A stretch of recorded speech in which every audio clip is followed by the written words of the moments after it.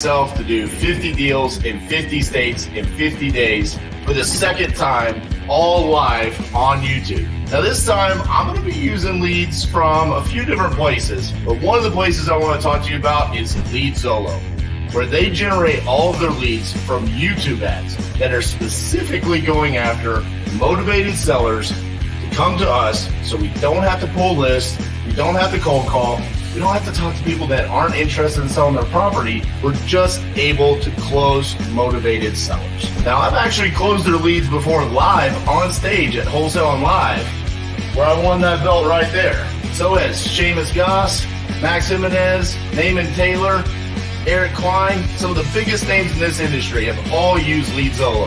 And hands down, we say it's one of the best lead sources for any wholesaler out there. So now it's your turn.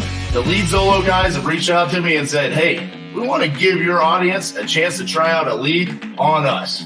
For a limited time only, you can go to leadzolo.com/titanium and you could get 10 leads for only $1,000. Usually their leads cost about $300 a lead. So this is a hell of a deal that they're giving to anyone that comes out and watches the 50 deals in 50 states in 50 days challenge. If you want to check out the quality of these leads, come watch me close them live Monday through Thursday, 10 a.m. to 6 p.m. Central, where I'm closing LeadZolo leads all day, every day.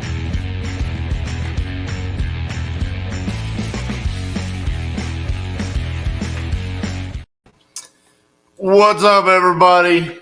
Welcome to day 22 of the 50 deals, 50 states, 50 days. Good morning, Miss Cassandra. Good morning, Mr. Bates. Today is an important day because 22 is our number. 22 is our number. 22 is the reason why we're called Titanium Investments. So indeed it is. Cassie was born on 2/22, February 22nd. And one of my favorite numbers in sports was 22. Titanium is the 22nd element in the periodic table of elements. So that's how we came up with Titanium Investments.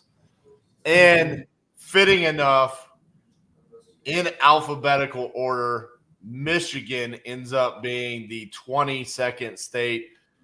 Cassie is from Northwest Ohio, but strangely enough, I guess if you're from Northwest Ohio, that means you're a Michigan fan. So if you noticed, our thumbnail is a picture of the big house, the University of Michigan's football stadium. Cassie actually took that. Well, that was like 2013, 13, 14, somewhere around there. 15. Okay, a while back when she went and she saw Michigan play Indiana. Yeah, it's the first time I actually was in the big house in person. I took that photo. So that's where the thumbnail came from today. So in honor of Michigan, I wore my my navy blue shirt. I'm totally changing at lunch into some Michigan gear. I know. I was giving her a hard time this morning. I was like, I can't believe you didn't wear any Michigan gear this morning. I drank from my Michigan, well, one of my many Michigan coffee cups this morning, but it's not here. And looking at it, we've already got 2 deals locked up in Michigan, but we do have other ones.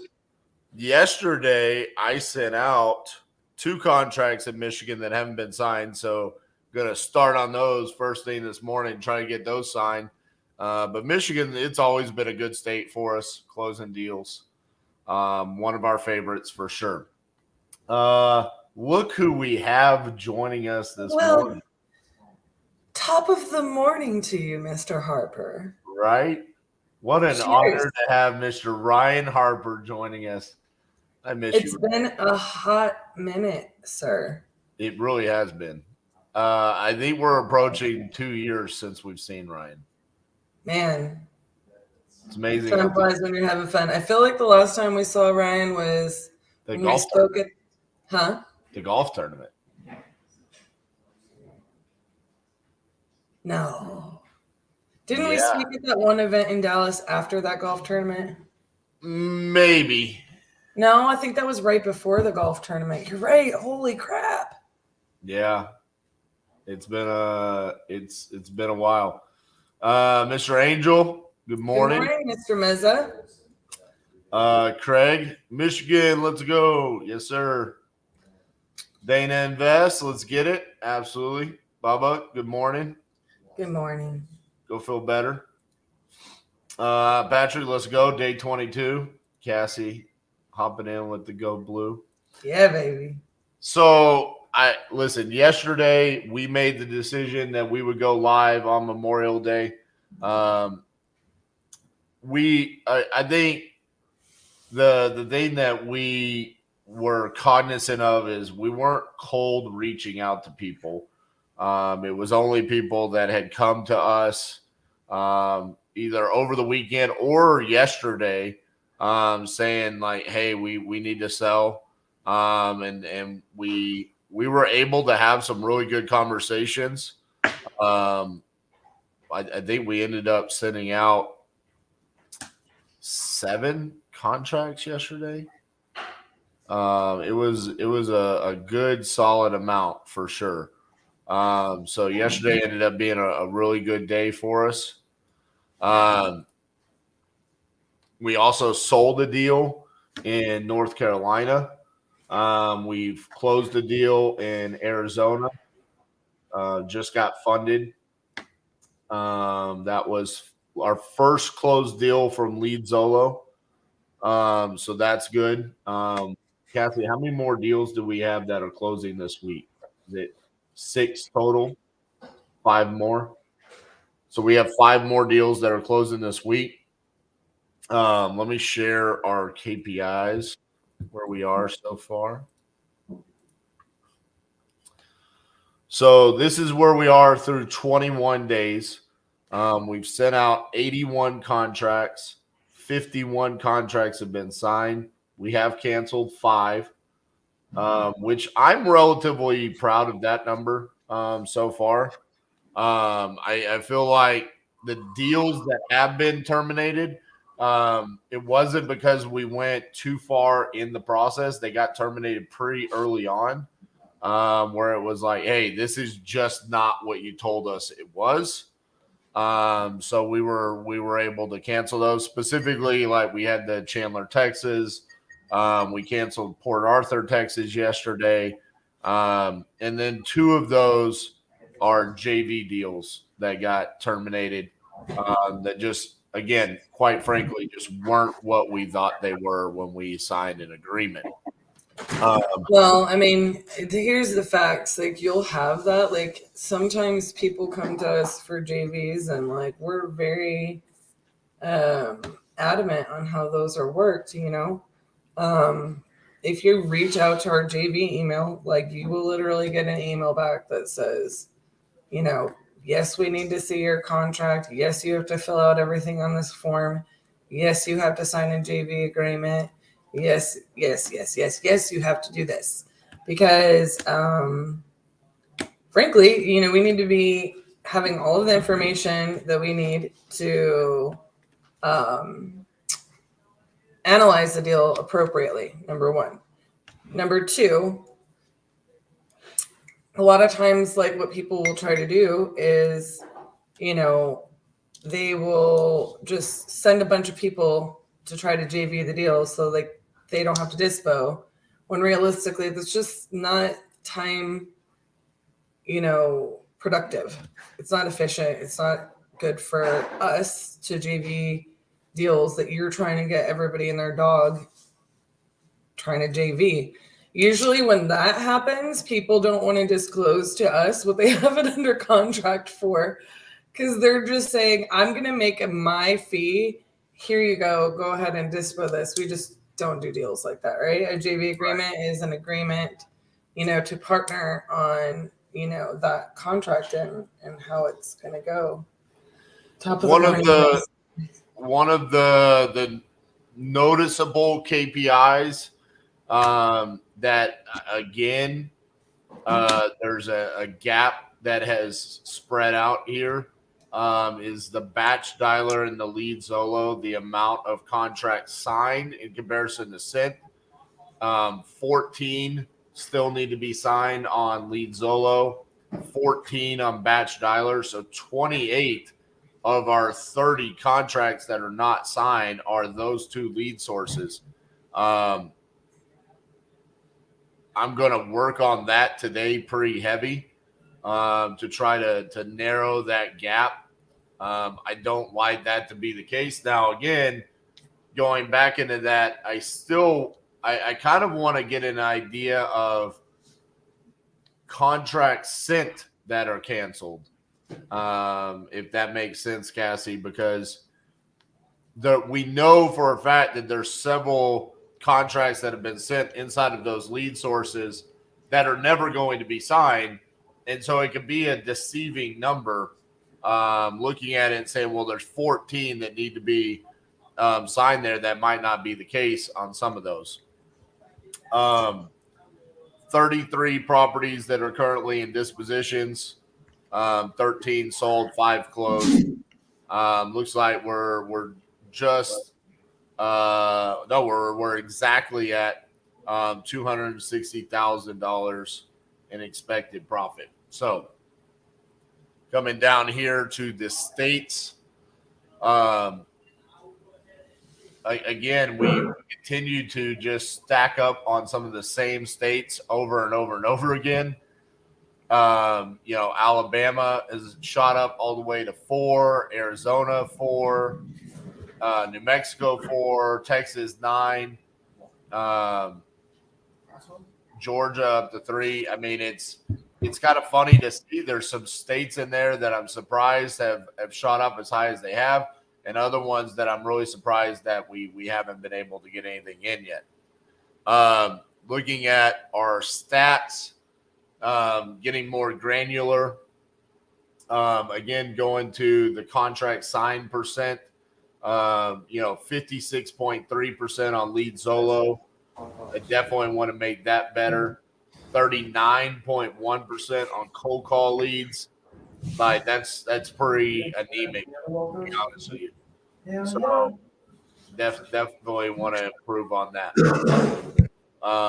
Outside of that, everything else looks pretty solid, pretty normal.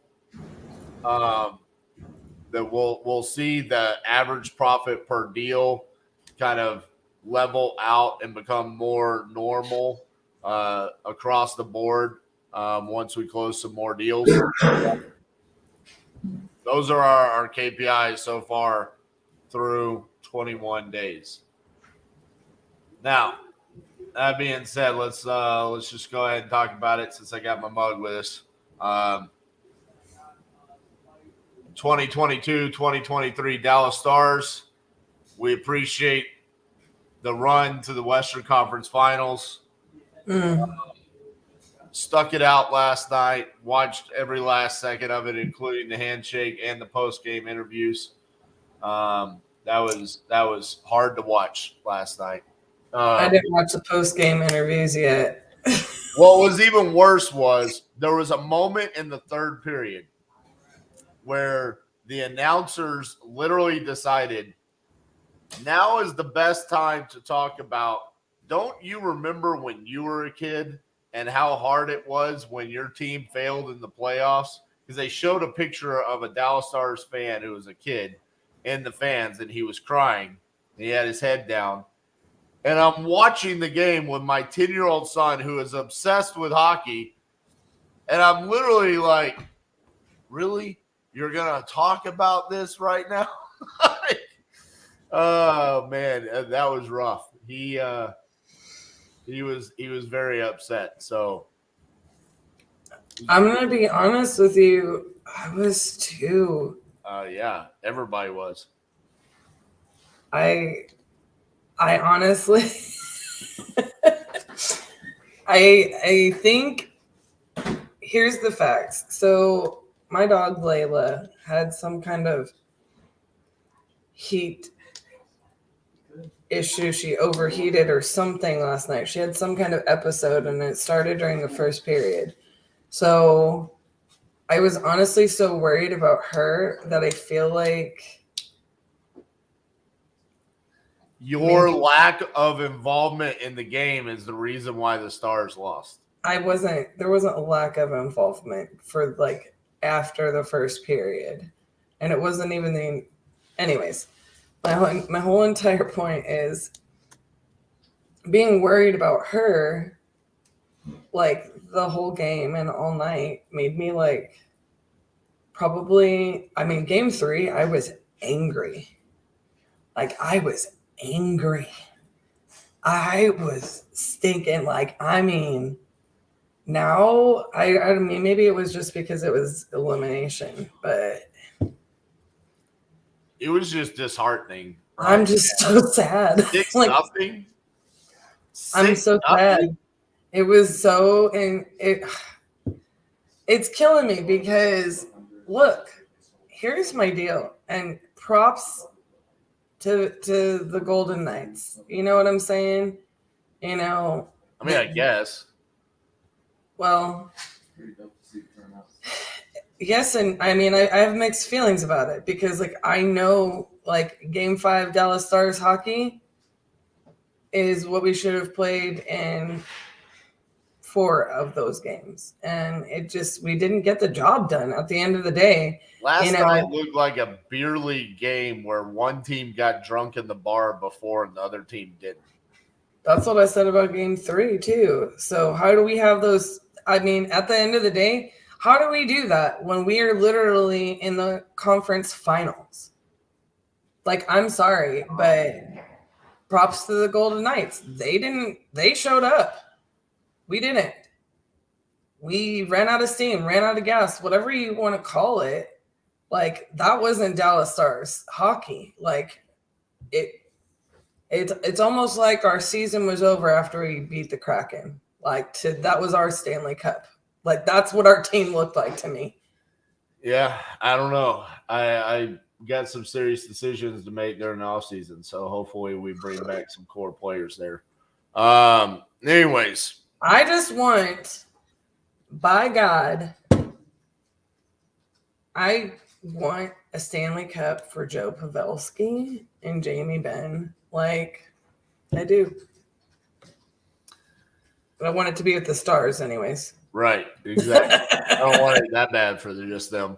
All right, so what we need to hear from you guys, and I know there's not that many people that have joined us so far this morning, slow start. But for those of you that are regularly here, we want to know, do you guys want to see more of the dispositions process? So like today, would it be beneficial if we threw it over to Cassie and allowed her to show like uploading a property to Investor Lift, potentially sending out the deal, following up with address requests and property inquiries? Is that something that would interest you? Kip immediately said yes. I agree. I think it would be fun to be able to see some of those conversations go down. The only problem with a lot of that is that the end result is not going to happen on the live call. A lot of it's going to be question and answer, and then it's going to be, okay, I'm going to go do my due diligence, and then I'll call you back. So there's not really like necessarily the close that happens as far as it happens at acquisitions. I think that's always been our biggest concern with doing dispositions on the live. So we can show that for sure. It's definitely part of the process. We don't want to lose a lot of you guys when it's not as action packed. Justin, I completely agree, bro. I don't get it.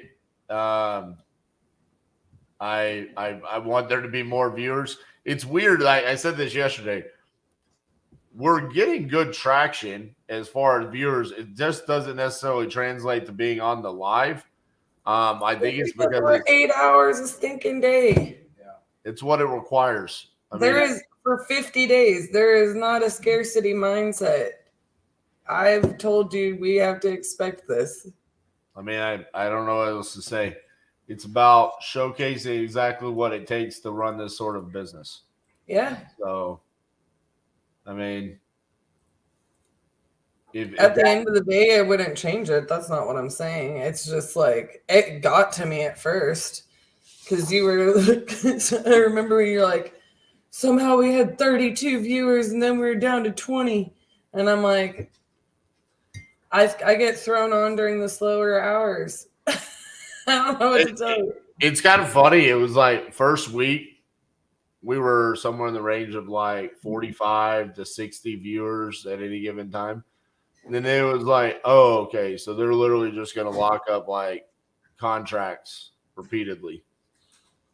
Okay, cool. Well, and you got to think about it. Like we were showing other stuff. Like we did show, other items about recon, transaction coordination, CRM. Show whatever you want to show. Underwriting, comps. There's like 4.5 people here. Show whatever you want to show. There's 14. So, I'm gonna lock up deals. That's what I'm gonna do. Lock them up and do your contract follow-up, offers made follow-ups. Yeah, I've got quite a few of those. So. Yeah, I think that's a good, change up too for today and focusing on that. And then we'll also. Well, that's what I was saying. I mean, I've got 30 contracts out there in the outer space to get signed. So I'm going to focus on that and see if I can get some of those people to sign. I think this is also a good point. I think people realize, hey, I'm not going to do what they do. I mean, holy shit. RJ just dialed for 2 hours and got nothing but 200 voicemails. That doesn't sound fun. I mean, it is funny, Dana, because I will post like a video of just a closing and it'll get a ton of views. But seeing the process to get to that closing, that's just not enticing. And I agree. I mean, I think it is a lack of like desire to see the entire process. But those of you that do show up on a daily basis, that's what it's here for. And for us, it's about the accountability of saying this is what we're going to do. I mean, I'm going to go to 6 p.m. today. That's what's going to happen. And I'm going to do whatever I need to do, whether that's random dispo on some properties, follow-up, texts, emails, whatever it takes. That's the necessary work that it takes. So, all right, Miss Cassandra, I will see you here in a little bit, okay? See you later. Let's unveil today's overlay. Bam! Look at that bad boy. So many things that I love about this logo. First of all, it's Wolverine from the X-Men's 3 Claws because it's the Michigan Wolverines. It's the maize and blue. And, yeah, I mean, can't go wrong with your Michigan logo being X-Men Wolverine and the Michigan Wolverines colors. Love it. All right. Josh, is it possible to JV with you guys? Absolutely. We've got 10 JVs going on right now. Here's what we need you to do. We need you to email that email right there on the deal that you've got. And we will respond back to you. If it's a good deal, we're probably just going to ask you to fill out a form, upload it into our CRM so we can get the process started, send over a JV agreement, go from there. Remember my interview? That's that, Josh. Oh, yeah? Yeah. Oh, what's up, Josh? Yeah. Pretty sure, yeah, that's it. All right. Kip, I used to have you all on the big screen at the office, but don't have an office anymore. Yeah, I miss those days, man. Miss you having the whole team watching us. All right. Let's get Miss Nakia on the phone.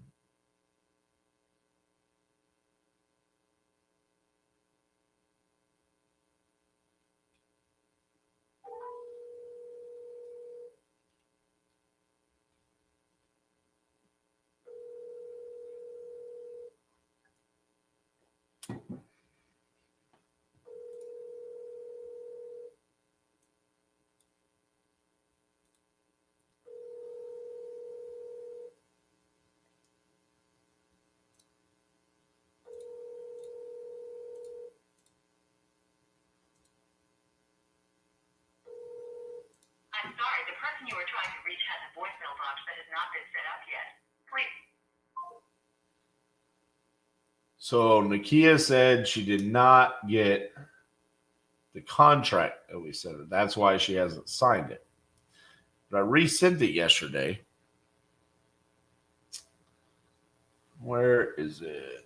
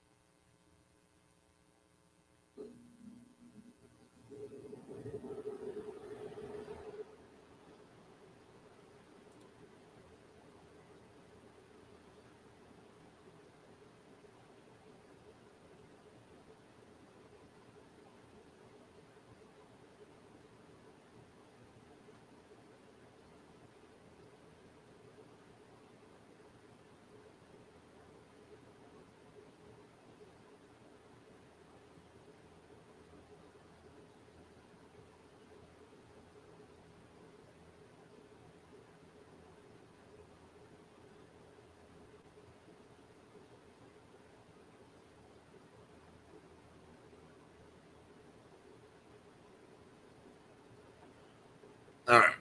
So I verified her email and then also told her the subject is purchase agreement, address. Yeah, I agree. It probably is in the spam. But the other thing I'm concerned about is her name, Nikia 6. I'm worried about what that is. It really spelled out 6, or is it the number?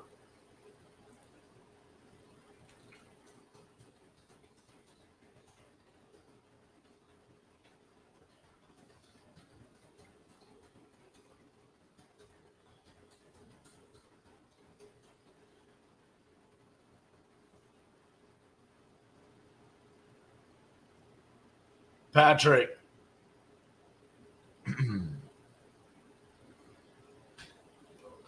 Did we hear back from Steven about Little Rock? Was here from this morning. He's got somebody. He's checking with him last night. Okay. Get him out here today or tomorrow. Yeah, I just need to know what time. Yeah. And I think it's best for them to meet at the property so we can go ahead and get pictures. Pictures, get signing and all that. Yep. Gotcha.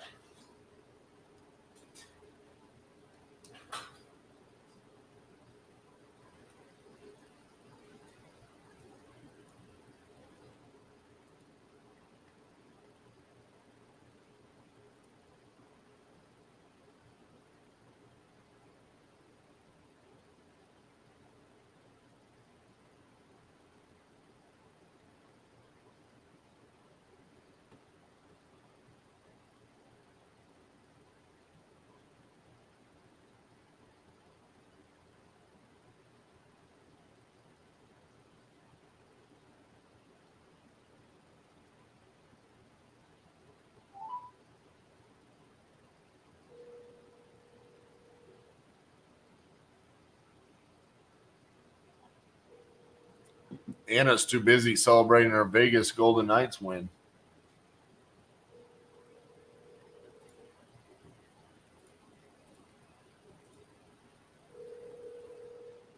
Forwarded to an automatic voice message system 269275667. Available. At the tone, please record your message. When you have finished recording, you may hang up or press 1 for more options. Hello, this is RJ Bates calling about your property there on East Avenue. We spoke yesterday evening about the property, and I know you said you needed to talk to your sister. Just wanted to follow up with you, see if you had a chance to do that. Feel free to give me a call back, 817-915-6860. Thank you.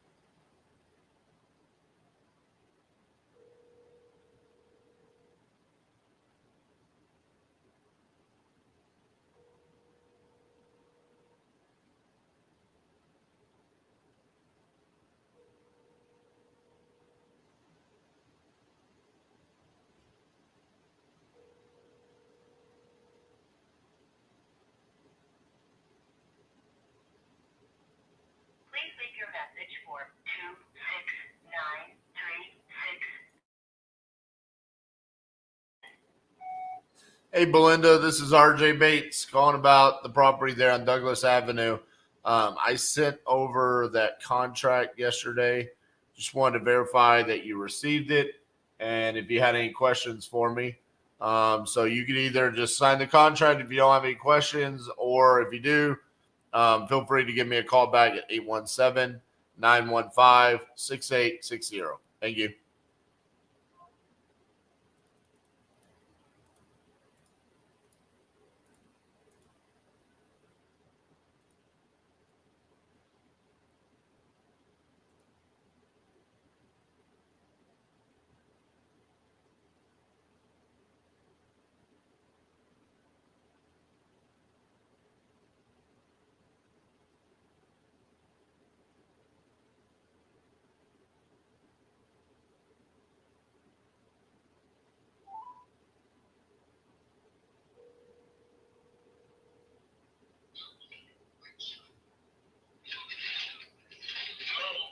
Hello, this is RJ Bates from Titanium Investments. How you doing this morning? Just calling to see if you received those contracts for North Johnson and Belmont that I sent over yesterday. No, matter of fact, I haven't seen them, but I'm at my office now, so I can check it. Okay, I just resent it.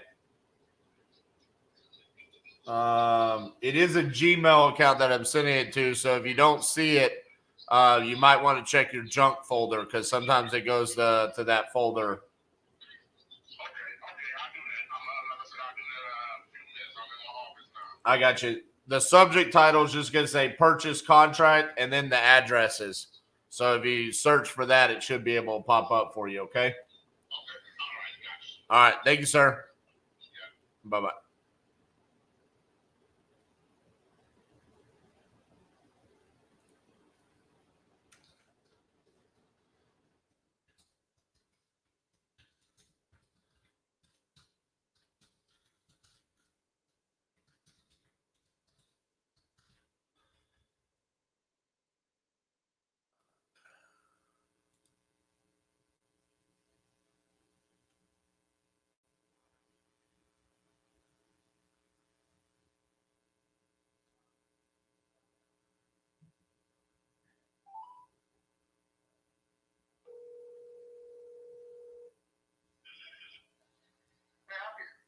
Yeah, this is RJ Bates calling about those properties on Euclid. Just wanted to verify that you received the contracts that I sent you yesterday. Yeah, I got it. I'll get back to you in a few days, all right? Okay. Did you have any questions about them? Okay, gotcha.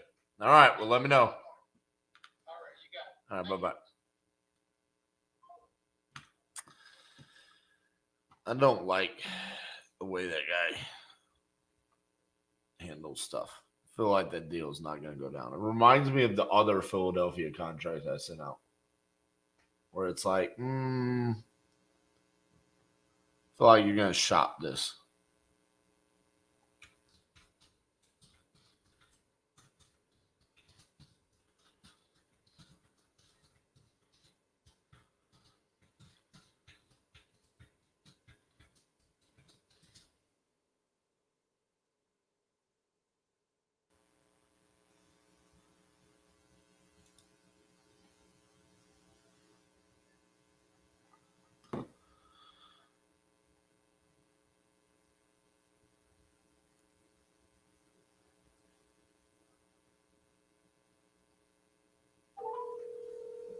Good news is most of them are answering the phone.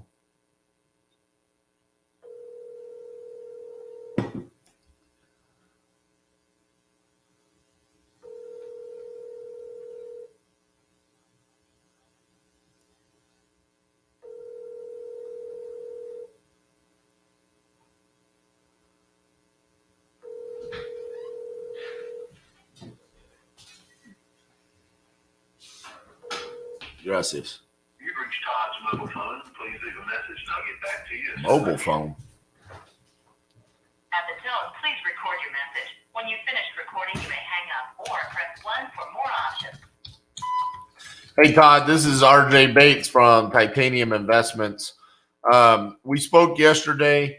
I just wanted to make sure that you received the contract that I sent. I know that you said you had a meeting with Mark Spain and some other companies, but when I sent the contract, I never got an email back saying that you viewed the contract. So I just wanted to make sure that it didn't go to your spam. And you just didn't think I didn't send it to you because we sent it yesterday morning. So if you check this, just check your spam folder for me. And the subject will be purchase contract, your address. Or actually, it says purchase agreement and then your address. So that's how you should be able to find it. All right. Feel free to call me anytime, 817-915-6860. Thank you.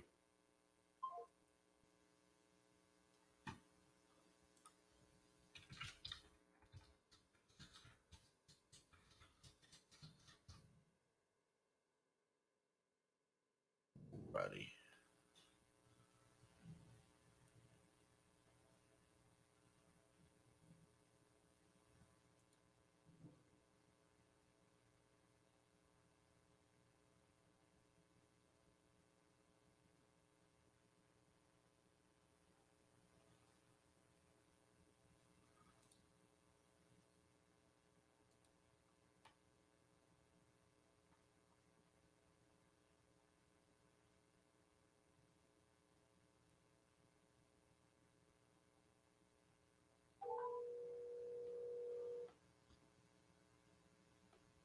Hi, you've reached Amanda. I can't take your call right now. Please leave a message and I'll get back to you as soon as possible. Thanks.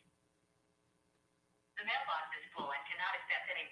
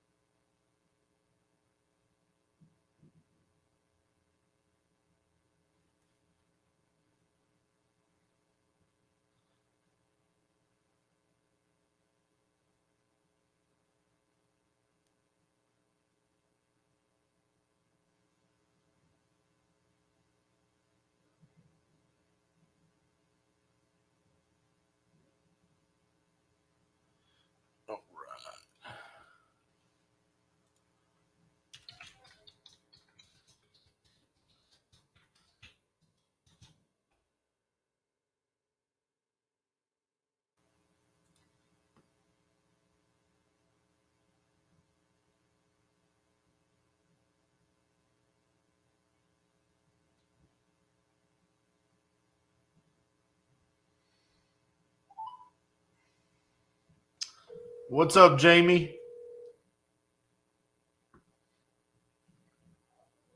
Appreciate you hopping in here.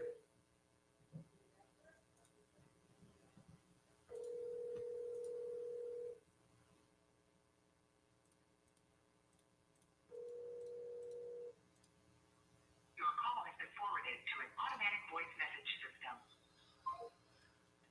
I'm going to send this guy a text.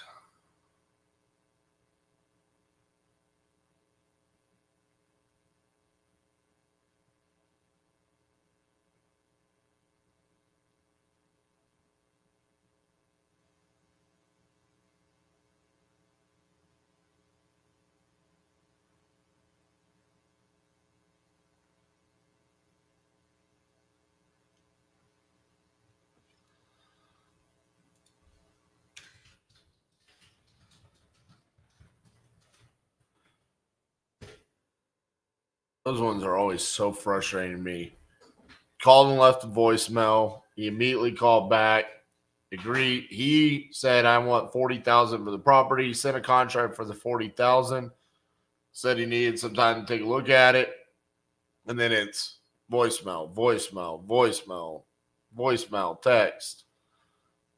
Ah, man. Just break my heart if it ain't gonna be a deal, you know?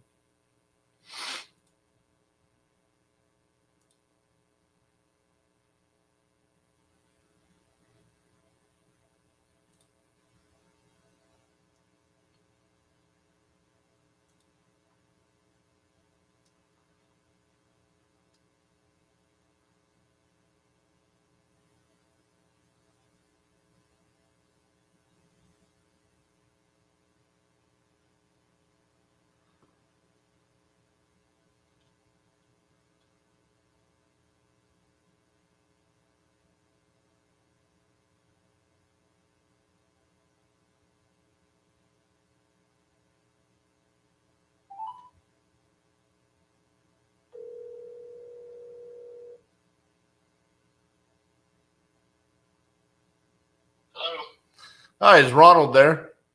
this is he. Hey, Ronald, this is RJ Bates from Titanium Investments. How you doing? I'm doing all right. How you doing today? I'm doing pretty good. Hey, just going through my system here, so I needed to call you back. I know I made the offer on your property there on Gray Street. Just wanted to follow up and see if you had any thoughts about the offer I made you. Right now,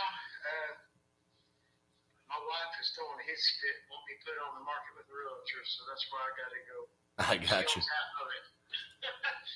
Yeah, she owns half, so I have to kind of go with what she wants too. Right. She don't understand, but yeah, I mean, I've got a lot invested in it, so How much are you thinking you can get if you list it with a realtor? let's see.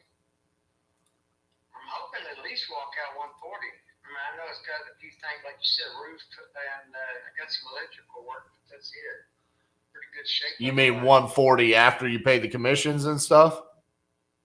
Well, yeah, I hope so, but I don't think it'd be that high. But things are selling like crazy around here for prices I've never seen before. So, Because if you did 140,000 and you listed with a realtor, you're walking with 130, yeah. which is what I offered you. Yeah. But that was before inspection, so I really kind of, it's hard to say before putting an inspection on it. What you mean from us? Yeah. Well, yeah. I mean, that's true, but I mean, I kind of understand your position. It's not going to be that we're going to be the same as any other buyer. You know what I'm saying? So, Yeah. I mean, if it's like we go out there and we say, oh, dude, I mean, you know, your electrical panel's hanging off the wall. I mean, they're going to say the same thing on the open market. You know what I'm saying? Yeah, So, yeah. so It's just got a couple of wires need to be changed up in the attic from squirrels. right. And that's about it. It's all the new service panel in the house has been in there 10 years. The outside electric's been redone within 5 years. So it's all been ran around and new pole, new outlet and all that. I've done a ton of improvement to it. That's the reason I'm kind of having to try to get what I can. Right. I had new AC within the last 4 years. AC and heat gas. It's gas. All the lines are changed. There's only one gas line that goes straight. It's a yellow hose or two. Goes straight to the heater. I've got a new vent on the attic. I put an actual vent fan on the attic. So like I said, it's just, AC, the ducts have been pulled up and lifted off the floor in the attic. Right. Or hanging from the ceiling. So like I said, it's been a lot of money the last couple of years I put into it. I mean, I completely understand. I just don't want you guys to think like, hey, we're gonna make more money if you go and list it for 140. You're basically making the same amount. So that's just kind of my thoughts there. I wanted to inform you of that because you're gonna be paying 6% commissions plus on the open market you pay closing costs as well as the seller. Yeah. The only problem I've got really right now from my end of it is my brother and my sister-in-law. They're both realtors, so Yeah. it's kind of if I don't go family and blacklisted, but then again, she lives an hour and a half away, so. Well, that's not the worst thing in the world. I mean, the realtor doesn't have to be right there to be able to list the house. So, I mean, if you do, you should probably go with family. I mean, I'll just be honest with you. It really bothers me when family members or friends hire someone else to list their houses because we have a brokerage as well. Yeah. And it's like, I mean, it's kind of like a slap in the face, where it's like, dude, that's how I feed my family, and it. I'm thinking I'm gonna go ahead and tell them to do it. I'm just not totally finished. I've been doing some touch-ups and paint. It's always 13 years and had to be repainted, so Right. it's looking good. So it should go on the market, should fly. I'll put that up pretty quick. Yeah. I got you in mind. I get it. I mean, especially with family members there. I mean, and they'll probably cut you a discount where at least they probably should cut you a little bit of a discount. So you probably net, if you do get 140, well, then you're probably netting a little bit more, and maybe they get to get you even more than 140, I'm going to try. Like I said, she's got connections. She's been selling for years, but she's been doing it from her swimming pool now. So I gotcha. She does the high-end stuff in Houston, so yeah. Well, I mean, the reality of it is that it's the same. Well, a high-end property takes a little bit more work, but it's still the same movement. It's the same skill set. So I mean, if she's doing high-end properties, then that means she's probably a really good fit to move this deal quickly for you. Yeah, that's what I'm thinking too. I mean, the reality of it is it's just the ability to understand how to do the paperwork and communicate with people. That's really the responsibilities that they have there.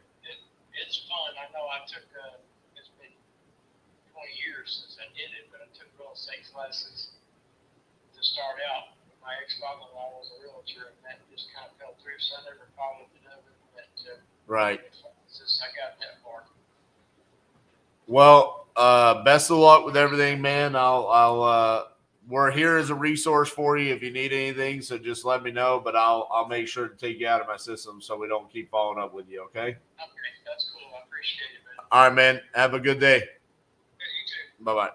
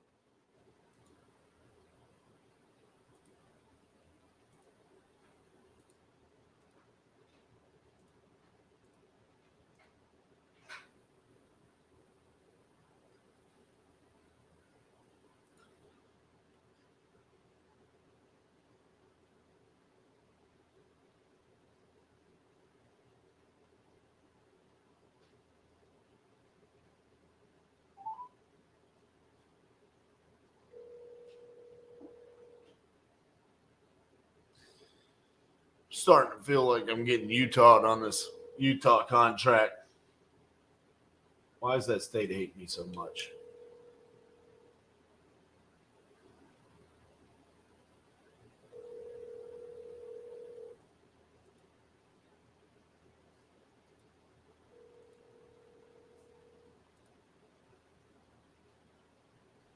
Please leave your message for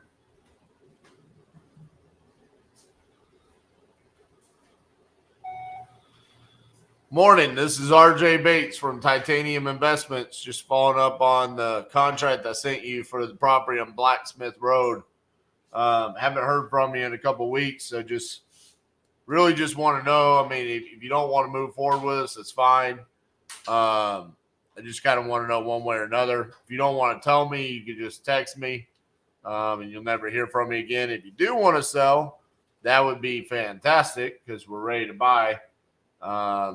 But we need to send you a new contract if you want to do that. So give me a call back. This is my cell phone number, 817-915-6860. Thank you.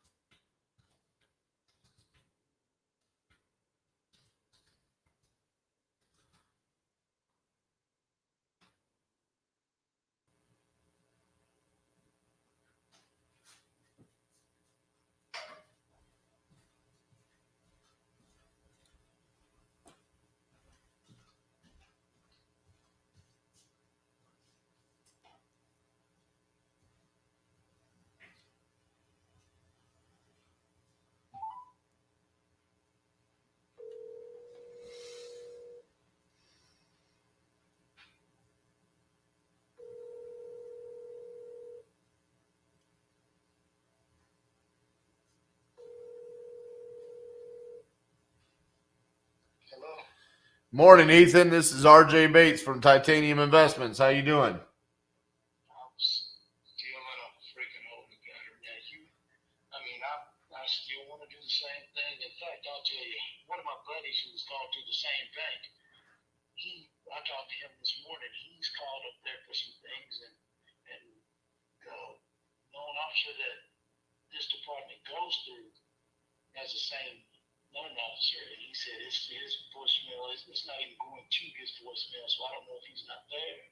Oh, man. I don't know. But I got you locked in, and That's scary stuff, man. I might just start thinking about using a different lender. You know what I'm saying? it just sucks. Yeah, I know what you're saying. I've been dealing with them for a while now, and I should start the whole process over, resubmitting the Right. business plan and all that. So I just don't know what to say. But you are my very first call as soon as I find something out. Right. I got you, man. Well, I hadn't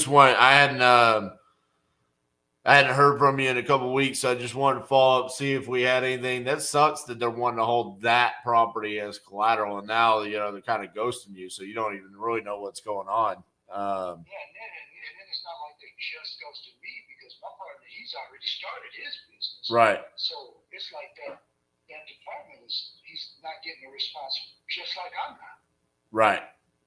So I don't know what the deal is. I don't know, man. I've had weird stuff like that happen before because obviously I do real estate, right? So I deal with lenders all the time. I've had different lenders go out of business for different things. I mean, it's just like all of a sudden it's like everything's great. You do business for a couple of years and then it's, out of nowhere something happens or they lose a key person on the team, and then you start worrying like, well, what about the loans I have with you and stuff like that. So, well, See, they've been in business since the 50s. oh geez. Yeah. Yeah. And you can't get a hold of anybody else? Like there's no one else that you can talk to? That's the only person you can talk to? There's two people, Ray Fitzgerald and Bill Linsau, and we're not getting a response. I'm wondering if something happened to one of them or something, you know? I don't know, but it seems like the other one would step in, but we're not getting a response from either of them. You want to know what's crazy? This just happened with a title company with us. So we had a deal that we were going to close at, it was just a vacant lot, right? Not a big deal. Earnest money got deposited. The title company went out of business. And because they went out of business, they won't release the earnest money. And so it's like just for months now, we've been following up trying to get the earnest money released. And we can't get a hold of anybody. It's just like a ghost town. We finally got a hold of a lady from essentially the title company that's taken over all their files. And she said, well, I just have a ton of earnest money that I have to release to people because these deals aren't closing. And she was just like, bear with me. I mean, I'm doing them as fast as I can, but I'm going one by one. So you never know, man. I mean, that was a title company. I felt like that's like one of the most secure businesses out there. You know, you feel like once you send them money, it's like that's their duty is to make sure that they take care of the money correctly, you know? So. Yeah, and it's crazy because I know banks, they make money on the loans they make. Right. So I don't understand. I don't understand where we are because if you don't make these loans, then you don't make any money. Your mine has already been approved. Right. We're just trying to get them to negotiate or on the collateral. It's crazy. So I don't see how you could just walk away from it. I don't think that's what they're doing. I don't know. Yeah. And I guess they want to use the property as collateral because, you know, essentially they could never see the dump truck again, right? You could just take it and run, you know? So they have to have something that they use as collateral for it. Right. And so I get that, but I'm saying, hey, let's not use that. Let's use this. Right. Use something else. Yeah. That's all I'm saying. I'm not saying do this with no collateral. Right. I'm just saying let's use different collateral. Well, all right, man. Well, I'm here. I'm not going anywhere. So whenever you get it figured out, just let me know, okay? Yes, sir. I'll do it. All right, Ethan. Talk to you later. All right. Thank you. All right, bye-bye. That's kind of a crappy situation.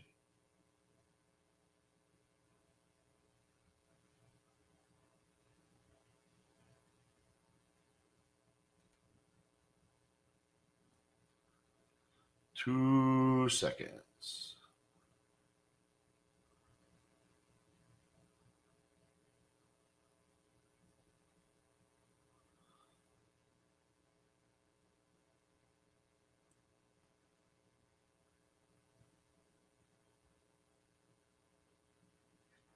Kristen.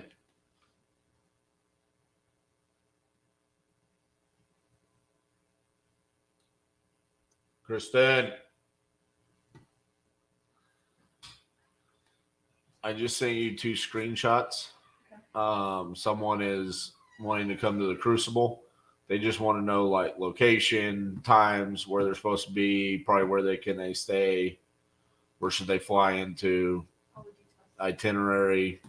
If you can just give like a brief itinerary of like what we'll be going over. Cassie probably has something she can give you. Okay. All right.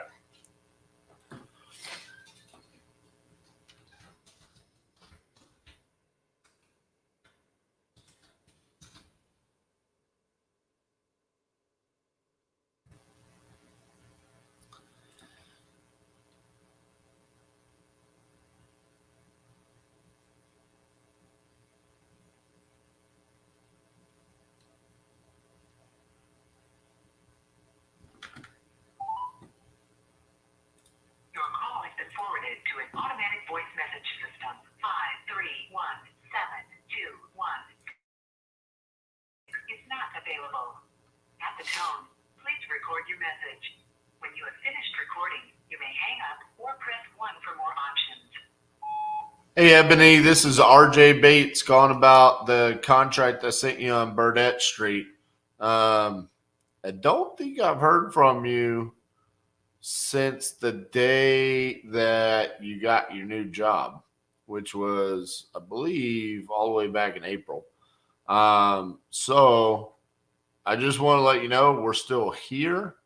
I don't know if you've decided not to sell or just to sell with your uncle or something like that. So if you could just like shoot me a text or give me a call, let me know what's going on. Appreciate it. Thank you.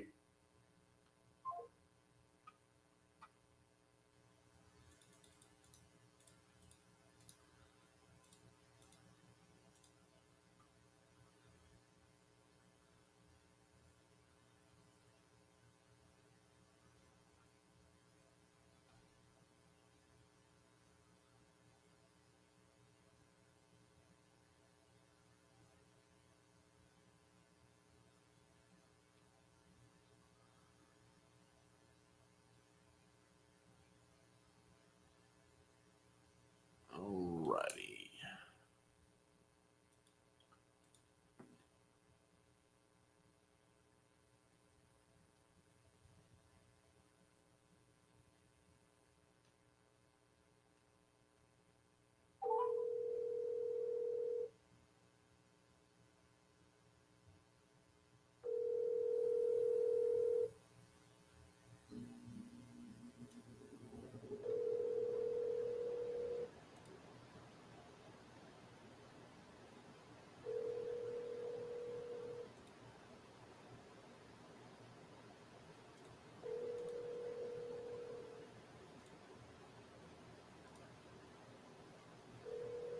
Five, one, two, 7, 2, 1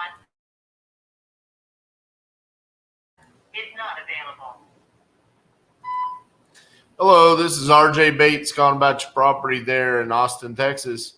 You had entered it on my website saying that you're looking to sell that property. So if you could give me a call back at 817-915-6860. Thank you.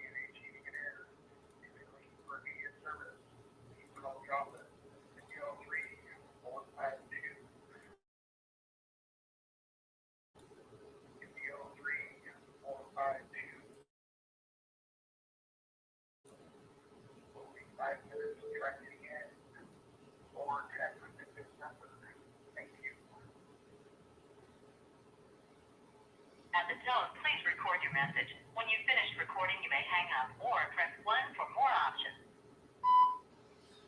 Hey, Hans, this is RJ Bates calling about your property there on Center Avenue.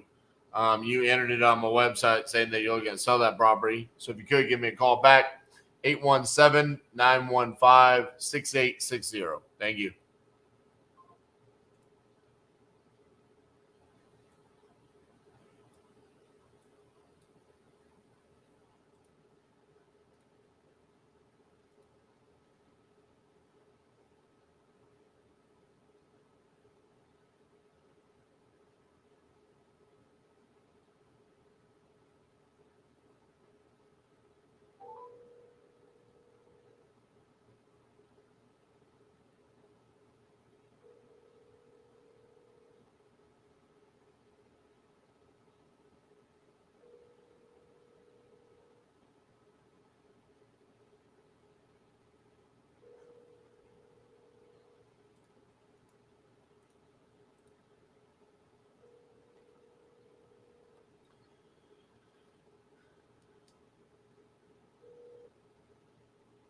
reached the voicemail for Heather Bellini. Please leave a message and I'll return your call as soon as I can. Thank you. At the tone, please record your message. When you've finished recording, you may hang up or press 1 for more options. Hey, Heather, this is RJ Bates calling about your property there on New Jerusalem Road. You had entered this on my website saying that you're interested in selling the property.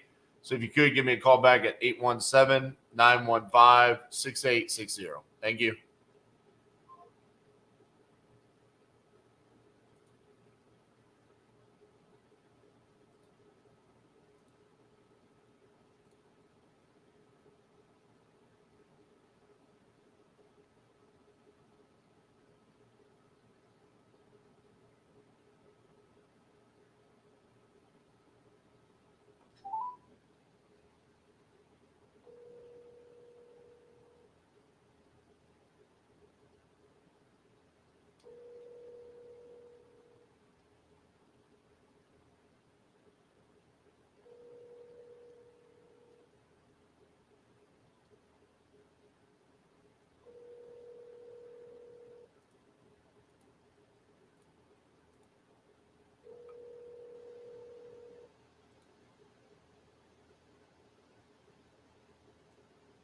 Please leave your message for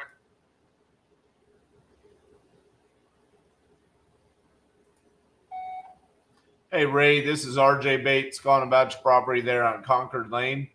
You had entered it on my website saying that you're looking to sell that property. So if you could give me a call back at 817-915-6860. Thank you.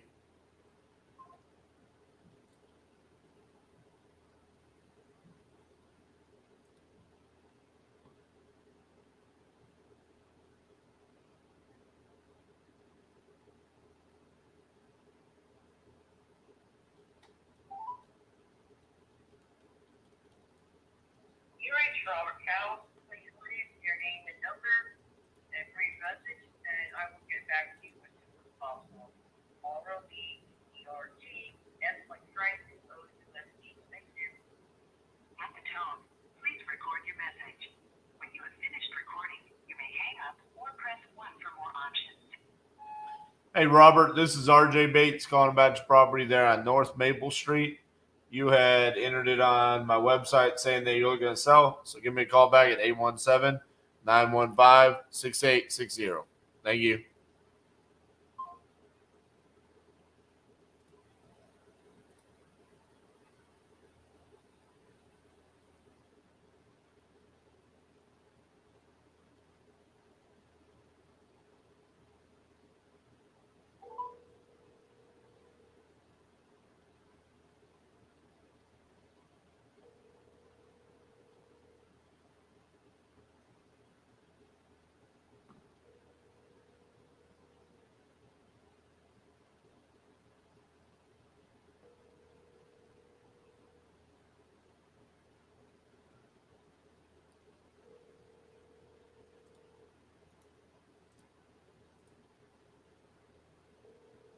I'm sorry, the person you were trying to reach has a voicemail box that has not been set up yet. Please try your call again later. Goodbye.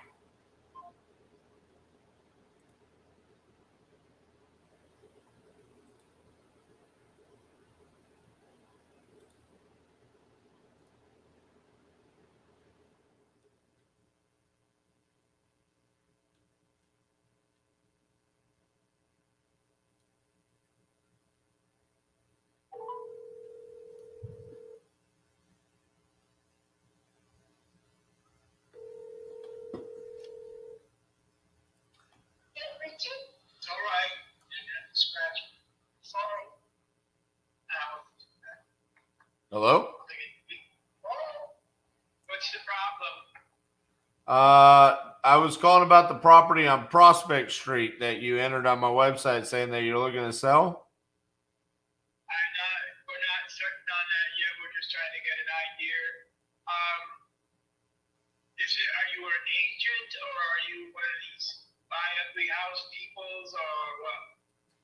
You saw my ad on YouTube and you clicked on it and you came to my website and you filled out the information. Okay. Do you I remember? don't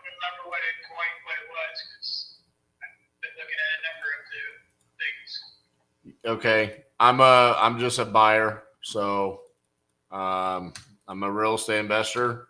I mean, are you interested in selling the property or?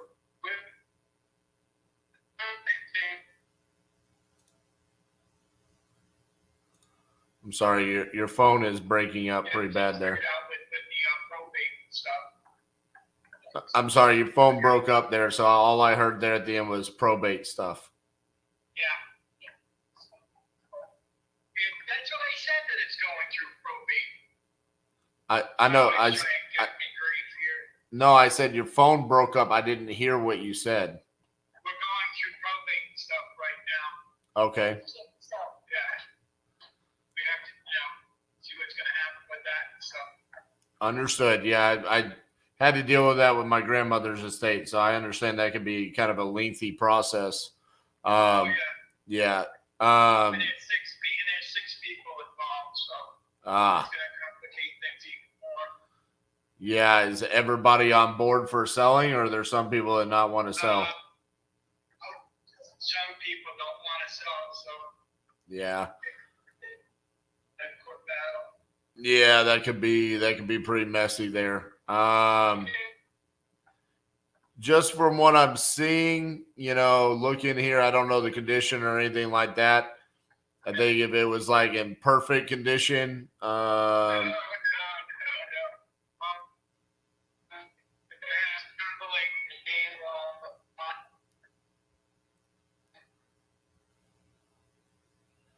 man, I'm so sorry. It's just that we have a real bad connection here.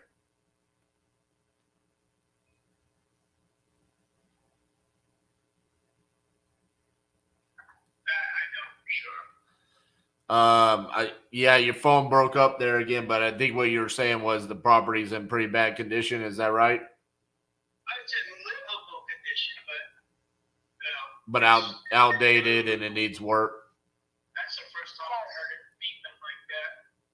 All right, get off my keys. That's from my wife. Okay. Yeah, like I was saying, perfect. Do you care? Are you talking to me? No, my wife is giving me grief. Okay. Well, anyways, like you have my phone number. I mean, if you guys decide to sell, I mean, you can always give me a call then. Okay. Okay. All right. Thank you. Bro, what?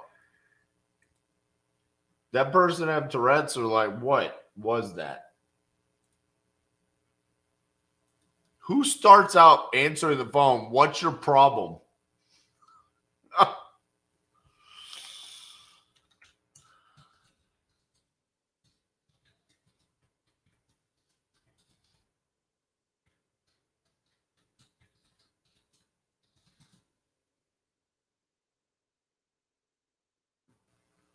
I could never imagine answering a phone like that.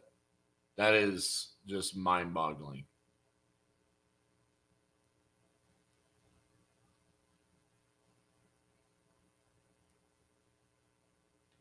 I'm sorry, the person you are trying to reach has a voicemail box that has not been set up yet. Please.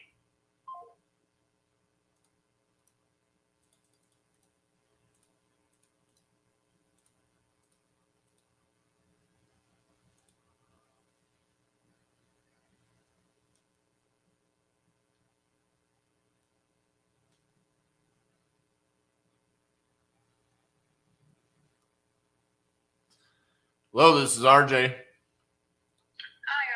This is JD. I have the 103 in Punta Gorda for sale.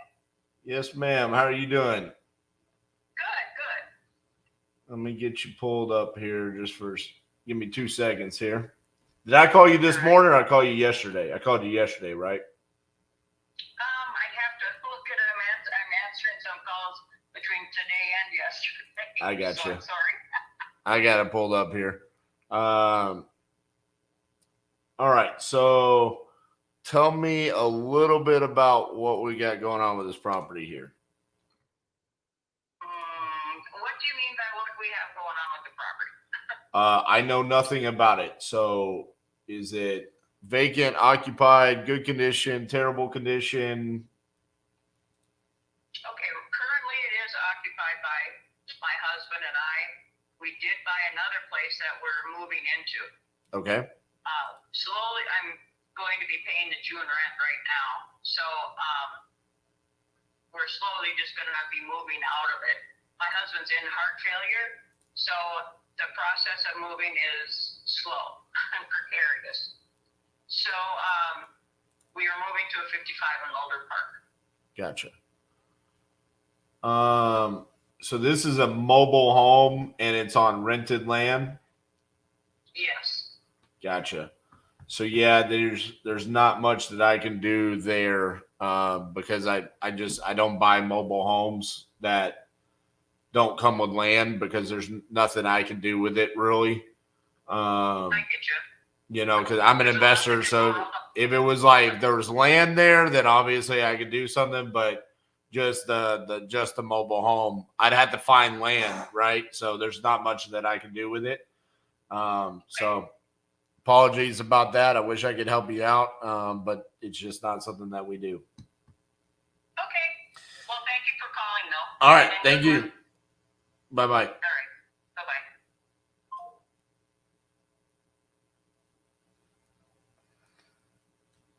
What's up, Kevin?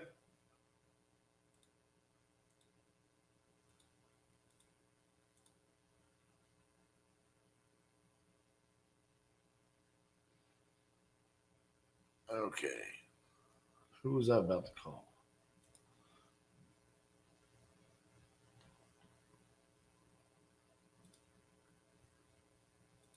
This one.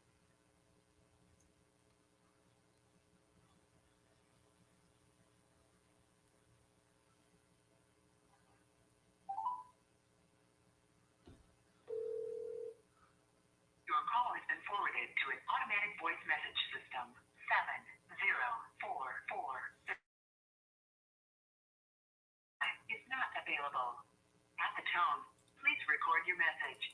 When you have finished recording, you may hang up or press 1 for more options.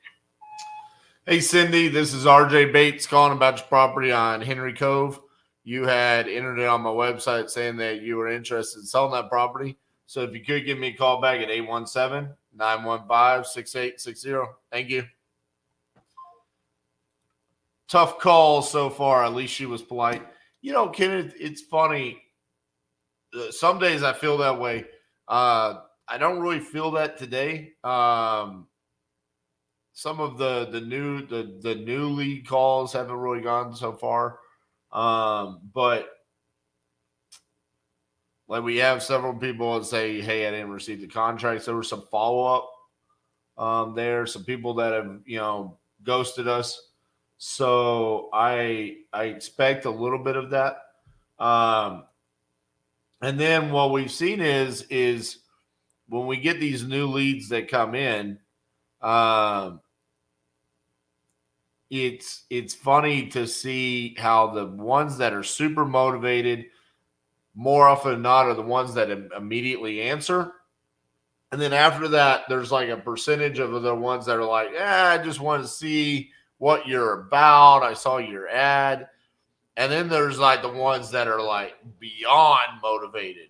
And it's like, that's where like the financial distress comes in. And the reason why they weren't answering is because they're getting so many calls.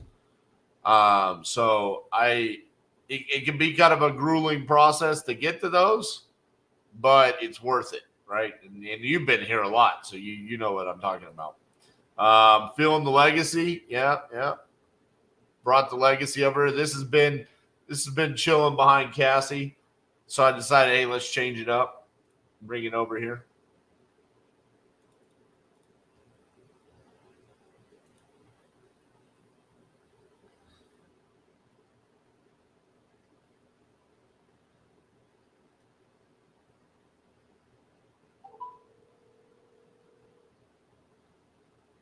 What's up, my Vegas peeps? Congratulations.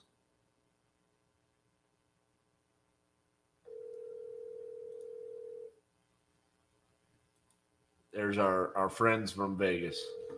We're still rocking the Stars coffee mug this morning, though.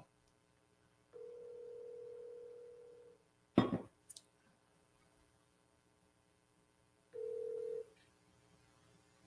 reached Kelly. I'm not available right now, but if you leave a message, I'll get back to you as soon as possible. Have a great day. Thank you. At the tone, please record your message. When you finish recording, you may hang up or press 1 for more options. To leave a callback number, press 5. Hey, Kelly, this is RJ Bates calling about your property on Second Terrace. You entered it on my website saying that you're looking to sell that property. So give me a call back at 817-915-6860. Thank you. Kevin, I'll make you a deal. I have showed KPIs today, but I'll show them again as long as you take a picture of them and you share it as an Instagram story.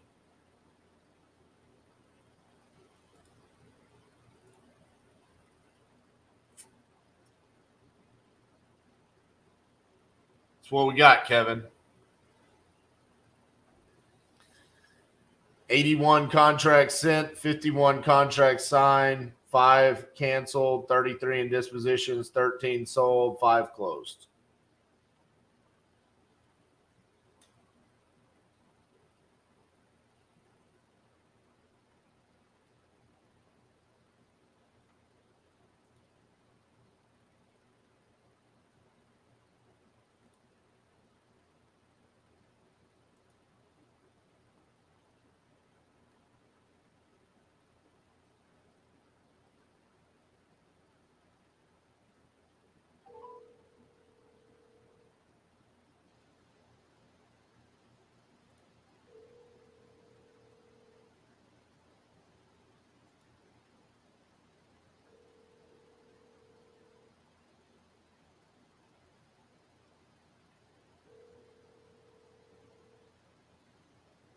Your call has been forwarded to an automated voice messaging system. Phil is not available. At the tone, please record your message. When you finish recording, you may hang up or press 1 for more options. Hey, Phil, this is RJ Bates calling about your property on Silver Goal. You entered it on our website saying that you're looking to sell that property. So if you could give me a call back at 817-915-6860. Thank you.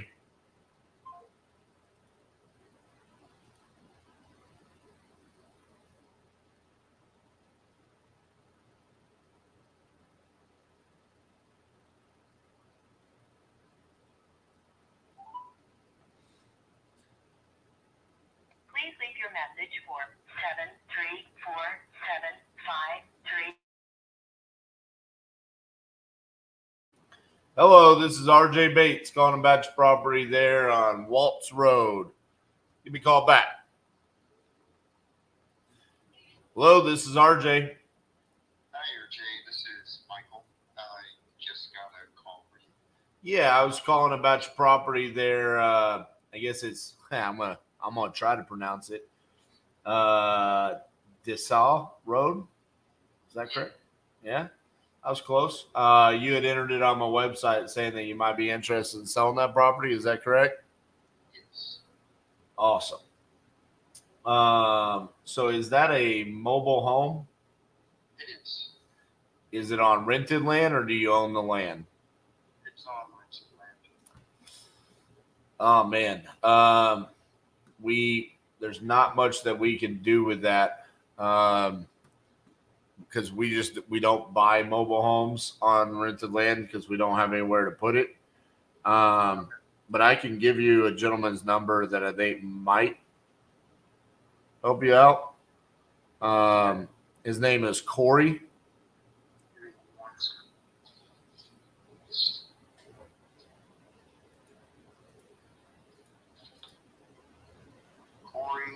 Thompson. Corey Thompson. I know he has mobile home parks, so maybe it's something that he could, fill a spot with. Okay. His phone number is 979-777-5378. All right, man. Bye-bye.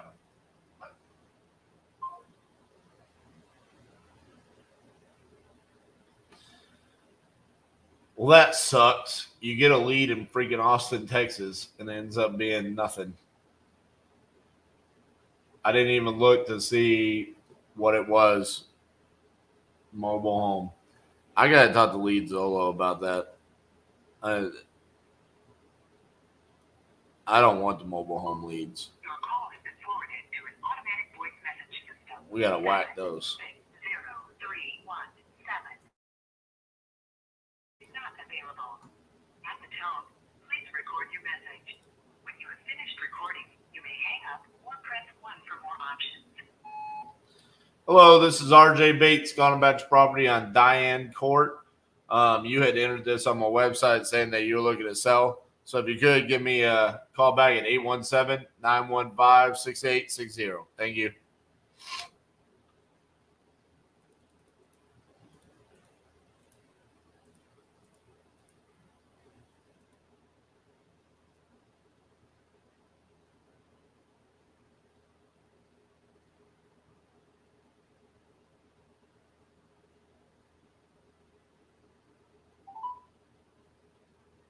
Your call has been forwarded to an automatic voice message system. 41531444926 is not available. At the tone, please record your message. When you have finished recording, you may hang up or press 1 for more options. Hey, Nancy, this is RJ Bates calling about your property there on 56th Street. I know that you texted me yesterday. Under listed, you put no and yes, but then yesterday I think you said your asking price, and then I looked it up. I think it's listed. So I just got some questions there. We don't really buy listed; we buy off-market property. So feel free to give me a call back 817-915-6860. Thank you.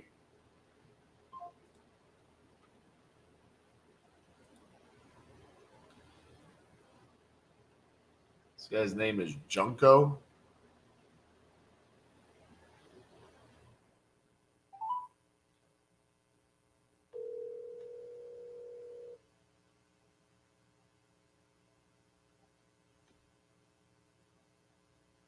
Please leave your message for 415939. Hello, this is RJ Bates calling about your property on Snowden Street. You entered it on my website saying that you were looking to sell that property. If you could, give me a call back at 817-915-6860. Thank you.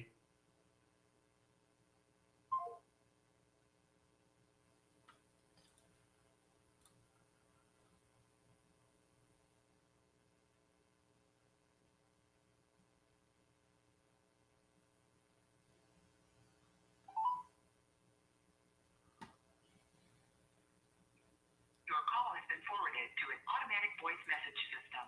440525 is not available. At the tone, please record your message. When you have finished recording, you may hang up or press 1 for more options. Hey, James, this is RJ Bates calling about your property on East 324th. You entered it on my website saying that you're looking to sell that property. So if you could, give me a call back at 817-915-6860. Thank you.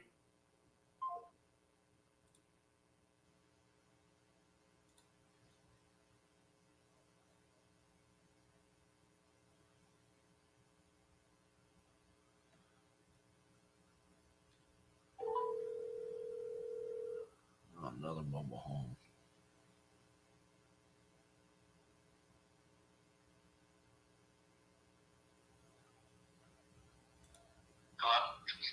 Hello. Is this the owner of 7836 Iliad? I don't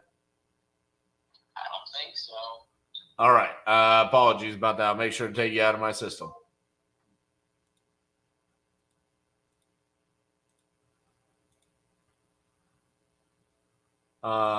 Kevin, I'm just going to tell them that none of us want mobile homes. Tristan, keep killing it. I might have missed that live stream, but did you have any luck in Illinois? we have sent a contract in Illinois that has not been signed. I don't have anything signed in Illinois. I think I've only sent the one. No. We had the initial one in Illinois, so two. One, two. One of them's dead. We're not going to do the deal with him. That was the reverse novation. He got too clingy on it, so we're not going to do that.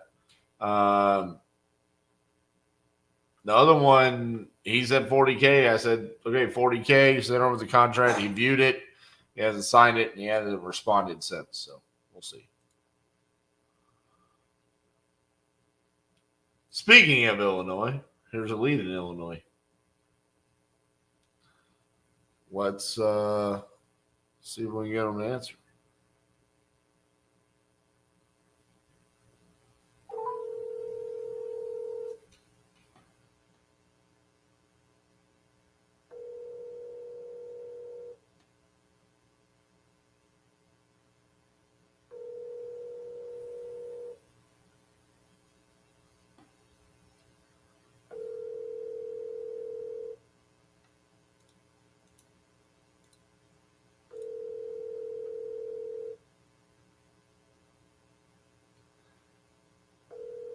I'm sorry, the person you are trying to reach has a voicemail box that has not been set up yet.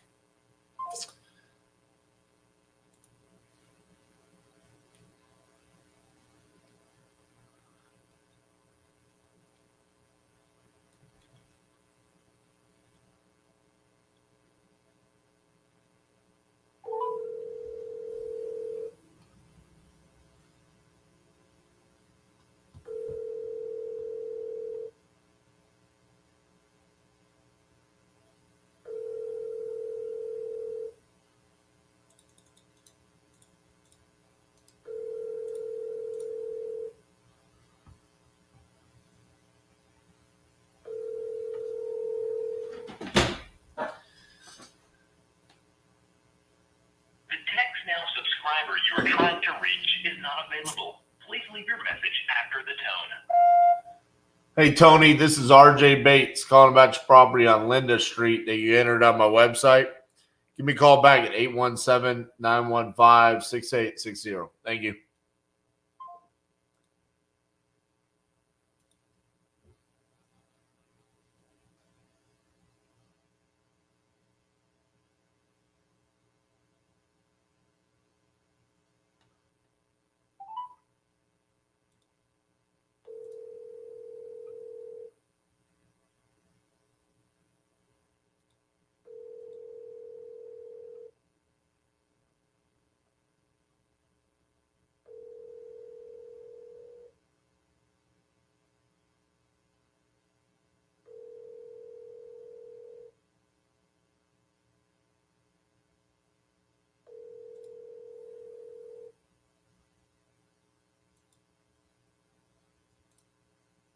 Please leave your message for 7866606.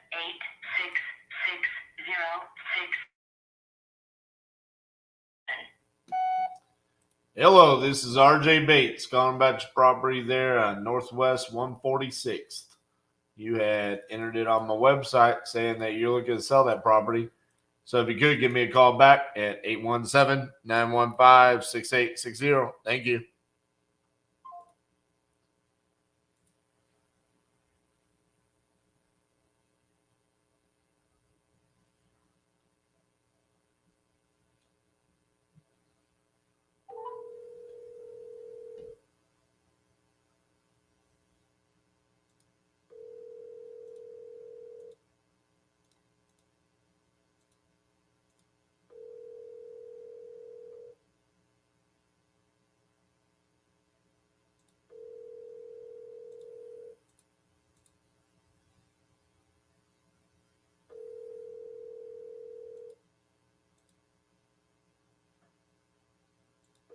Your call has been forwarded to an automated voice messaging system.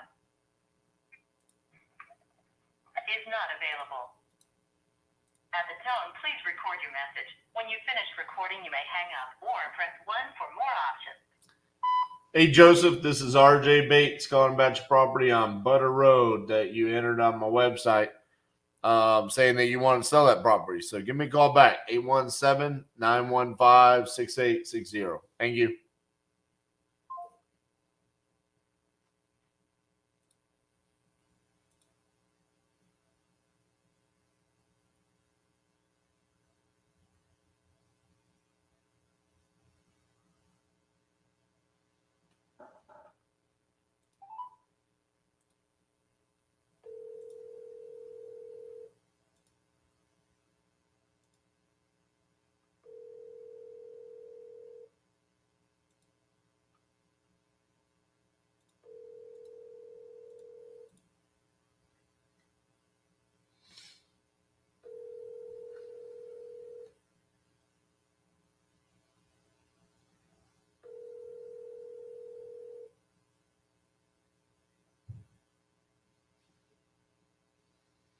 Please leave your message for 24027. Hello, this is RJ Bates calling about your property on Church Lane that you entered on my website, saying that you're looking to sell. You could give me a call back at 817-915-6860. Thank you.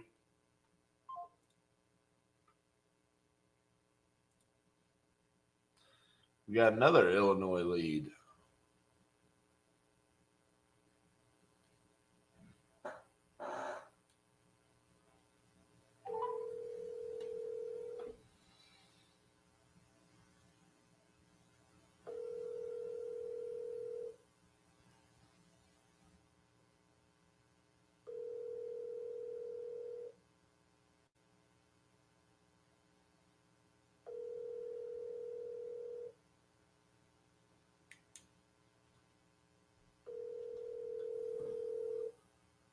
Your call has been forwarded to an automated voice messaging system.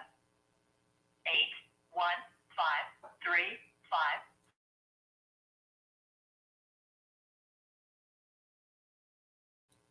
At the tone, please record your message.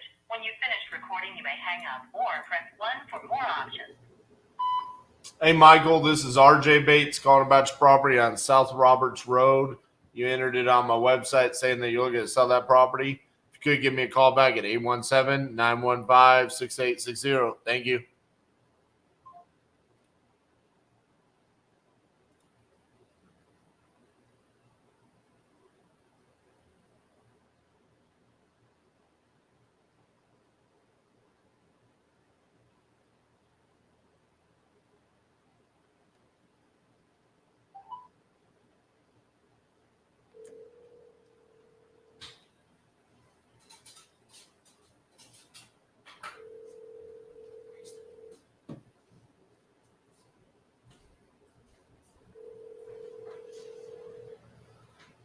Go on, Sydney. Answer the phone.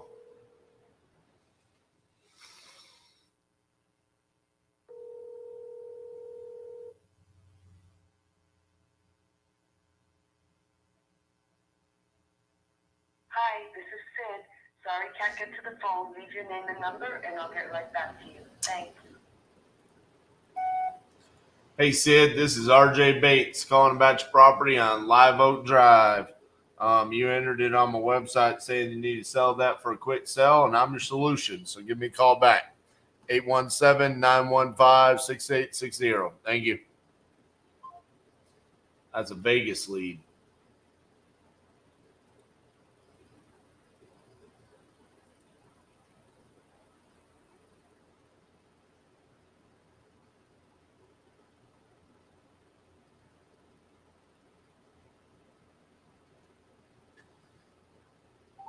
Your call has been forwarded to an automatic voice message system.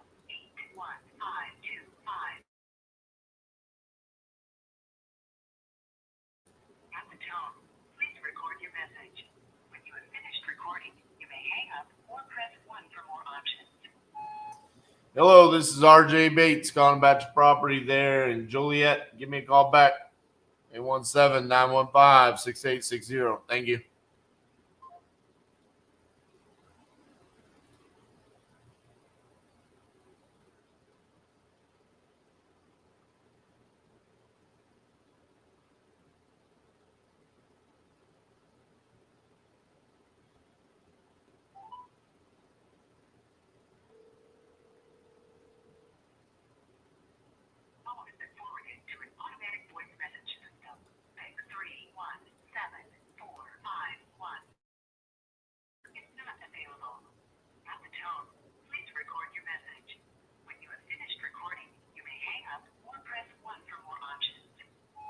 Hello, this is RJ Bates calling about your property on K Avenue that you entered on my website saying that you're looking to sell.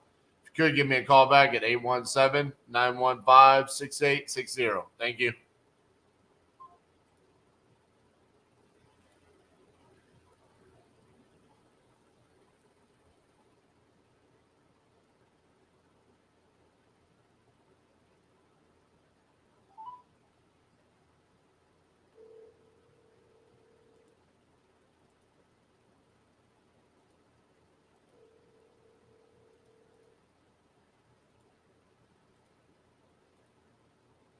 Hello, you've reached Cindy. Please leave a voicemail.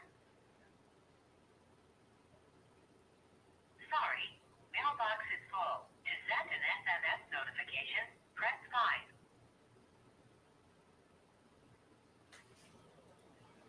To send an SMS notification, press 5.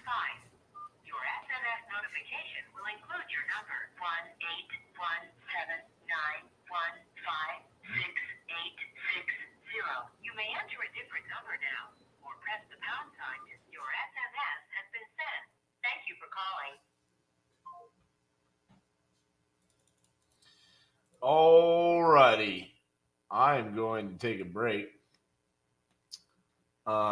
Miss Cassandra is going to take over so I can walk around and hopefully give me enough time to be able to come back where people actually answer the phone. As much as I love sitting here just dialing away, voicemail after voicemail. You know, the first one, it was, hello, this is RJ. I mean, this one, it's going to be whatever I say on my voicemails. All right. You guys enjoy this quick little video, and we'll see you in a minute.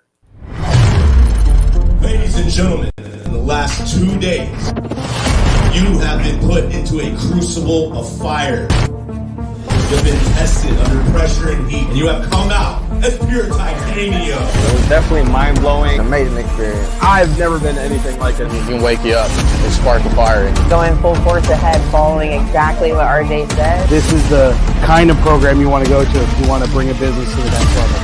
We want you to be a part of the titanium family.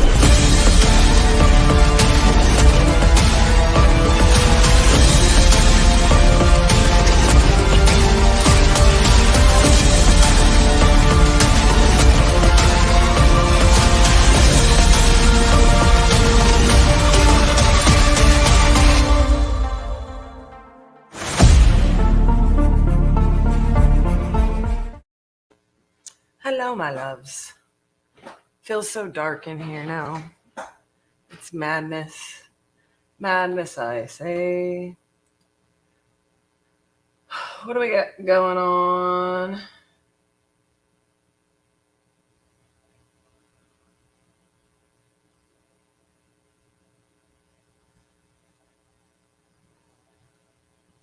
Bruins have to be the biggest sports jokes of all sports jokes.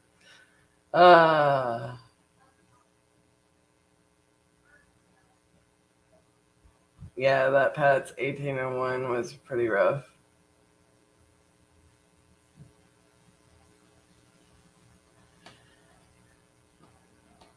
Oof, I am freezing. So just so y'all are aware, when I go and I take a break, I am legitimately going to put on another layer of clothing, and it's going to be Michigan clothes. Just letting you know. Okay, so right now, what's a little bit difficult about showing too much on contract to closing, right? Which is something that I've wanted to do more of. So I showed you guys, originally, I think it was in week 2, how we organize our system. I think the only thing I didn't show you on that was just some custom, automations. They're not really super automations that I've built out. since they're just simple ones that we have. So right now, we're working pretty heavily on getting our assigned properties scheduled to close that are closing this week. Working on that with title. I'll let you guys know. If you are working in an abstract state, so the title company that we're working with right now seems to be taking forever to get an abstract back in Oklahoma.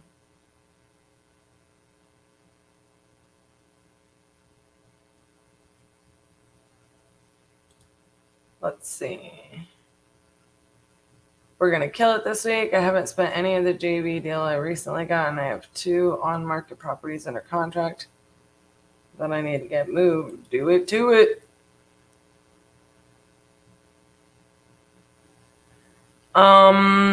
So right now, that's kind of what we're working on. It's a little bit difficult for me to show you guys a lot of that stuff as far as those communications, but I would revert back to, what I had shown as far as the transaction coordination and the closing coordination, right? I feel like I need to kind of timestamp or get the timestamp for those segments for those people who would have joined and need that, right? We also have, our JV email and our transaction coordination email, our group emails, just so you guys are aware. That kind of helps a lot with the communications back and forth between titles, so you're not constantly having to copy and paste. In here, what I am also looking at, this is my favorite part and have to run out for a bit. Thankful for replays. Yeah. I love dispositions. It's going to be interesting to showcase it here on the 50-50-50. You know what I'm saying? Gonna be interesting. For the same reasons that it's kind of like we have to be aware of what we show as far as information, you know what I mean?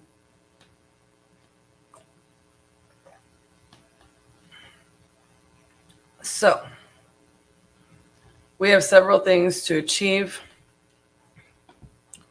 on that side, and it's rocking and rolling, but I'm kind of assessing what all I can show you guys. That's not just like a basic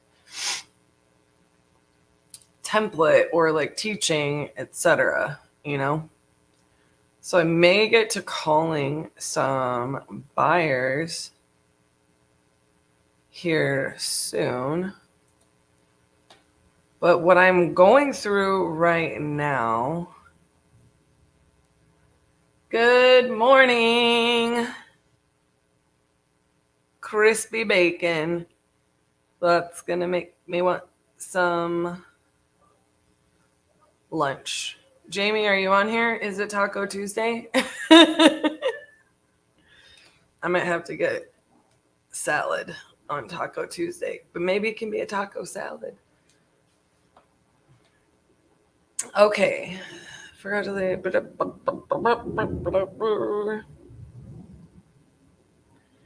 So right now, what I'm going through is I'm going through the properties that we have to dispo. Well, I have this sorted by closing date, right? And so right now, I'm going to be in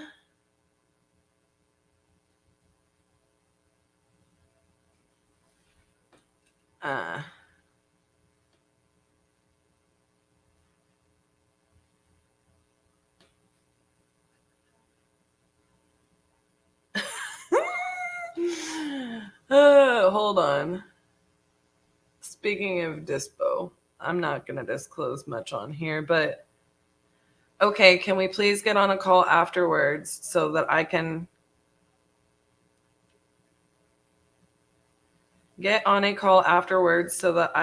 update?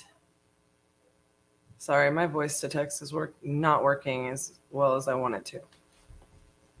Update the contracts, title, and the seller.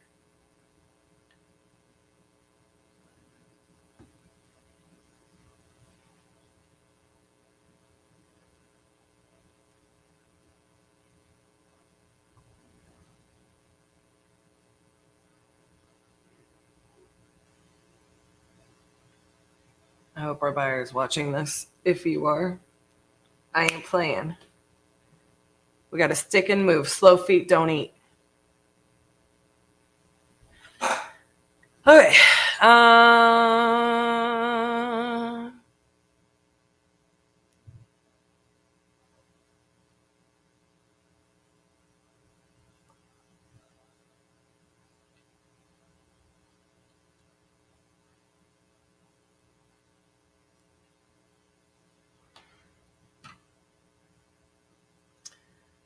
So, slow feet don't eat.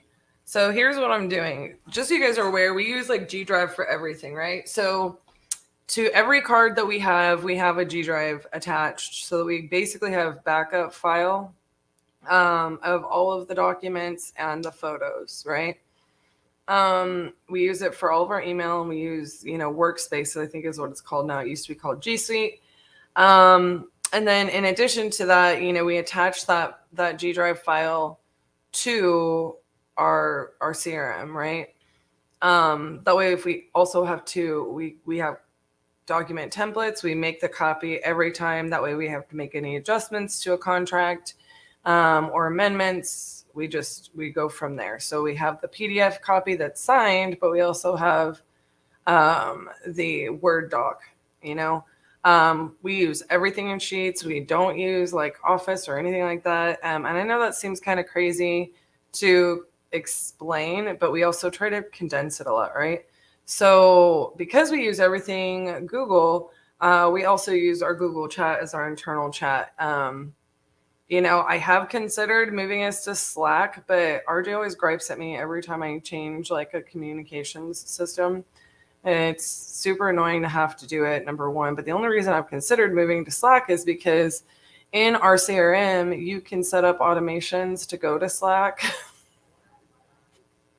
So I'm going to try to figure out if we can integrate Google Chat with our CRM, because that would be pretty dope. Mind sharing who you use to close Florida deals? Yes, it is Jose Moreno Law. He is amazing.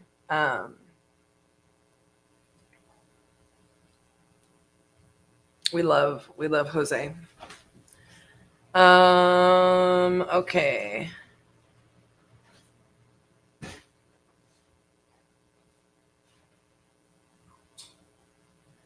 I'm thawing out in here, and when I go on break, I am legitimately going to put on long sleeves. My hands are blocks of ice. Look at the size of those paws. That's not a small amount of ice. Anyways, so all to my point is that in our CRM, I can just click the share button and it goes directly to the card by copying a link, right? So what I'm doing right now is we have a JV deal that has a closing date of tomorrow that we got pretty late in the game. And this kind of goes back to how we typically, will assess if we are going to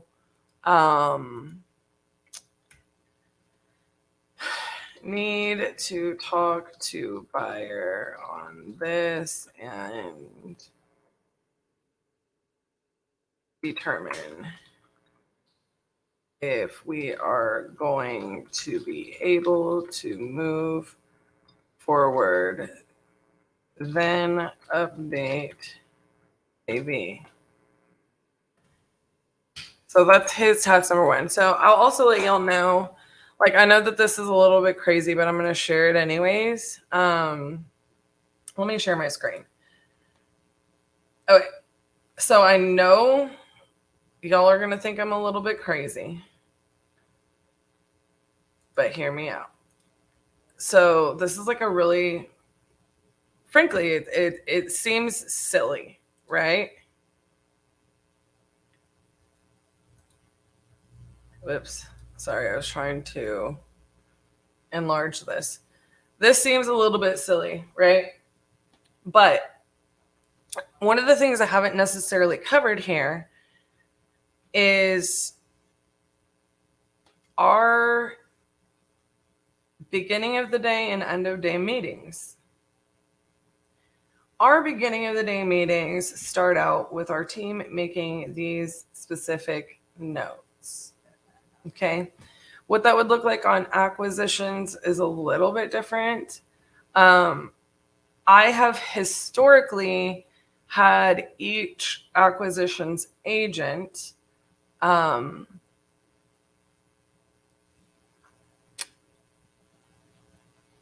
tally how many outreaches they have made, how many people they've tried to call. Okay.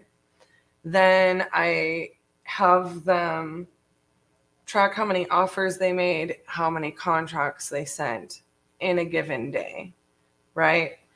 Whereas their daily note sheet isn't, it looks different, right? You guys are seeing RJ do that live. Yes, our CRM does, have the statuses and everything like that I had shown you guys, right? Let me actually see. Oops.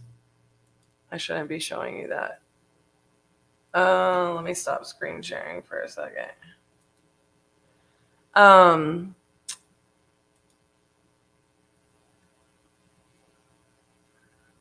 Where is that template? That is not it.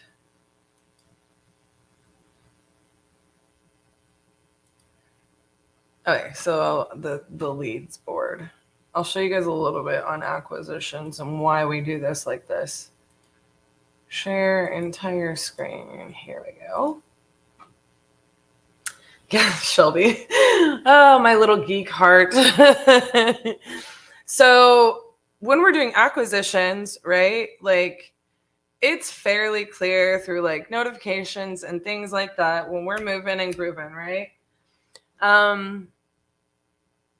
We can kind of tell through activity, there's accountability kind of built within the CRM, right? As long as people are following, SOPs. However, on like our daily notes, I want you guys to understand the reason that we do this beginning of day, end of day meeting, we kind of cover these things, right?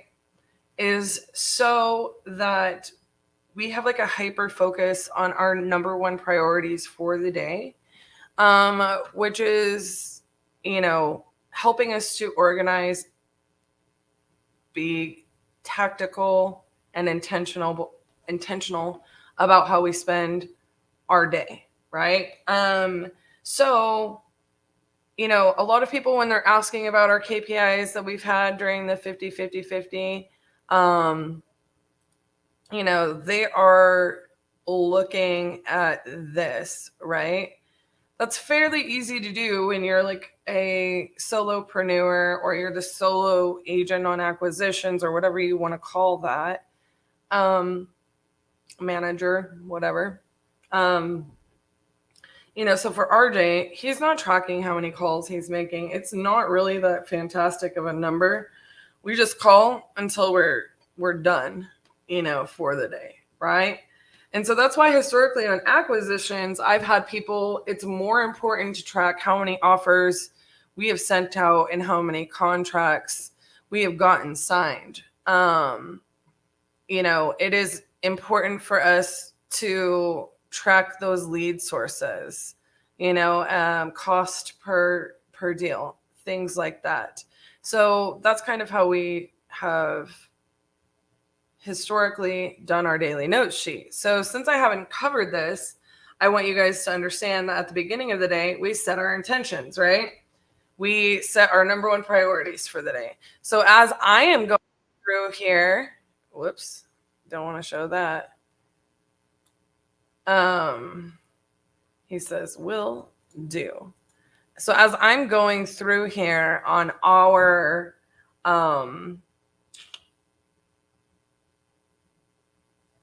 dispositions, and I'm looking at, okay, like what is our priorities on dispositions today? You know, I shared that card to the dispositions agent or manager that's assigned to it, right? And I said, hey, you know, I need you to get this done today. That should be on his daily note sheet, right? But I haven't seen it quite happen yet. It's a number one priority. We've sorted this through by closing date, right? So then, you know, on the next one, it's like we have another JV deal where it's we are not getting a hold of the seller on our JV partner.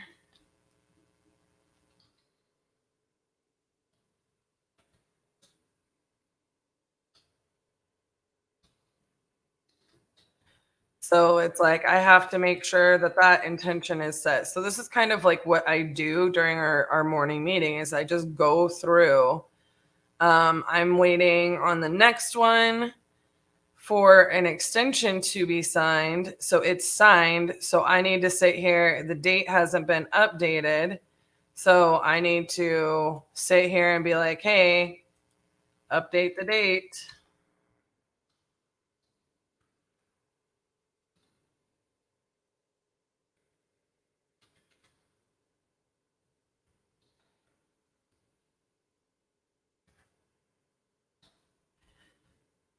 I don't know that it's been assigned yet.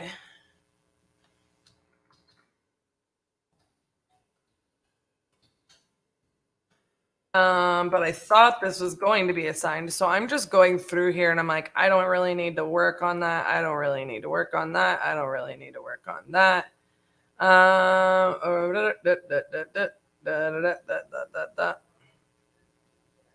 So what I do from here is I'm looking at what each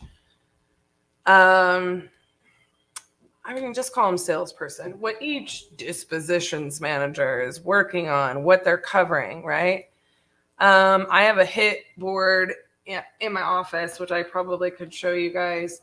It's not really anything crazy. It's just each agent's name, what they have assigned to them in order of closing, and what the potential, you know, spread is on it, right? What the potential fee is on it.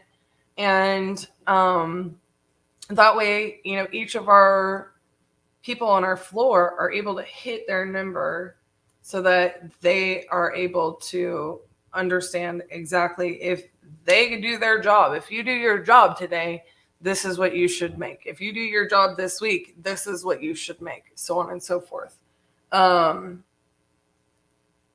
That's kind of how we set up like our morning meetings, right? So as I'm going through here, I'm going, okay, what can I work on for y'all on what time walk through? I don't need to work on that. So I'm kind of actually, because we had intended to do dispositions today on this live to a degree,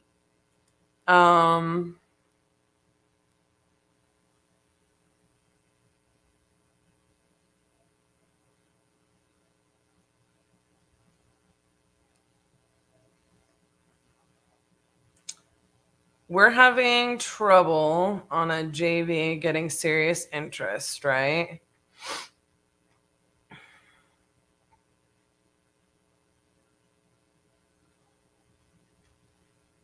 So I'm going to reassess the numbers on it. I'm going to look through the photos. I'm going to call our JV partner. Holy moly. I can actually share this if you guys want to say see this. So one of the things that I highly recommend is being very important on dispositions is if you're not getting traction within like the first week or so, you need to get traction and feedback. So you guys will notice when I start calling buyers, right, that, you know, I may be setting an appointment. I may be going over the numbers. The numbers that I will go over are going to be on that calculator. And I will show that to you guys. And you're going to notice that a lot of my language has to do with profit potential, exit strategy, how they fund, how quickly they can close. Do you need a walkthrough on this, or would you be willing to purchase it sight unseen? Most of the time they're going to want to walk through, which is why RJ had mentioned that, you know, it is a little bit more difficult to close while on the live. It's like so difficult for us to anticipate when we're going to be able to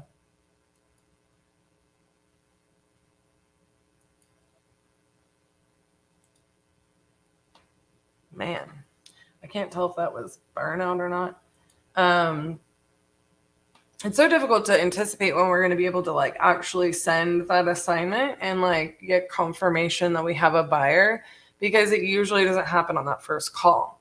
But I still think it's important for us to share with you guys tips and tricks and, you know, just highlight a little bit of what we can. We do teach a lot more in detail, or we, you know, especially intend to now during the Crucible on what we're going to be doing on dispositions, how we process that, right? Apparently our team's having a powwow out there. I ain't making calls. I could have stayed at my computer. I'm making fun of them because they really are having a little powwow. Okay. Now I'm just filtering through this. I'm going to try to see what the numbers are at.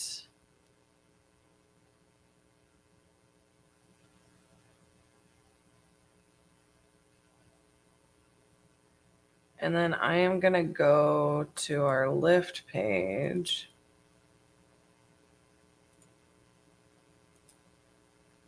I'm going to call our JV partner pretty quickly.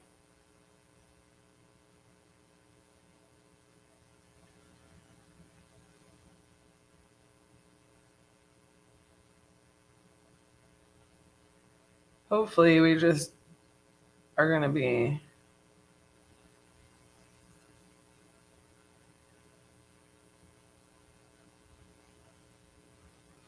assigning a deal here shortly. That's going to make me feel pretty good.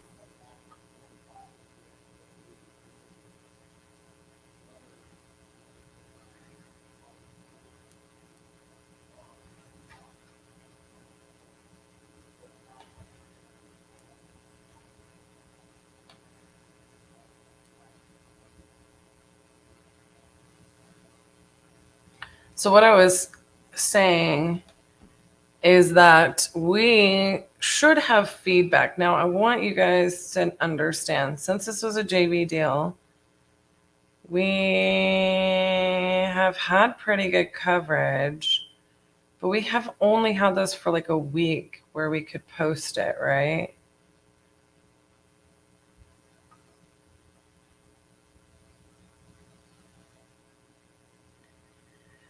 So I'm going to call our JV partner on this.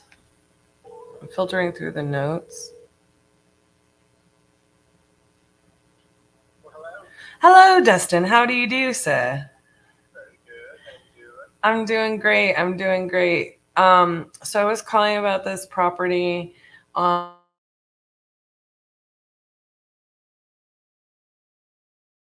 So we've had it, I mean, to my understanding, we've had it for about a week where we could actually work on it. I could kind of look back. If memory serves me right, if I'm not mistaken, it's because, oh no, there was more. There was more notes.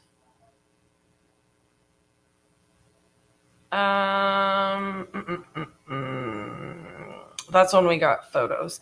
If I'm not mistaken, the seller took a while to sign this, did he not? Yeah, it took a while. But I returned it back in more. Right, and we got it. But Send it in as a possible deal. right. You guys were down and it was smashed. And I had to call it and like follow it like 4 or 5 times to decide every single contract. Right, but I don't think you changed the closing date, correct? Yes. Yes, I updated it to be 3 weeks from when I turned, from when he signed, because I had to resend him my contract that was expired. And I had re-upped it, I believe. I had to look back at my notes, but I thought I had re-upped it for 3 weeks from when he signed it, because that's all he would do. But man, somebody's offering me $20,000 right now, cash in my hand, or if I was there first, gas first, and 3 weeks is all I know to go. I don't know if I can go on. Gotcha. Because we have a closing date of June 2nd, and we are not getting anybody at our price. So I need to figure out if that closing date is correct or if that was the original one.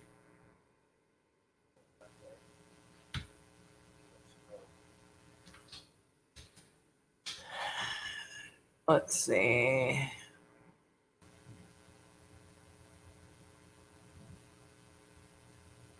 Yeah, all I have for some reason is the JV agreement, which I know that was sent out on the 17th, which wasn't even 2 weeks ago. So I'm hoping that the closing is next week and not on Friday.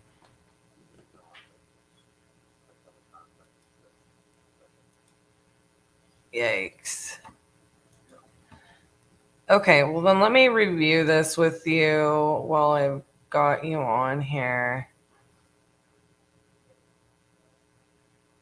We're saying, people saying crime rate, it's a bad area, which is not entirely shocking. We get a lot of that in lower price points in Birmingham.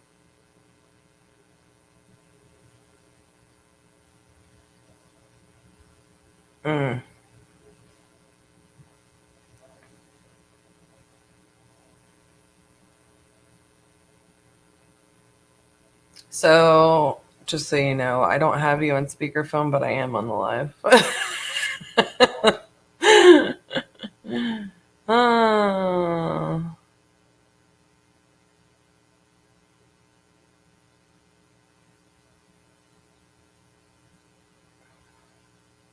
Location and price. So I can ask Justin to get offers today on what they could close so we'd have a solid number. Let me scroll back up. I do need a copy of the contract if you don't mind emailing that over to the JV email.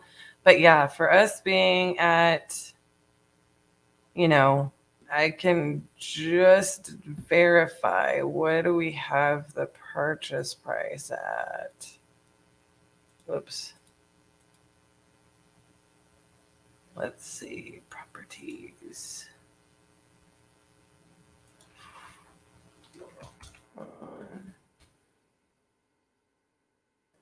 It looks like it's going to be in such better shape when you look at the outside photos, doesn't it?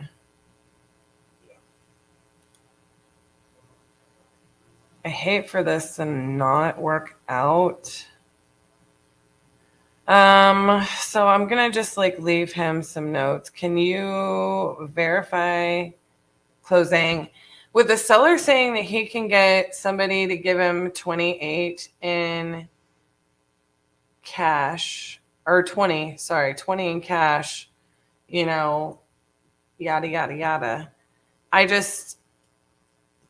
I'm a little bit hesitant that he will extend it, but I almost am just, I'm at the point where if the closing date is truly on the 2nd, I'm just going to tell Justin to say, hey, look, what's your best offer? And how quickly can you close, and see what he gets back. And then at least we would have something to go back to this seller with, you know, and say, yeah, we're not approved at 28 at all. I mean, we have title opened. Typically what I'll say to a seller in that circumstance is like, we have title opened. So, you know, if you really have somebody that can close that quickly, I would use the same title company. That way they feel a little bit better if you do have to terminate. But realistically speaking, you know, Justin's notes from all of our buyers indicate that they're just not at that price, right? Not at that price, not in that neighborhood.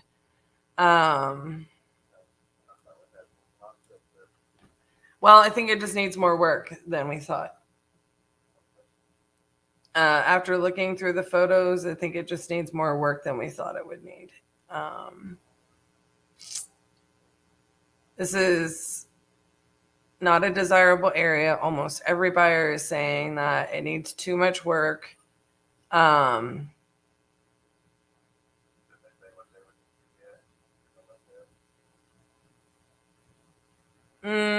Yeah, I think that I don't have anybody that's even been willing to offer that I'm seeing through these notes.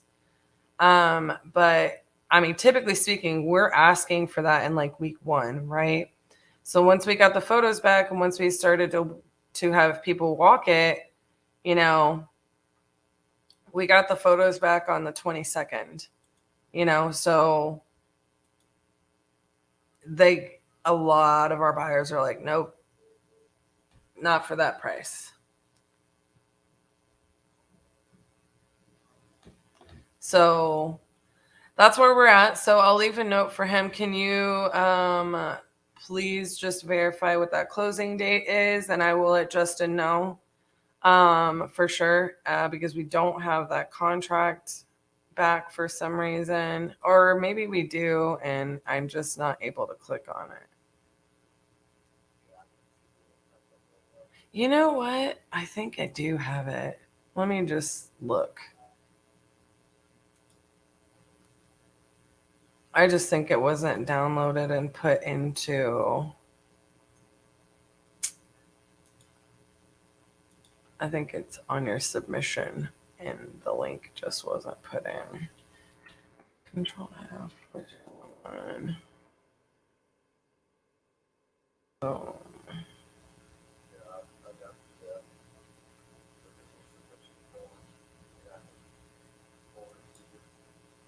So somebody else enter this? Somebody else entered this property. Oh, no, they didn't. There you are. Maybe that's the first time you entered it. Okay.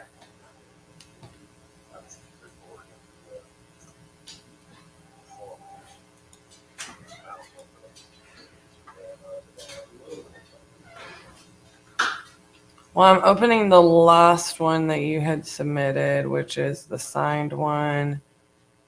Yeah, looks like he signed on the 15th. And you do have the closing date as the 2nd. Okay, well, I will definitely talk to Justin about that, and we'll see what we can't get back. he's literally like, we need an extension. And I'm like, Hold on. I got an update for you on this. oh, you have an update for me on Yes. this? Patrick got Dennis Gray saw it, Yeah, because he took photos for us. and he has a guy that made an offer for 40. Are you serious? Yeah.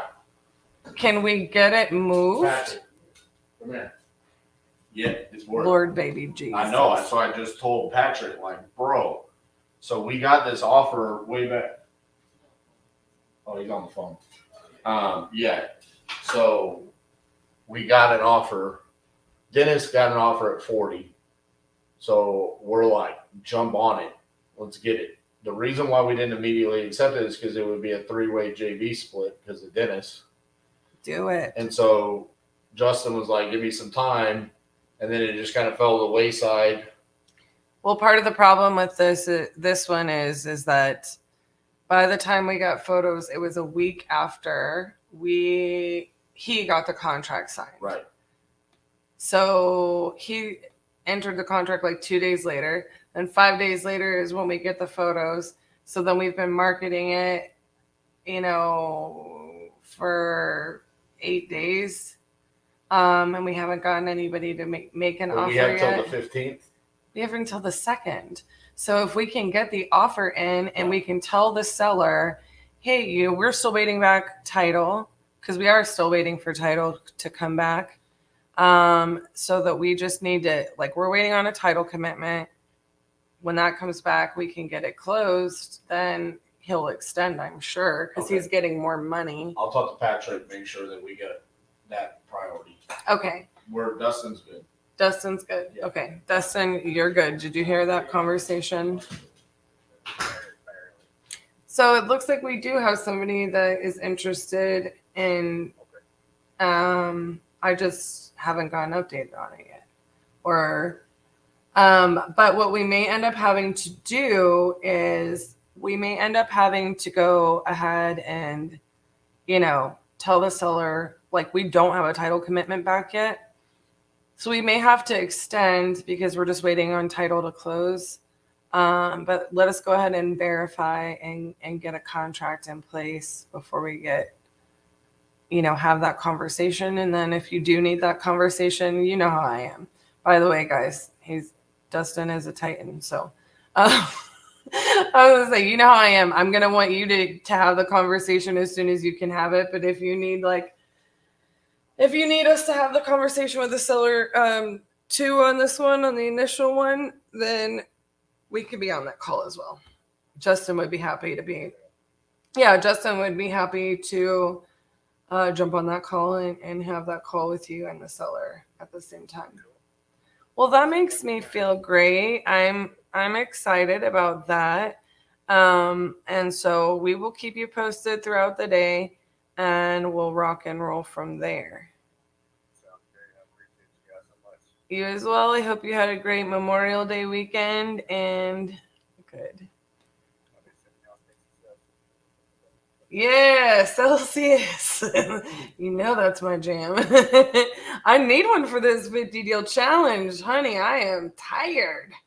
I don't know what it is about this. I love it. But also, I think it's because, we're big hockey fans. We're big Dallas Stars fans. So our playoff run ended last night, sadly. And it's definitely throwing my schedule off the past few weeks. But I wish it was still throwing my schedule off through it all the way to the cup, but whatever. Hopefully now I'll get back on a normal schedule and it'll help me regulate my energy levels throughout the day. But this challenge is going amazing. All right, so, well, I appreciate you. We will keep you posted. It may be Justin that reaches out to you. We'll double check and verify everything. And then we'll get on with that seller, check when title, check when we can coordinate all of the closing, and we'll rock and roll from there. All right. Oh, thanks. All right, and we'll talk soon. Bye. He said my hair is looking fab today. Loving it. I don't know. I've been like kind of trying to see if I can rock this. My hair is so grown out. Like my roots are so bad.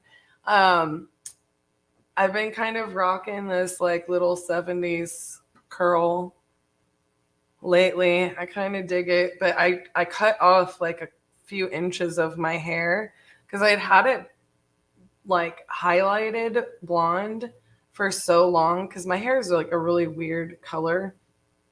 Like I have a tendency to have like some red and some blonde in it, so I can kind of go either way. But it's actually just like a light ash brown color, but it doesn't look like it if I have my hair dark. If I have my hair, you know, just my natural color, it's just this ashy brown. But I kind of got sick of it being ashy and having like highlights, but I have to have like some depth. So I just went with this chocolate color and it matches actually pretty well, except for that it's warmer than my actual roots are. But I have like roots pretty bad. But it was a shock to me. Like it was a legitimate shock to me when I just went back like all dark. And it has dimension. It's just dark dimension. And like my hair feels so much healthier and I love it, but I'm still not used to it being like dark yet. And I don't want to lighten it. So I've been kind of letting it fade, which is why I haven't had it done. And I'm like, I don't know. I kind of like the cut, but I'm missing that few inches of hair that I have. So I've been kind of toying with how I style it. Thus the 70s little flip I'm doing here. Okay, so I am going to set a task on this in my system I'm going to assign it to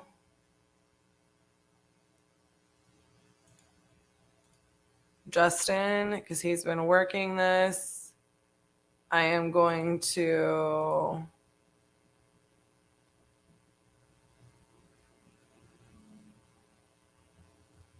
schedule this for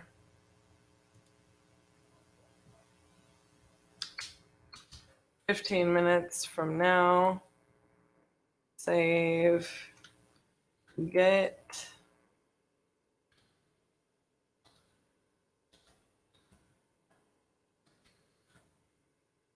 and assign.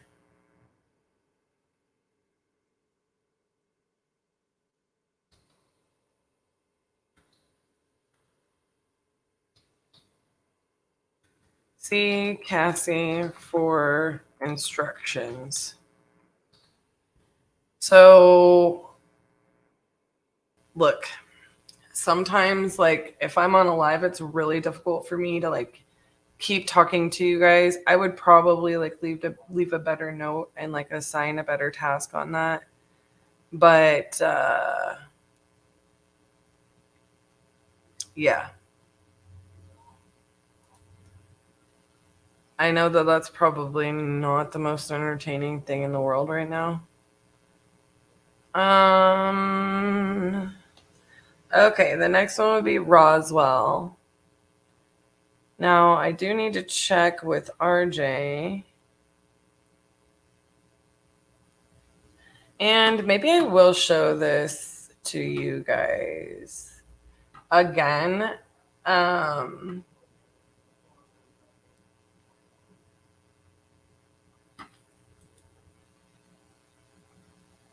Gosh darn. Part of the problem is, you guys, okay, so in Investor Lift, we have where like you have inquiries, you have address requests, etc., right? So I'm just going to go ahead and click on the Photos tab. I'm going to share my screen because I want you guys to understand like a little bit of like what we're doing.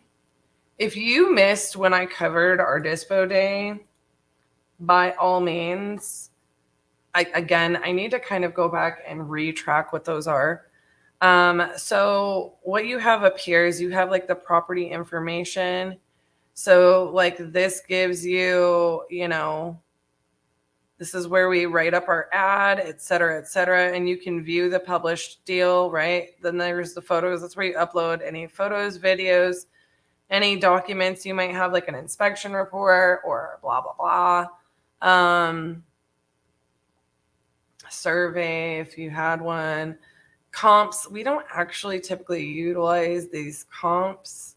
You can get them to add a manual or pull an automatic one.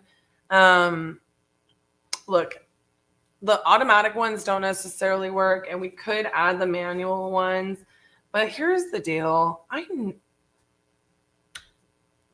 We usually do comps on request because no matter what, we want people to pull their own comps. Just like we want people to go ahead and estimate their own repairs.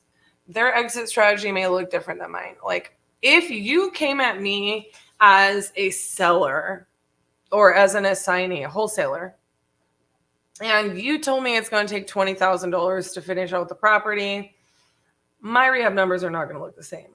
I'm going to pull comps anyways, right?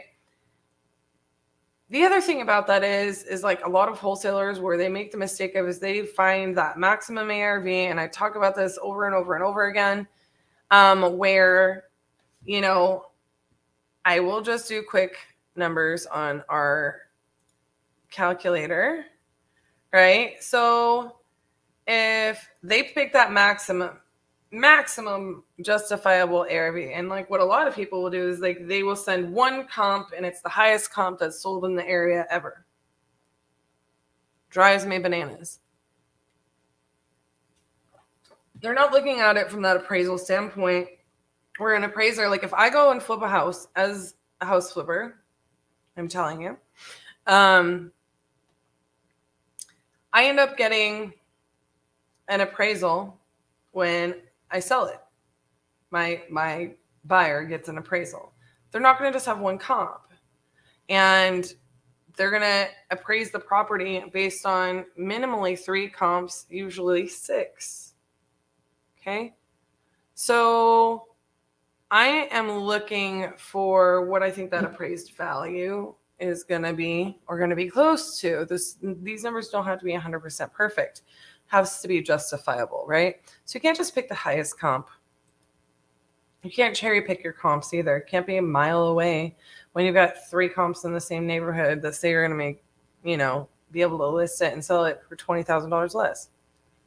That's why I have the comp rules. Again, you can reference those. I really should have been smart and said on day 1, this time I did this. On day 7, now I'm going to have to go back and redo it all, which makes me very upset. Anyways,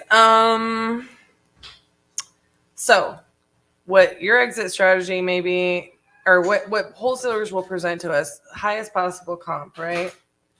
So we're just going to use round numbers here.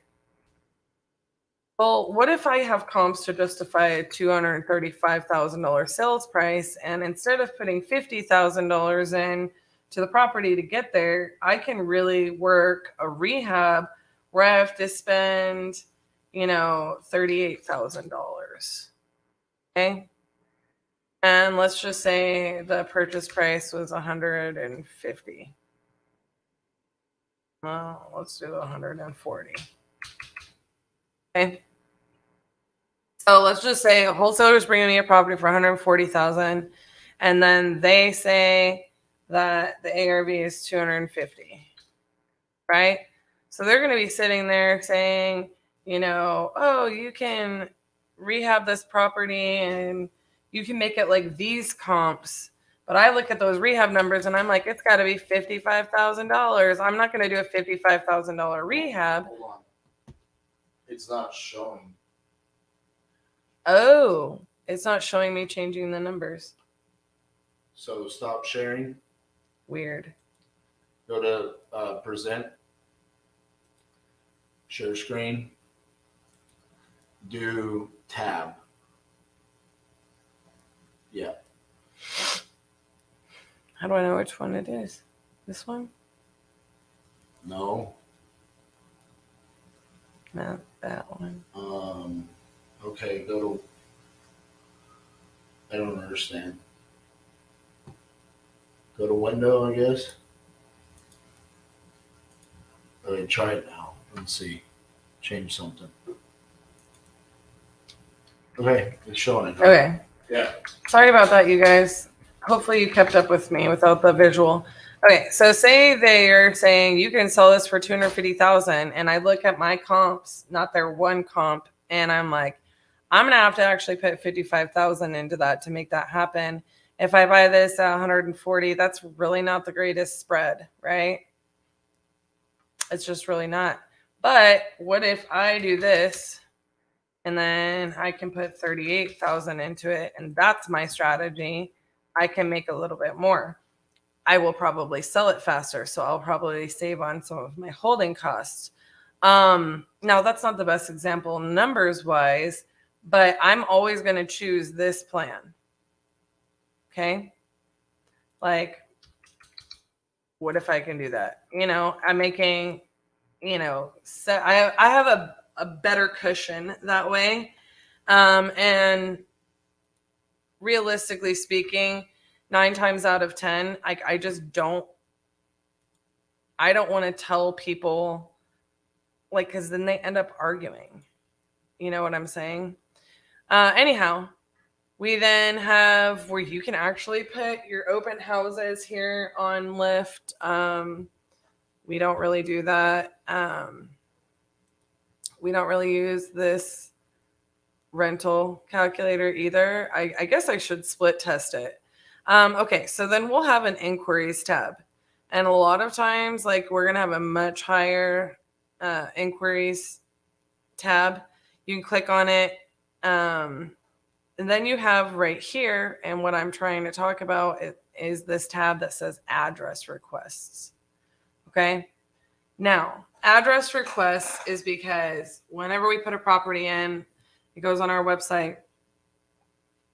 It does not show the address. I don't want it to show the address. We will normally say in our ad, it's in this neighborhood, in this zip code, all right? We make people utilize the address request because, we want to know who's clicking on it, who's a serious buyer, who's seriously inquiring about a properties in this zip code, right? So that is inbound buyer requests, and we want to keep them coming. So that's going to be like our first place that we go to, and we call our buyers. We're people that are interested, right? Now, typically in our ads, a lot of times they will reach out to us, but sometimes people will be clicking on this at 2:00 in the morning, right? And we're going to call them first thing the next day. So then what we'll do is when we'll go into our buyers, hopefully this doesn't show things I don't want it to show. I'm going to stop screen sharing. I did go over this a little bit with our buyers. Yeah, it's for whatever reason, it poops out on me on Investor Lift when I'm on live. I think they're smart. Like, they did some kind of internal thing where it, like, makes it hard to share if you're on live, which it should. Robert knows, or the owners or whatever. Robert knows that we're doing this. We're not trying to share, proprietary information or information that other people pay for. And that's just what we're trying to be careful about. We're trying to showcase to you guys how we utilize this tool because it's phenomenal, right? But again, if I sit here and I show you the buyers tab, it shows you buyers. It shows their phone numbers. It shows their emails. And I'm not really allowed to do that. I will be honest with you, Mendelson Augustine, we very rarely will go into God mode because we don't have to. And the reason that we don't have to necessarily is because we're in cartel mode. I mean, that's just the truth. It's not to say we never do. one of the things I really like about God mode is that search by distance little filter thingy, right? So you can put in the property address, and then like you can search for buyers who have purchased a property within a mile, 2 miles, 3 miles. And I really do enjoy that about God mode. But typically speaking, we're only calling people like we're sold or we're just in discovery that the property is not contracted correctly at the right price before we ever get to that point. Does that make sense? Which is why also when I showed this, I did show, how we have buyers lists that we had previously populated in batch and sent SMS campaigns out to. You can look up great data for investors in batch, and it's actually really phenomenal. And we will still sometimes do it on like package deals when you kind of have a little bit of a more niche property, or you're something to that effect. We'll absolutely go there. It's more so for like multis, buy and holds, commercial, a little bit more niche deals than like single family flips. But yeah, realistically, we don't go into God mode very quickly. We're trying to identify within that like first week. Okay. We're trying to get feedback, walkthroughs scheduled, assessments, and we're trying to look at this from every angle. We definitely do not operate our business in a way that like we're not trying to see like what all of the options are for that property, for that contract.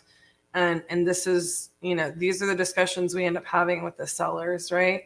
I mentioned the other day, it was a really interesting lead. I think it was yesterday I was following up on, and, our acquisitions guy had, offered $150,000 on the house. And at the time, this specific acquisitions guy, I would tell him all of the time, like, he started to learn this business from someone else and worked for another company, not a local one, but worked for another company. And the way that he learned this is like, he's always trying to come in super low. The way that we teach people is what does the property warrant? What are the numbers? He offered 150. The guy said, I absolutely will not go below 170. I would list this for much higher. And if 150 is the best that you can do for me, I am going to go ahead and list this. And he said he was going to list it at 200 something. And I ended up running across the lead in our system. It was in like a super cold follow-up. And turned out the guy had it listed at 175. So an agent told him to list at 175. And it was purchased and closed already. It was closed like literally last week. All of that to say,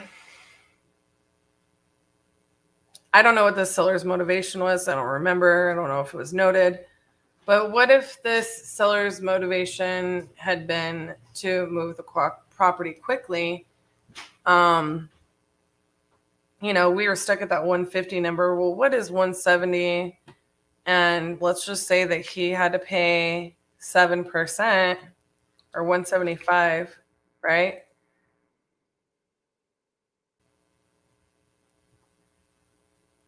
Oh, I don't think that's calculating right.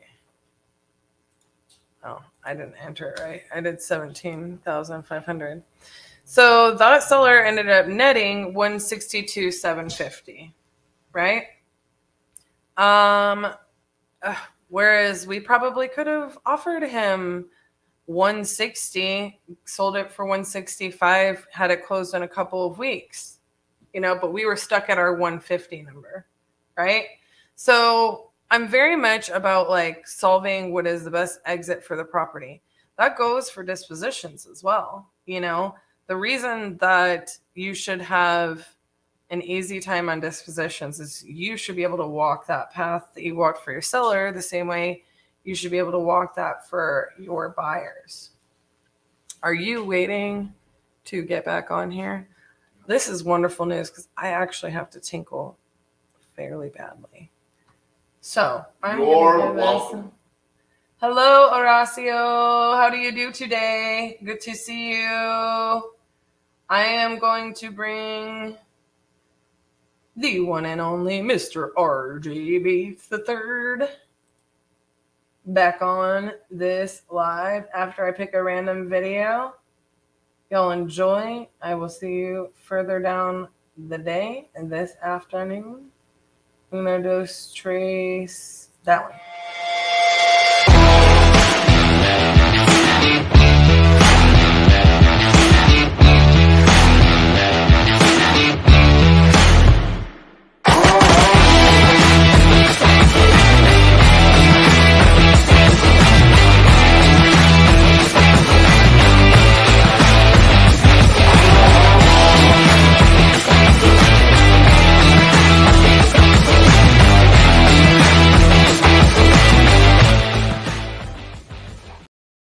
I love how she picked the random old intro video. That's awesome. Okay. So I had some missed calls while I was away.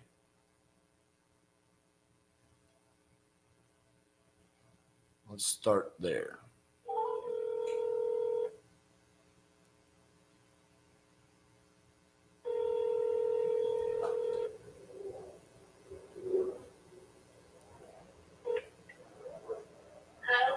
Hello, this is RJ Bates, just returning your phone call. I think we were playing phone tag there for a second. Yes, I think so. I'm sorry about that. Okay, so you were calling me about a property you were looking to sell, correct? Oh, yes. It's a condo, actually. Okay, what's is it 1115 3rd Avenue? 1115 3rd Avenue, yes. Okay. C is in cat 104, first floor. Okay. How much are you looking to get for that property? Well, it's a good question. I did refer to a couple agents that I'm not actually, you're here in Florida, I take it, sir? No, we're based out of Fort Worth, Texas, but we do buy in Florida. Oh, okay. Because I'm at the University of Florida Shands Hospital. The football team, Go Gators, Yep. I'm like 4 hours from home because of my health. I had to have surgery. Oh, So man. I've been renting a house over here, and I put all my stuff in the condo, all my stuff in storage. And I didn't want to rent it out or anything because I didn't want it to get damaged or anything like that. But I did speak with multiple agents, and they did have a bunch of those for sale a while ago. Now they don't. To my understanding, there's two of them. Well, that would be including mine, but I haven't listed mine yet. So, to my knowledge, there's been, I know there's one over there right now that's for sale, but the people that I've been talking to are the agents that are local, and they said that they're running between $225 and $245, and they said there's apparently the market over there is like really good, and I guess it would be because I'm over here up in Gainesville. It's like in the middle of the state, and the places here, they were, far and few between, but now they have a lot of listings on, a lot of listings available. So that's all I thought maybe, coming over here and living over here. But I'll be honest with you, the area is so much nicer over there on the East Coast. Right. I live roughly at about 5 miles to the beach. I live very close to the bridge that goes over the Sebastian River and then goes to the beach. So I know, it's not like an old unit or anything. It's a 2006. Matter of fact, I have people in there this week going in there and I was going to sell it last year, but I didn't because I got sick and I ended up having to come over here. But I did call and ask what they were going for. Mine right now, mine is completely empty. And as I said, I have cleaners over there right now doing any kind of deep cleaning. It has all wood flooring. It's nice. Don't get me wrong. It's just that with me being sick and stuff, and I do own it outright, so it's not like I owe any money on it or anything. Right. It's just that I am looking for a place that I want to live for the rest of my life. Even though I'm only 51, I have a lot of medical issues. Understood. So, I had my dad's house in Palm Bay, Florida, and he passed away in 2018. And I was being on disability. I'm not stupid. I have a college degree and everything, but it just so happened that I had severe blood clots in my left lung. And I've had a total, since I was 34, I'm going to be 51, I've had a total of 12. Okay? Oh, jeez. So I pretty much had no choice but to go on disability. And I don't know of anybody at the age of 34 that has that red, white, and blue card, the Medicare Part A and B. But I do. And I'm going to be 51 soon, which is sad, but, I'm trying to make the best that I can. Right. And I was married for 17 years. We divorced after 17 years because I guess you could say I was the breadwinner. And I carried the medical, the dental, Aflac, all that crap.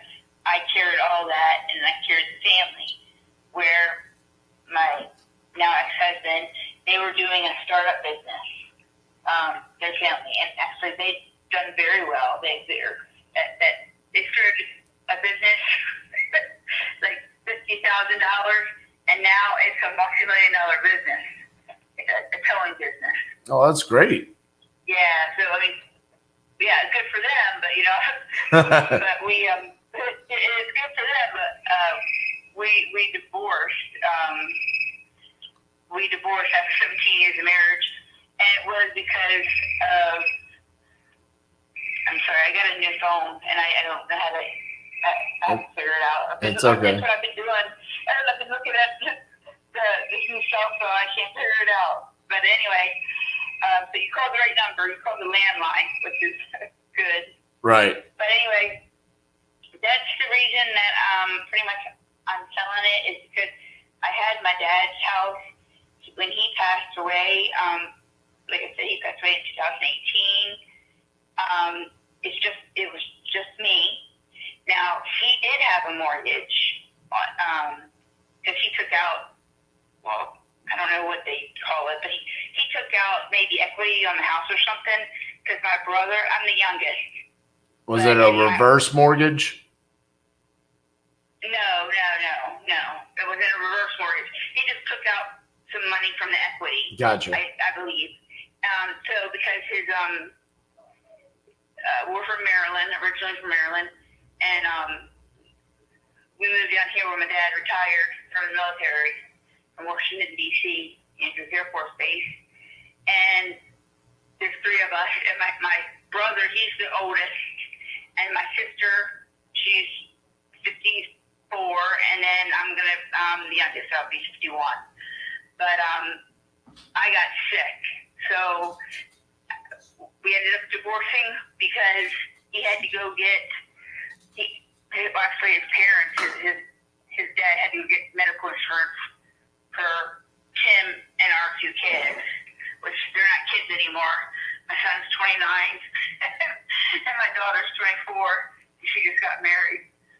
But anyway, my condo is, like I said, it's empty, cleared out. If I can figure out how to use a cell phone, I could probably send you the pictures of what it looks like. But, because I had pictures of it. But I have a cleaning company, which I used them last year, over a year ago, because I was going to put it on the market then. But I didn't, because I ended up having to get over here to Shands, to Gainesville, to, Right. Shands Hospital right away, and had to have surgery. And I'm due to have another surgery too, which, I know that I've got to go in for pre-op on June 9th. And it's a 4-hour drive, but I'll tell you, I probably will buy something in the Vero Beach or over there on the East Coast, because it is such a nice area. Where right now I'm in Ocala/Gainesville area, which is kind of like north and over to the middle, more middles. It's even past Orlando, so it's more, on the west side and more north. And as far as building up, like you can imagine, I came over here and I was like, I can't stand traffic. I'm like, this is terrible. And and I do go back, to check on my condo and stuff, make sure everything's fine, which it is.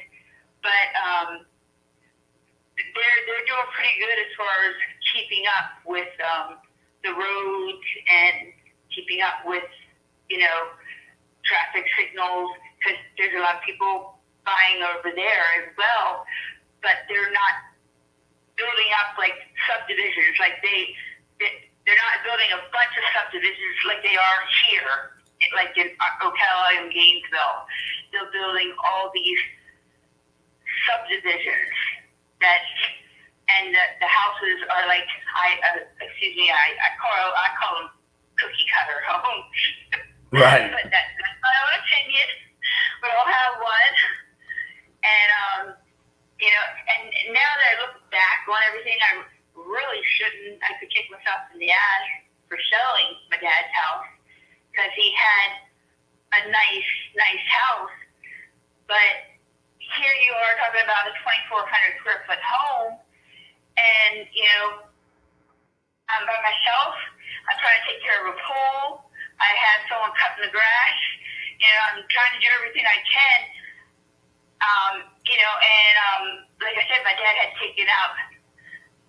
gotten some money out of the house because my brother, his wife, got into some legal issues. And so instead of her going to prison, my dad gave them money so she wouldn't have to go to jail or prison or whatever. Right. Or something like that.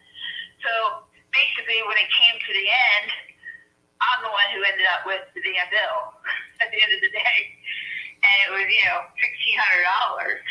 which, I stayed there, for a while. I stayed there for multiple years with it being up there with the mortgage and everything.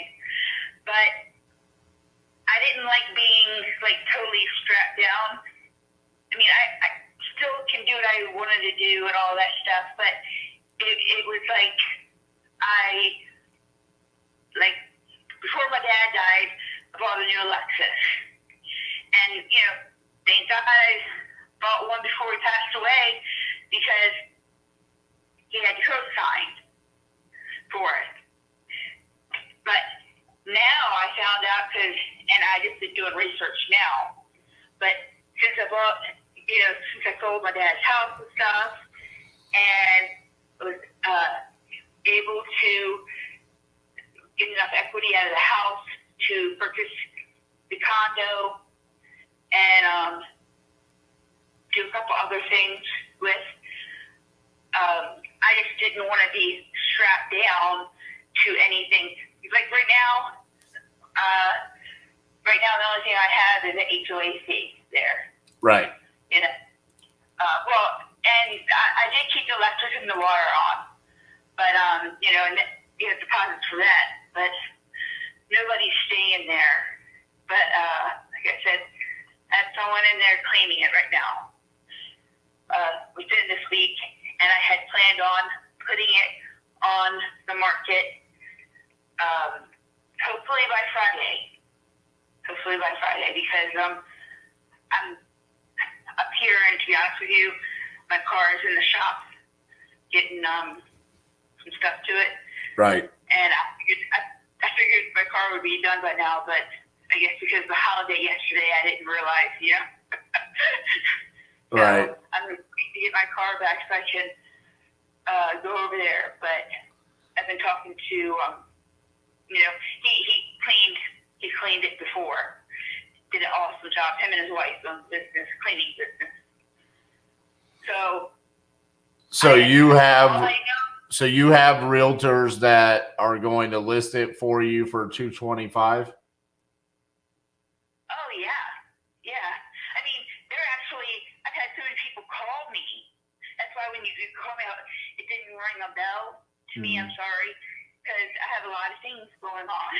Right. And I am, 4 hours from home and stuff, but I do have someone taking care of, the condo and actually doing deep cleaning, and that's very trustworthy. That and that's why I hired him and his wife again to go in there and do all that. But yes, they're that would be that would be the lease would be $225 because they're going up. Like some lady got I want to say $260, and that's high. To me, that was, I don't know what the hell she put in it, but that was kind of high for that. But it is gated, it's in a gated community. You do have an HOAC. It's not too bad. It's $385 a month.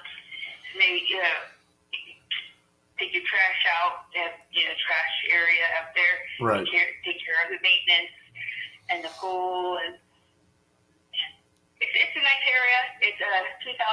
It's built in 2006. Right. Well, I mean, taking a look at it, I mean, if you're listing it on Friday for $225, I mean, it sounds like you're in a good spot.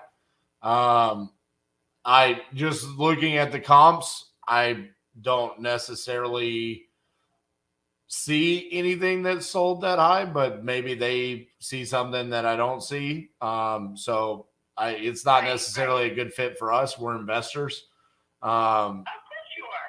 Nobody's willing to do anything to, not make money, and I get that. Right. So, I mean, it sounds like What would you offer? I mean, what are you coming up with?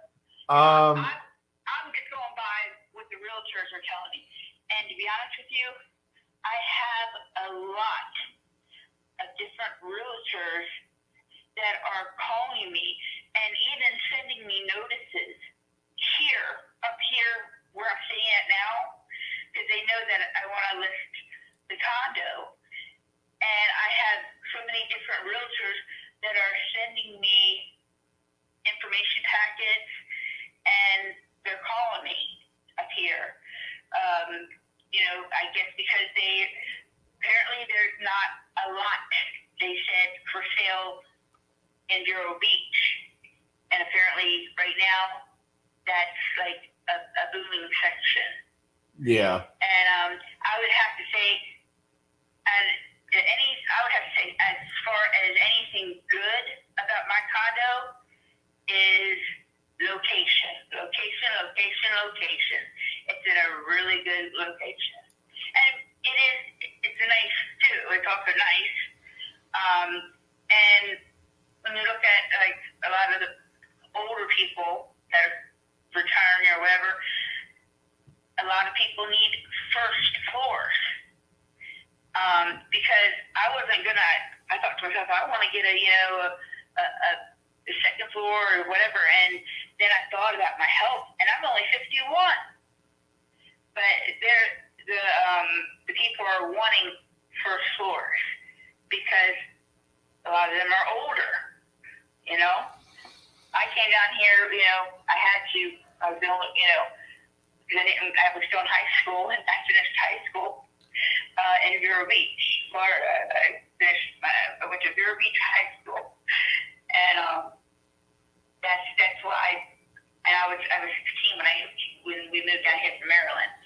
I'm the baby, so basically that's how I got kind of stuck down here. But I mean, it's been nice, and it is a nice area.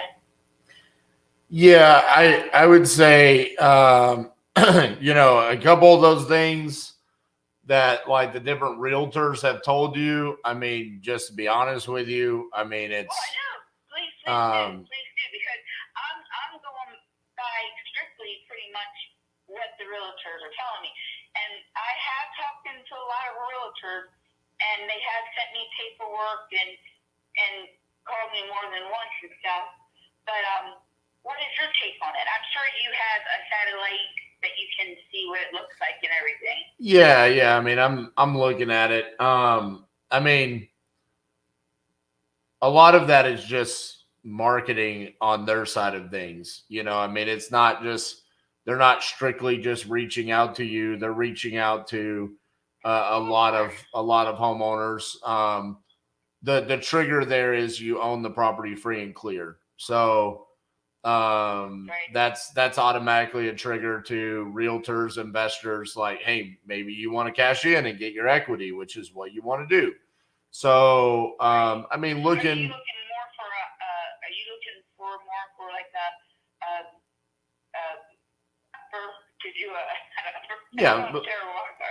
a fixer upper. A fixer-upper, is that what you're looking more for? Yeah, I mean, that's what we do is fix and flips. We hold rental properties and stuff like that. I mean, looking at the comps here, I mean, 1155 Third Avenue sold in 35 days. 1160 Third Way sold in 34, 40, 76 days, 26 days, 49 days, 127 days. So, I mean, there are quite a few comps in the area. I'm not necessarily in a hurry to sell, but I do want to sell because I'm not sure which way my health is going to go. Yeah, I mean, I would say whoever told you 225, I would be leery of that number because I don't see anything that's sold for that high. So I would be a little bit concerned about hiring that person. I think if someone told you closer to 200, that's probably more of a realistic number. But it's not a good fit for me. Maybe I don't know if they're maybe putting their their commission or whatever, if they, when they put these numbers together, I'm not a real estate person, so I really don't know. But when they're doing numbers and so forth, maybe they're adding their commission or whatever to it, so this way it will come out for a good price for the But that's not how it I don't works. know. I mean, I don't know. yeah, that's not how it works. I mean, it's because whoever buys this is going to have to get it appraised and get a loan on it more than likely. I mean, there might be a cash buyer, but majority of deals, specifically in this price point, are going to have a mortgage. So it has to appraise for what it's selling for. So, for example, if it's worth if it's worth 200,000, the realtor can't say, "Hey, give us 225 just because I want you to cover my commissions."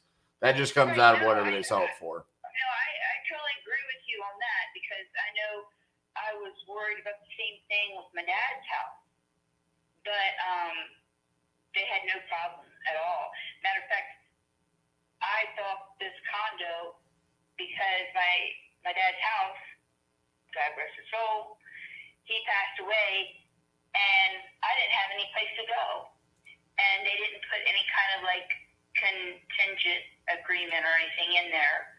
So I was looking for a place to move to very quickly, and I liked it. Great location. I liked the style. It was nice, gated community, things like that. But I was also rushed. That's why I'm putting it back on the market because I want to purchase something that I want to live for the rest of my life.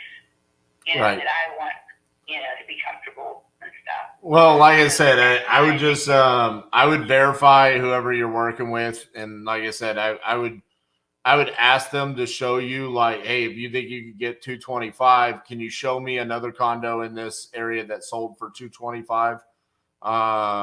And if they can, that's great. I don't see it, but maybe they, with MLS access, they would be able to. But again, not. One of the blue, the buildings are different colors. They're like yellow and light yellow, light blue, light green. Like the pool house is a light pink pool house color. Right. It's kind of neat how they have it, But I know that one of the blue houses, one of the blue condos sold for $215,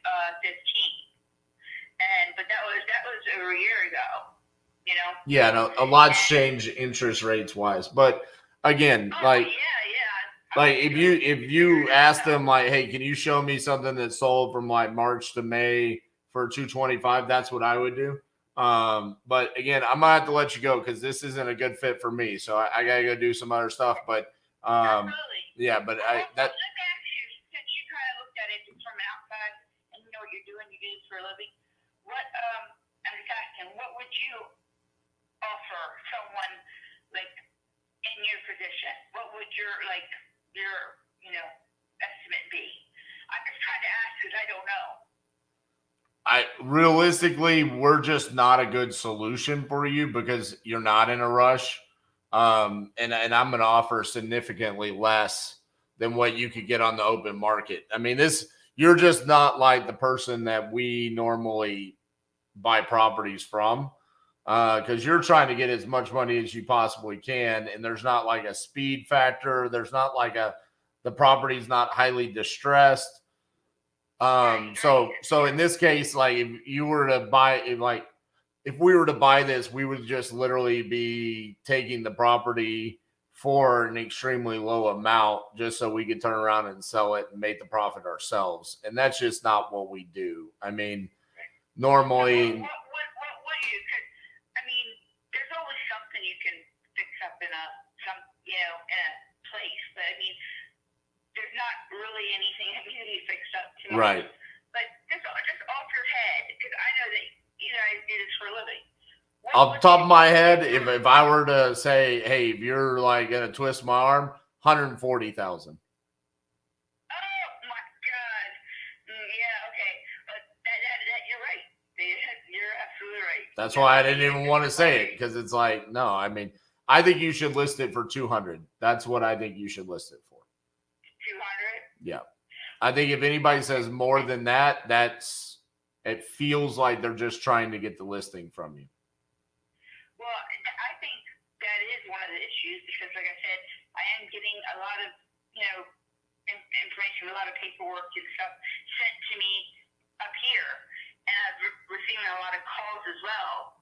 But I'm shocked that you said that because nothing's in there, nowhere near there. What, at 140,000? Yeah.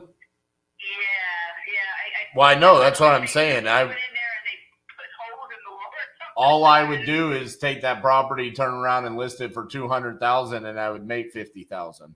I mean, that's what I do for a living. But more often than not, we have to fix the property to earn that money. So I'm saying this isn't a good fit for us. If I were right, exactly. So it's we're not the right buyer for you. It's more of an owner occupant that's going to live in it. That's going to pay full retail for it because they want to live there. But again, like I'm saying, just looking at it, I don't see 225. I see 200. So, but okay, well, I appreciate you being honest with me. Yep. I understand what you're saying, and I kind of understand what some of the other people are saying, and I think that you're right in a lot of ways, but then I think that they're also right in some ways too because of location. That's where I think they're coming from is the location of it.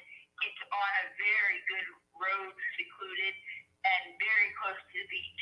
yeah, I know. I'm comparing it to properties that literally have sold right there next to you. I mean, Right. 1155 3rd Avenue, 104 sold for 199. Wow. Okay. Well, what number was that? 1155 3rd Avenue, number 104. Oh, okay. That's it went for how much? 199. 199. Wow. Okay. So That's been on the market a long time. it was on the market for 35 days. I'm just wondering because they don't really let us they don't let anybody put up signs or anything. Right. The condo, so I didn't, I got you. Well, I thank you for calling back. Okay, Absolutely. sir? All right. Have Thank a you. lovely day. You all too. right? Bye-bye. All right. Bye-bye. Fuck my 30 minutes I'm never going to get back. Jesus Christ. Like, she was sweet at first and just wanted to let her talk, but bro, come on, read the room. Sir, there's a much more important phone call for you to make right now. Bro, I know. how many times did I try to get off the phone? Like, all right, sounds like Cassie you did. literally called me. Go get him right now. I'm like, he's on a call, but I'm gonna tell him. It's good. So she said call CJ, Call CJ, yes. but she tried calling him and he didn't answer. So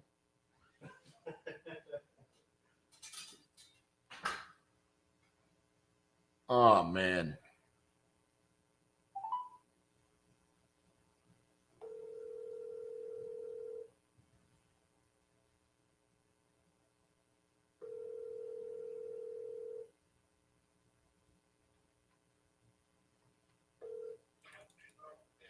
Hello, this is Diane. Hi Diane, this is RJ Bates from Titanium Investments. How are you doing?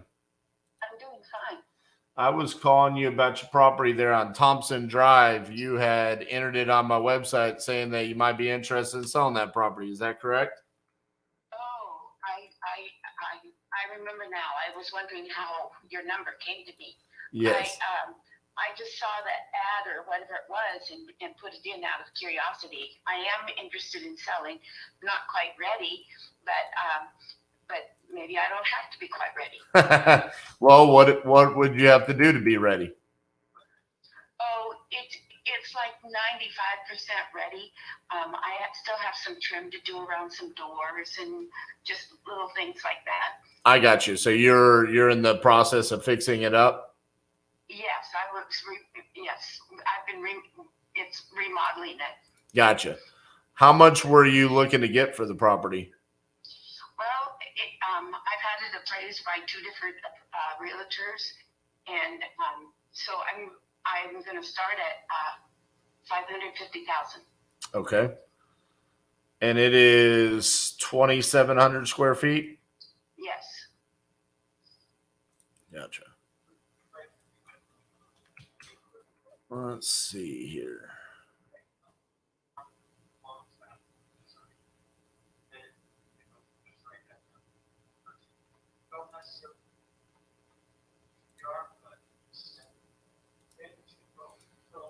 So normally what we do is what you've already done is we come in and we remodel it. Oh, So might not be a good fit for us uh-huh. because you kind of already did the work for us. Yeah. Yeah. It may not because, because that's probably how you make the profit. Well, yeah, exactly. Looking at it, there's not much for sale around you, so there's not much to comp it to. Looks like you got a property on Quiet Creek that's listed for quite a bit more. There's got to be a reason there. But realistically, if you've already done the work and you've had realtors take a look at it and they said, yeah, this is what we listed, that's what we would want to do, right? So that's probably going to be your best option when you're done with the work there, is just to list it on the retail market, because we're investors. And like I said, to sell to us, you would just be leaving money on the table. Yeah, I get it. So, and I appreciate your honesty and your forthrightness. well, you're welcome. There's some people are like, I literally just got the phone with a young lady right before you, and she had a similar type situation. She's like, well, what would you offer me? And she wanted $200,000 for her house.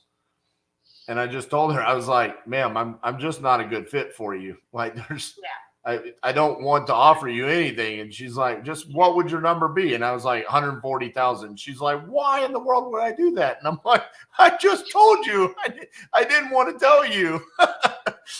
I'm like, I'm just gonna literally buy your house for 140,000, turn around and sell it for 200, which you could do. It's like same thing here. It's like 550. I mean, what I'd be willing to offer you like 400. Then it's like, for what? Yeah. You could go get 550. Yeah, you're gonna have to pay realtor commissions and stuff, but you're still gonna net like 525, 520. Yeah, and right now. Last time the realtors checked, there are only 26 houses on the market in my area, so it's a really good sell market. Exactly. So, well, best of luck. I know that obviously that's what we do for a living, so I hope it goes quickly for you and exactly what price you guys need to get out of it. Thank you so much, and you have a wonderful day. You too. Bye-bye. Bye-bye. See, now that was a pleasant 4.5 minutes to get to the same result.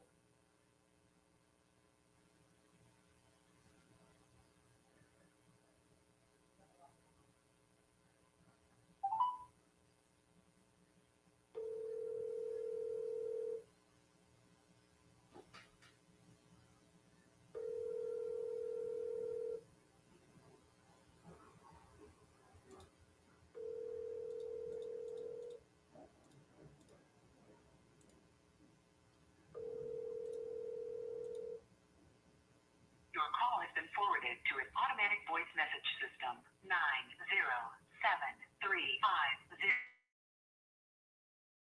is not available. At the tone, please record your message. When you have finished recording, you may hang up or press 1 for more options. Hello, this is RJ Bates calling about your property there on 15th Avenue that you entered on my website. Just reach out, see if we could have a conversation about you selling that property. Give me a call back at 817-915-6860. Thank you.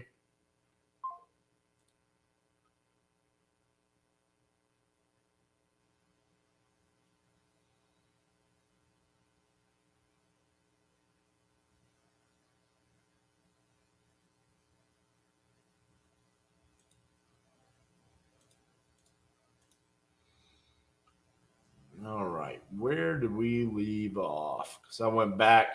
Those were a couple of Alaska leads, so I had to go back to call those right here.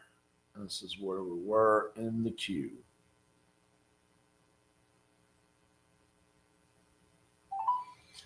Didn't want to call those Alaska leads too early. I'm sorry, but the person you called has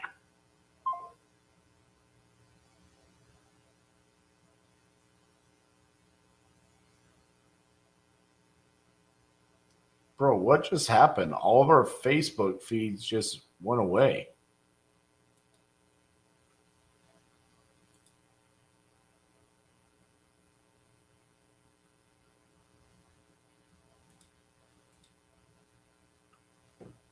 What sucks?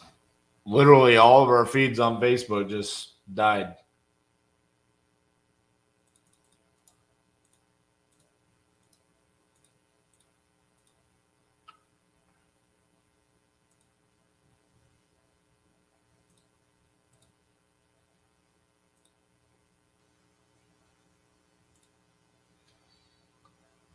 Looks like we're going solo Utah or YouTube. Utah.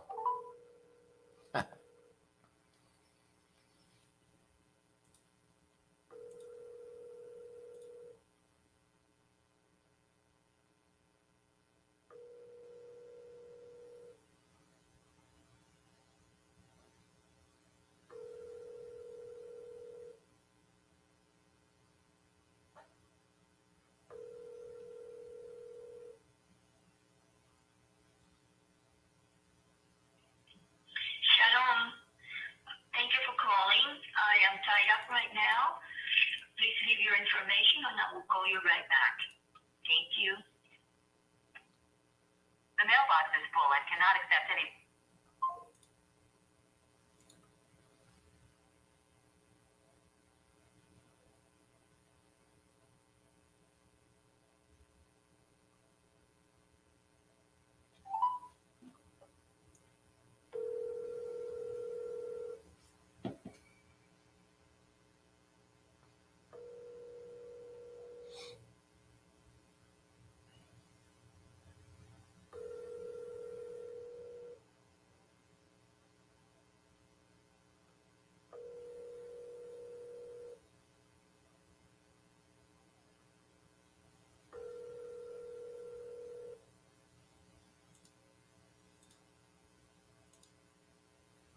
Please leave your message for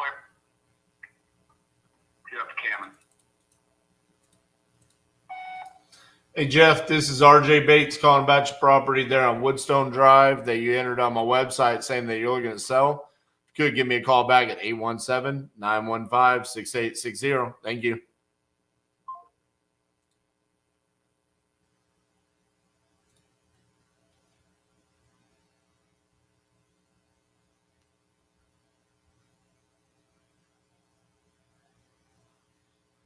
your call has been forwarded to an automated.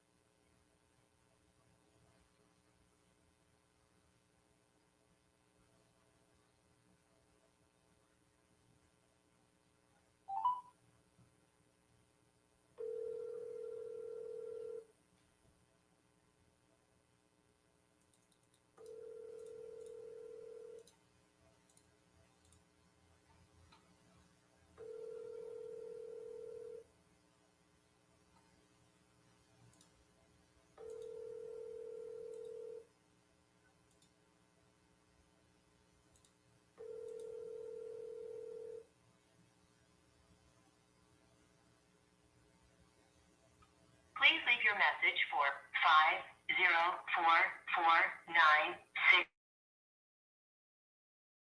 Sorry, mailbox is full. To send an SMS notification, press 5. Your SMS notification will include your number 1-817-915-68860. You may enter a different number now. Your SMS has been sent.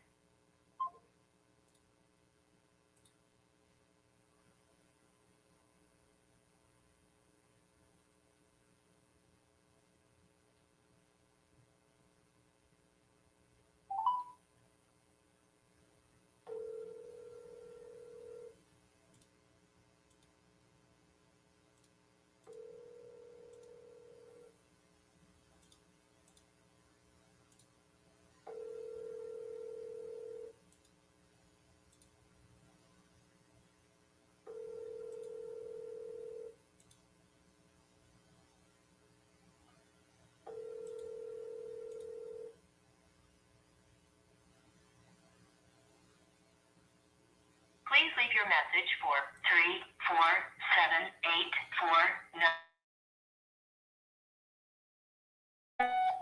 Hey, Raphael, this is RJ Bates calling about your property there on Lakeshore Road.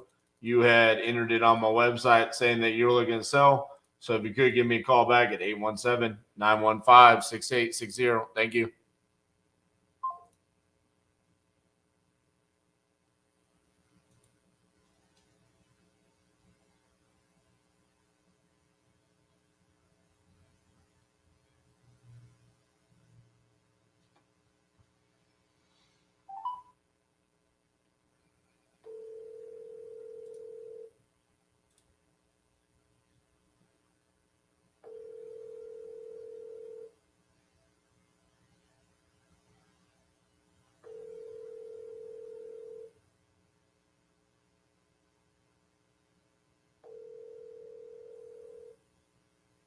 Your call has been forwarded to an automatic voice message system. 21488.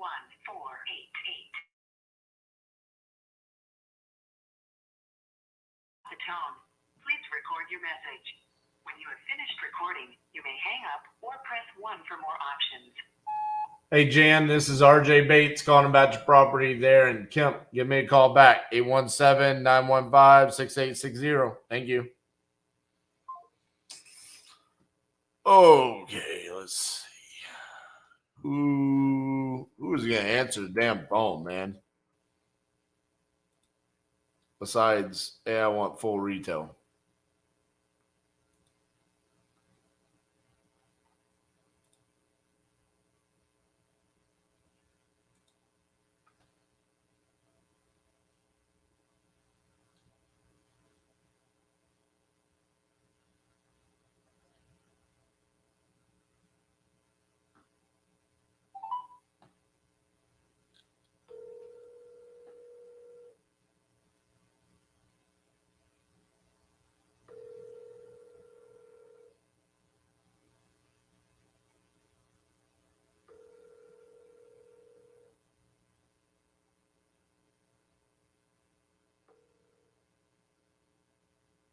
Hello, you've reached Mike Hines with Hinesville Homes. Please leave a message. Thank you. At the tone, please record your message. When you have finished recording, you may hang up or press 1 for more options. Hey, Mike, this is RJ Bates calling about your property on West Ashton Drive. You had entered it on my website saying that you were looking to sell. So give me a call back, 817-915-6860. Thank you.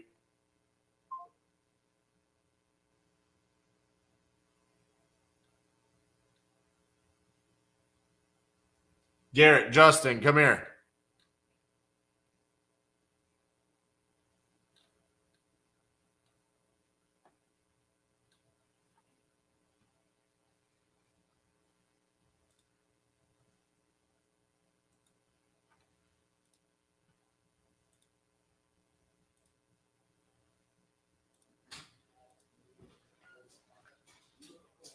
Okay, so start with you, Justin. What was this hot mess that you just texted me? The seller doesn't have a car? Right, she lives at the house though, right? No, it's just 30 minutes away from the house. So the house is vacant. Yes. So I can either get a lockbox put on there, or I can have the lawyer, her cousin, meet at the house. It was my buyer's idea to put the lockbox on there, so that'd be easiest. Which that's what I asked the seller first, anyways. She said she didn't have one. She didn't have one. So Can the buyer not go get the key from her? he's 30 minutes from opposite direction. They're on like 2 different sides of this property. Bro, don't you drive like 3 hours a day to just come work here? I'm trying to get the lawyer to get out there. I'm just saying, like, Trying to get the 30 lawyer. minutes? Like, I'm sorry, does this mean it's like a big deal? And then he's gonna have to bring the keys back to her. Right. I get it. I get it. Can I'm he trying not to- put a lockbox on the door? Someone's gonna have to meet him though. He can go get the keys, take his little lockbox, and put it on. Whatever. I can do that. Or, That's good. That's I good. mean, I'm just saying, did he like it? Yeah, we went over the numbers. I mean, it just depends on how extensive the work is. I mean, because in the notes, all she said was structural damage, fire damage, and water damage. So, I mean, depends on how salvageable it is. Okay, this is Edinburgh, right? Yeah. So let's look at this. Edinburgh. So what you guys need to do on stuff like this is May 22nd at 12:19 p.m. I left a note. You need to go back to the video on May 22nd, 12:19 and just listen, because I think on some of that's not the case. Just saying. You can't see your look. He gave an epic look. Listen, this is called film review. Yeah. It's also me teaching you how to be a closer. Yeah. I'm just saying. We go review your video. So Bro, it's not. Listen, it's just early on. You know how I hit them, and you can fast forward through all the BS. Okay, and then on yours, I told you this guy, he's cool, but he's gonna be a little bit like, yeah. He was salty about the 5K. Okay. He wanted 20. Yeah. And so he literally wrote me an email back saying, I don't know if I'm gonna be cool with the 15 or not. And then he signed the contract. So I think we just need to send people out there. Yeah, I figured. How close do you live to the property? He's in California. Oh. Yeah, no, okay. This is why he's selling. He's like, if I were there, I would just do the work myself. Sweet. But he's got like he literally had a grandkid. Watch this. Grandkid graduate from high school. Okay. And he was having a kid born. He was having a kid when the grandkid was graduating? Mm-hmm. Back-to-back days. Serious? Yeah. He's like, yeah, I started all over.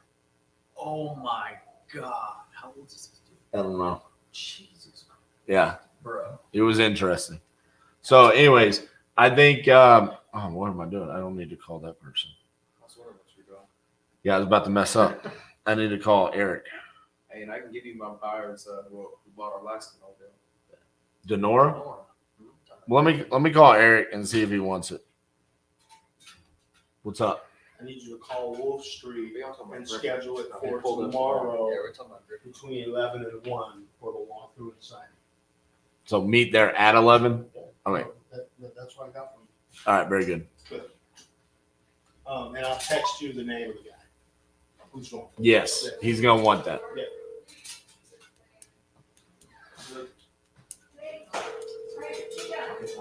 Film review. Film review together. Liana, I didn't get Baltimore, but I did get Maryland. Hi, you've reached Eric Brewer with Integrity First Home Buyer. What happened to Cassie got rid of my KPIs.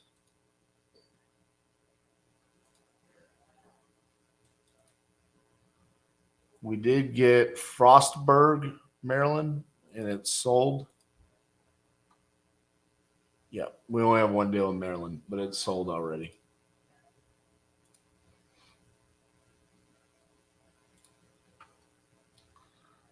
Bo.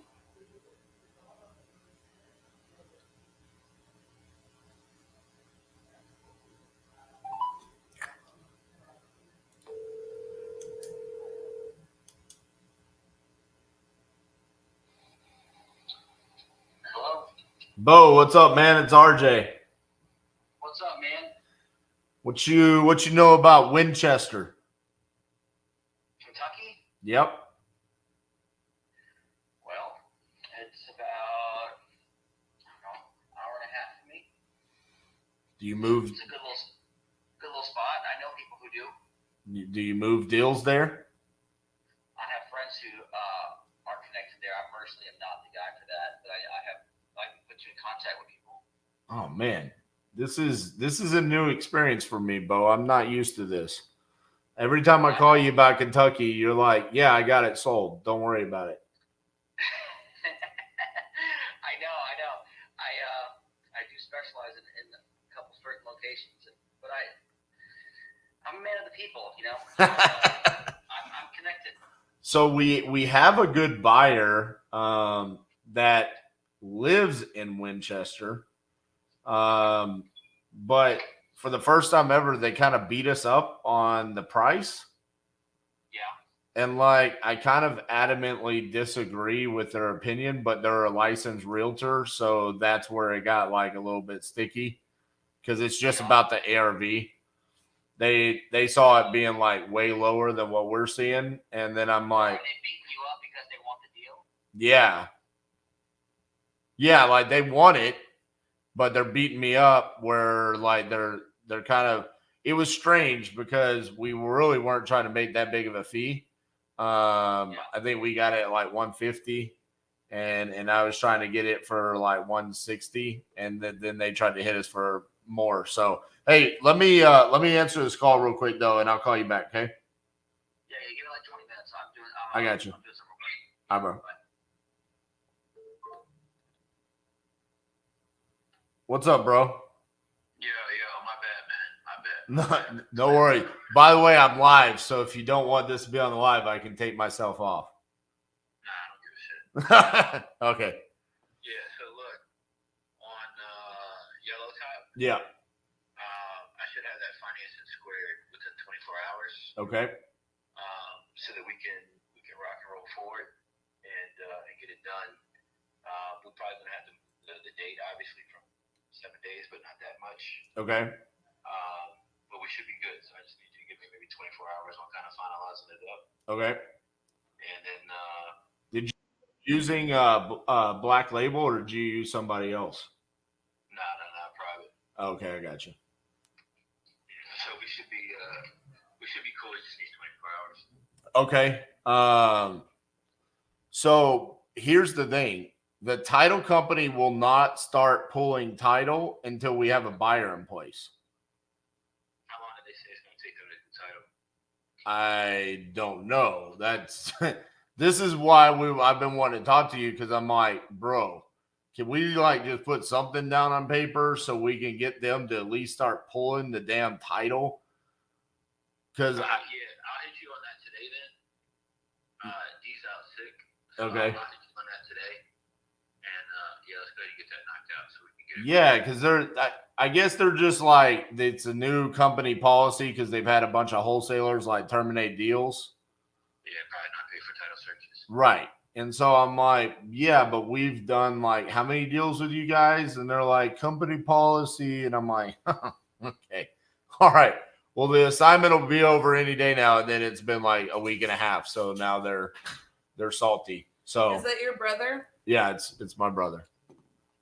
Hi, CJ. Hey, what up? How are you? I love you. I love you too. You know, she's giving you the look right now where she's saying nice things about you, but I think she's a little bit upset with you. I'm not upset with you. I'm just. Guess what? Yeah. Just get on the list. Right? You sound just. This is why you and RJ are brothers. You're just alike, you two. You sound just like me, CJ. I'm like, what are you mad about? I'm on the phone with you right now. No, like, I'm gonna give you a hard time though because like, listen, bro, like I stick and move. I don't play around. I just like go, and like you know how it is when you're going and blowing through some stuff, and I'm like, yo, what do we need to do? So what he said is he talked to his money. Mm-hmm. It should be good in the next 24 hours. So he said give him 24 more hours. But what I told him is, can we get something on paper so we can at least get title pulled? I heard that part, and I was gonna tell y'all. Casey's gonna say no. All right. I think it's. I mean, I'm just telling you. I done looked at the numbers of the deal. He'd be insane to say no. I mean, you're gonna make a pop on this. Here's what I want to do though: is I want to get. I do want to get title open. I mean, sometimes they'll take a week. Sometimes it'll take 2, depending on the municipal liens. Because sometimes that's how it rolls. I just want to set the seller and title and us all up. Like, we don't care if we need to amend anything, but I just want to handle that back end stuff in order to, set everybody up for success. If we have to make an adjustment for your lender, obviously, like, we're pretty. Yeah, no, we'll get it straight. I mean, we want to do the deal, so why don't we touch base at, let me see what today looks like. Today sucks. How many? I'm gonna be free again after 6:30 Eastern. Okay. My last meeting is at 6, so y'all want to connect at 7 p.m. Eastern? Yeah, that's fine. Perfect. Just call Cassie, and because I'll probably be wrapping up at that point in time. So just call her, and then, like I said, we should be able to just get the paperwork going. So at least then, because you're not familiar with Florida, they have these municipal searches that they have to do to make sure there's not like liens and stuff like that. And it's only in mostly southern. And that's what takes longer than anything. It can take like 10 to 14 days to get one back. And also I don't know if you've picked up on this yet, but we are very used to like coordinating things for a very seamless situation on closing and with your seller and having you teed up, So yeah, I it's gonna have to be vacant also for me to close on it. Okay. That's fine. I don't have to worry about the other one trying to get her out and all that, especially from that distance. So, but let's hammer that up in a few. I got just 10 minutes. All right, bro, go do it. Yeah, let's connect at 7 p.m. Eastern and we'll hammer it up. All right, bye. All right, peace. Bye. Okay, so real quick on Winchester, my plan backfired. I called Bo Hollis, and he said he doesn't really do Winchester. But he said he's got people that he knows. So that just got signed yesterday. Mm-hmm. He's the guy that we always do stuff in Louisville with. Yeah. So I told him, I was like, this is a new experience, Bo. I'm not used to when I call you saying I got you. So he said he knows people, but then I was telling him like, well, you want me to analyze it? Is what you're saying? No. Listen, Justin has a really good buyer in Winchester. Or no, Josh has a really good buyer in Winchester. Okay. But they beat us up on price and saying, well, we're licensed realtors and we know, and then this street and that street. So, anyways, he's full of it. I'm not buying it.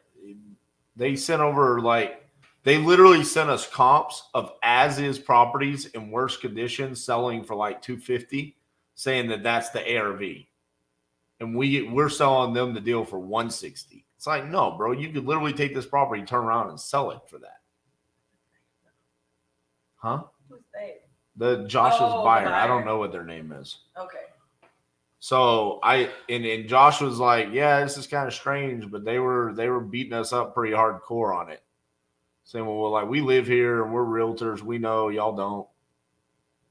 Yeah. So I just kind of told them like, okay, well, maybe they're not as good buyers as we thought they were. So you want me to tee it up to? Well, Bo said he was busy, and then CJ called, so I got off the phone with him. So he said, call me back in like 20 minutes. He said he knows people there that maybe we could get hooked up with. Okay, let me know. I'm going to finish my lunch and then probably get you a lunch break anyway. Yeah. Oh, CJ forgot to update us on that Richmond deal. Yeah. All right. Where were we?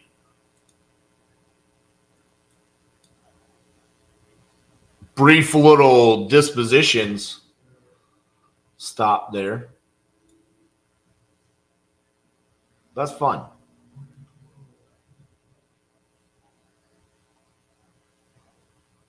Where were we? We were Raphael, Jan, Sakura. We are here.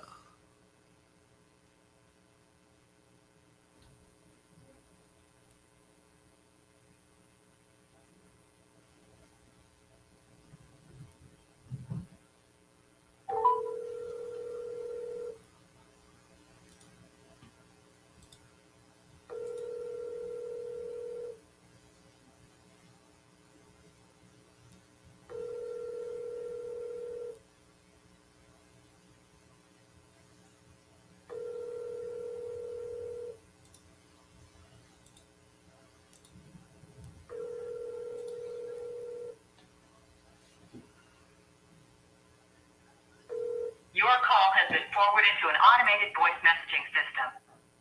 91747 is not available. At the tone, please record your message. When you've finished recording, you may hang up or press 1 for more options. Hey, Marion, this is RJ Bates calling about your property there in Salt Point that you entered on my website saying you're looking to sell. If you could, give me a call back at 817-915-6860. Thank you.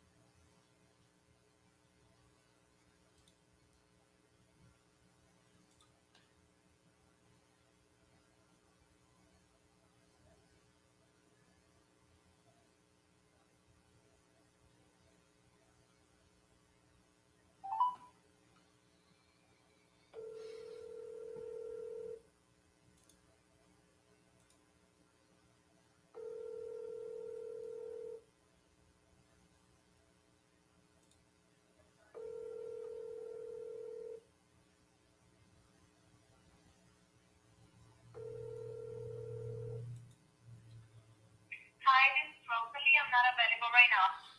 Hey, Albert, you should have gotten an email back on that.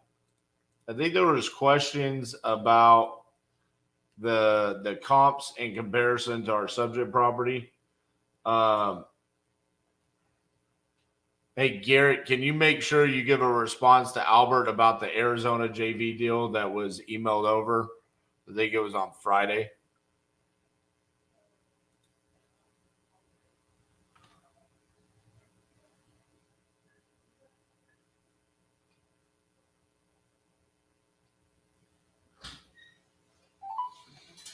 Albert sent over a JV deal in Arizona on Friday.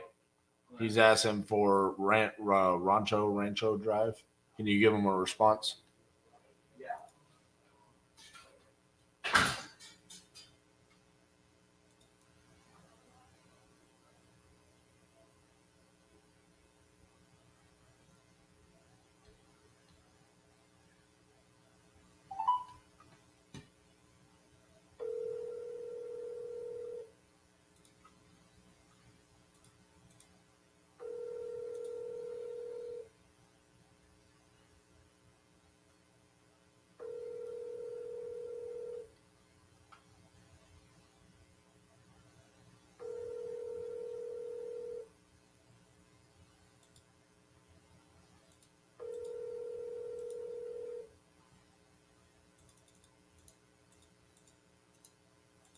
Please leave your message for... Man. Dude, these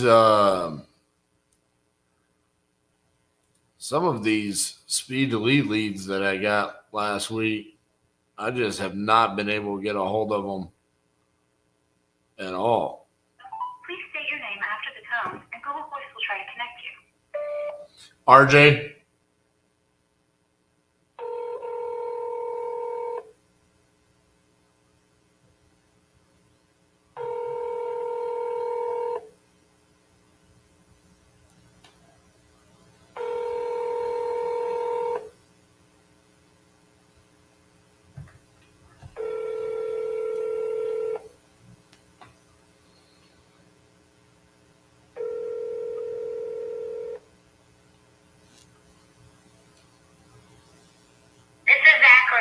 You are unable to... And part of me wonders, like, on that, like, is it just the wrong phone number? I like it. You kick ass and taking contracts, not names. Absolutely. Trying our best over here.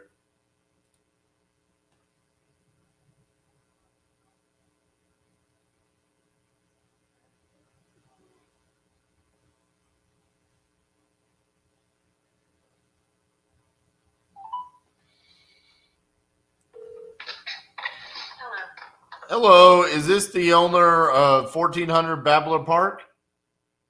Who's calling? This is RJ Bates. I was calling because you filled out a form on one of my websites saying that you're interested in selling that property. Okay. Who did you get the information from? Like Angie, or who did it come from? You clicked on an ad on Google and went to it. Okay, so through Google is how it came about? Yeah, literally, I have a Google ad that I'm paying for. That's not fine, but it's fine. So here's the problem. Somebody has revenge against us, and so they have gone and done this for, I can't even tell you how many contractors. So I feel sorry for all of you because I know some of you have to pay for leads. We did not do that. Gotcha. If you want to take the name, anything that's associated with it, take it all off because it is not us. Gotcha. Is David associated with you, or is that the person that's getting revenge on you? David is associated with me. I And got know you. that, yeah, it's somebody else. I got you. Okay. Well, yeah, I mean, Guys, no, sorry for the inconvenience. yeah, no, I appreciate it. No harm, no foul. I mean, it only cost us a few cents. Well, for you, It cost you a lot more than it cost me, so I not apologize really, for you. because I don't have to answer the phone, but I feel at this point I should be courteous to all of you calling and saying, hey, this is what's going on. Yeah, no, I appreciate that. Well, I mean, obviously, it just saves you the hassle because I'll stop calling you now. So otherwise, I'm a machine. I'll just keep calling every day. No, I just feel bad for all of you. I mean, it's just, you could have not involved other people. Now you are wasting other people's time and potential jobs. And I Right. just think that's wrong. But I agree. so am I. All right. Well, have a good rest of your day, okay? You too. All right, bye-bye. Thank you. Bye. There you go. That answers the question. So on that, we can get a refund on that.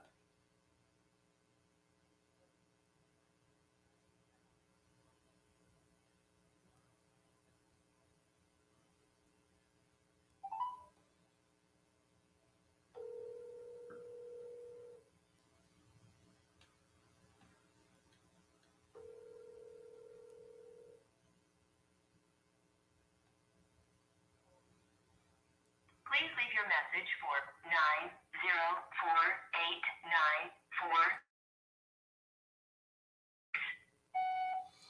Hello, this is RJ Bates calling about your property there on Dina Street. You had entered it on my website saying that you're looking to sell.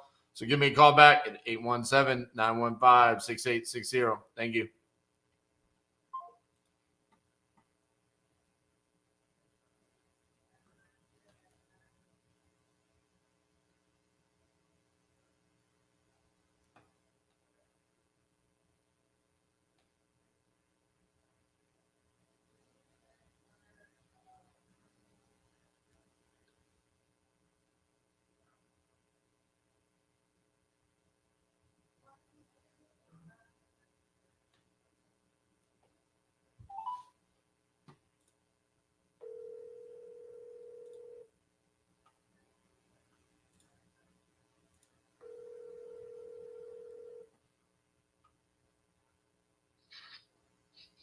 Yes, boss. What's up? Did you take care of North Platte? Yeah, I'm talking with her right now. Okay. Denora, Pennsylvania contract that we got. Yes, sir. Eric said he buys there. He said it would have to be super cheap, but he's interested. Okay. Considering the fact that we got it for $5,000, I think that it can be super cheap. I said it's pretty close to free. Right. Is this the $5,000 one? Yeah, this is. Yeah, $5,000. So yeah. So can you send him an email of like the address, I know we don't have pictures back, but at least you can send it over to him and just see if it's like in his wheelhouse. Okay, yeah, I can do that. Because he might have somebody there that can go look at it if he's interested in the price. Right, yeah, and even if he isn't interested, if he has someone there, we can still get photos. Right. So I'll let you determine the price and set it, but go ahead and email it over to him so you can take a look at it. Yeah, we'll do. All right. Thanks. Yes, sir. Bye.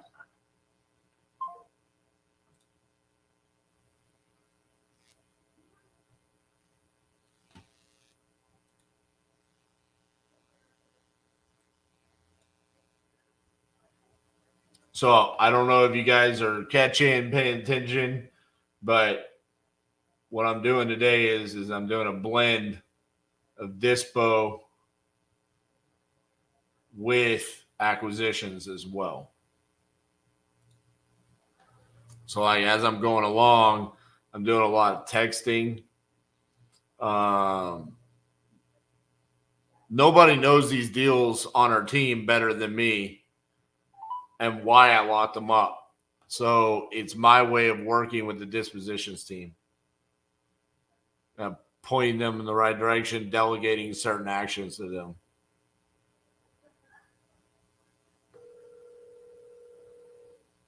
Best way to put it is kind of like almost being like a quarterback.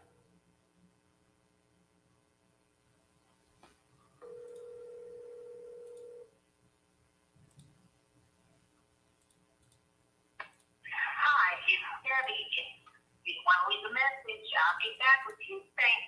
Have a great day. Bye.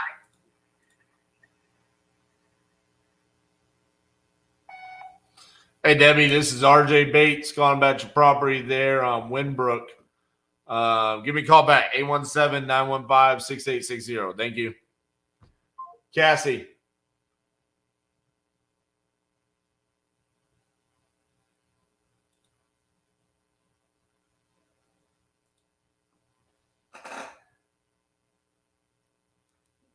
What's up, Zach? We need to talk to you.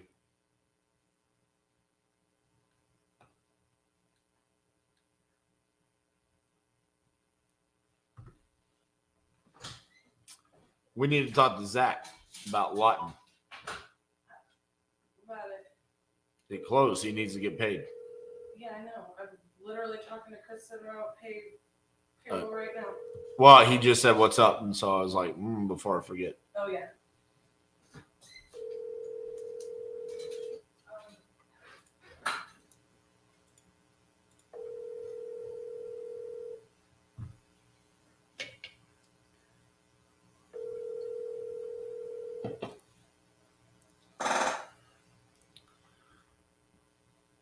Please leave your message for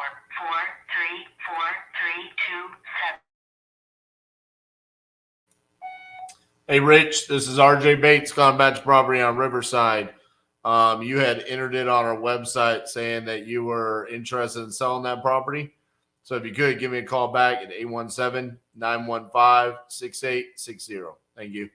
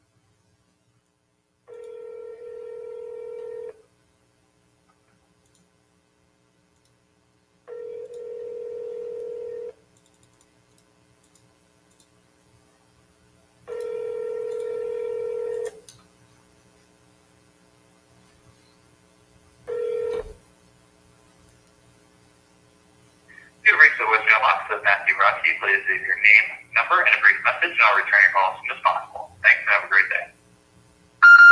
Hey, Matthew, this is RJ Bates calling about your property there on Helmsman Drive that you entered on my website saying that you were looking to sell that property. If you could, give me a call back at 817-915-6860. Thank you.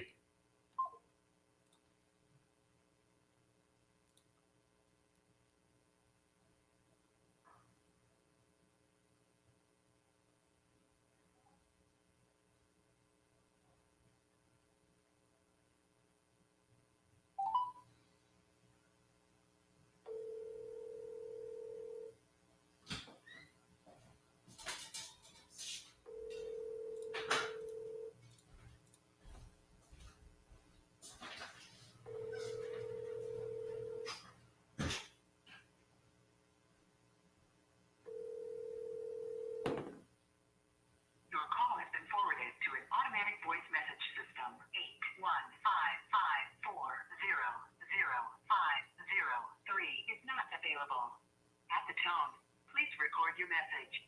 When you have finished recording, you may hang up or press 1 for more options. Hey, Kenneth, this is RJ Bates calling about your property in Loves Park.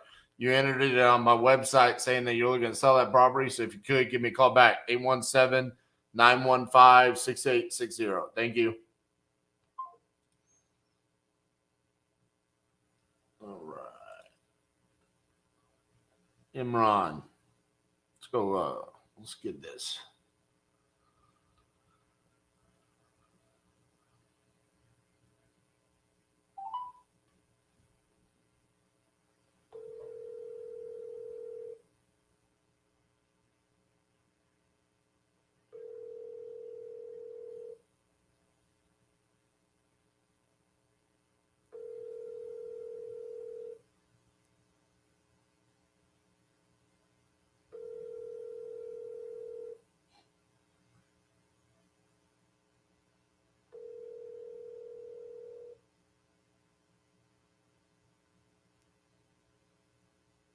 Please leave your message for Imran Bora.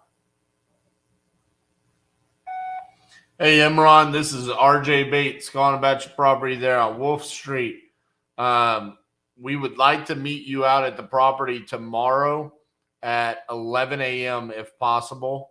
Looks like I've got Avery set up to meet you out there, and I can give you his contact information. But if you could, just give me a call back and let me know if that works for you. Call me back at 817-915-6860. Thank you.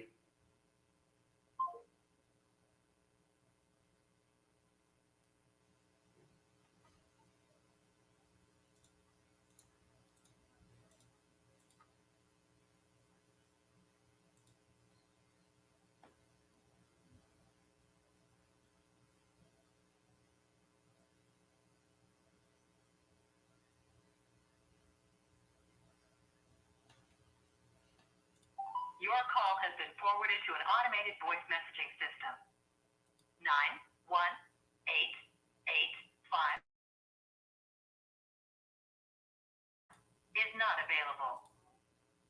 At the tone, please record your message. When you've finished recording, you may hang up or press 1 for more options. Hello, this is RJ Bates calling about your property on Penderbrook. You had entered it on my website saying that you're looking to sell. So if you could, give me a call back at 817-915-6860. Thank you.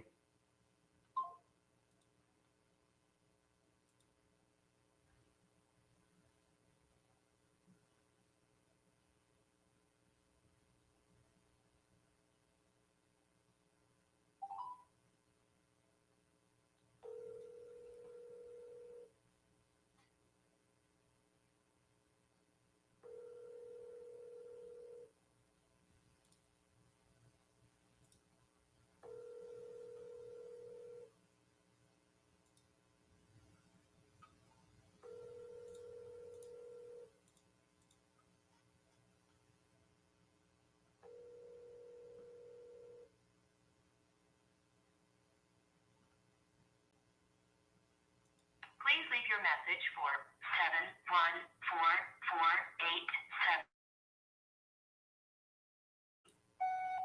7144887. Hello, this is RJ Bates calling about your property there on La Mesa Way.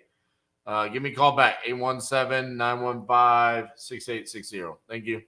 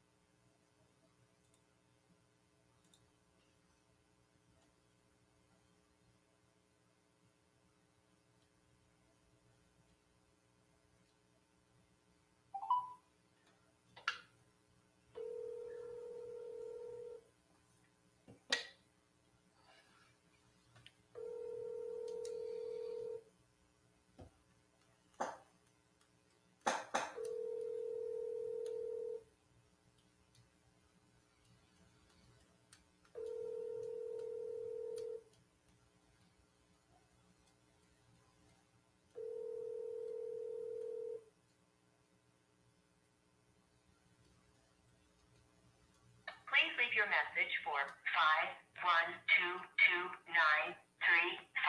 512293588. Hey, Paul, this is RJ Bates calling about your property on Cedar Ridge that you entered on my website saying that you were looking to sell. If you could, give me a call back at 817-915-6860. Thank you.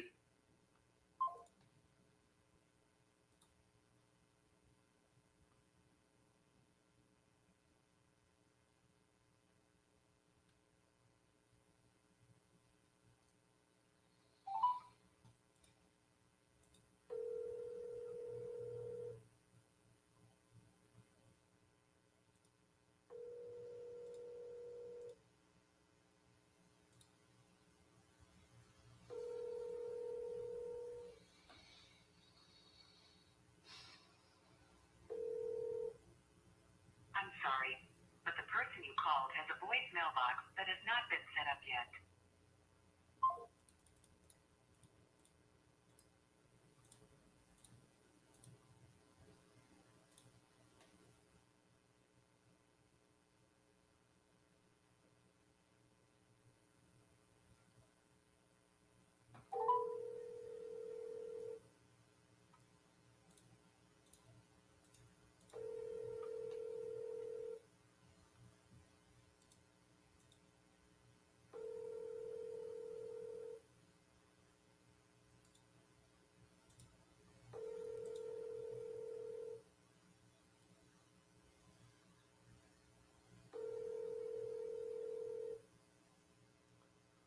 Holy shit, Zach, I didn't know you were from Canada. I'm sorry, the person you were trying to reach has a voicemail box that has not been set up yet.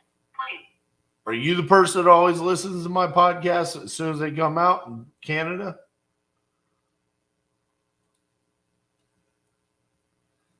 There's a person in Canada that always listens to podcasts like pretty quickly.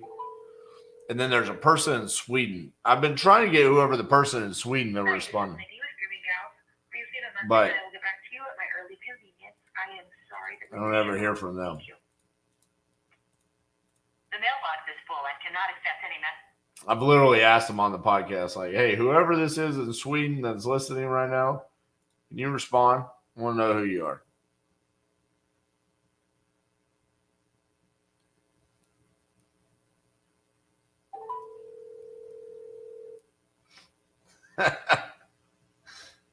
You're freezing your ass up here, huh?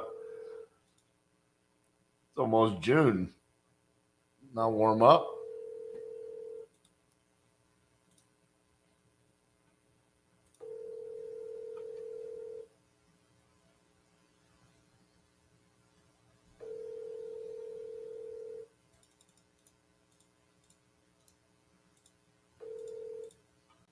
Hi, this is Juana. At this moment, I can answer your call. Will you leave a short message and phone number? I will call you as soon as possible. Thank you. Another blessed day. Is not available. Hey, Juana, this is RJ Bates calling about your property on Hardy McManus Road. You entered this on my website saying that you're looking to sell, so give me a call back, 817-915-6860. Thank you.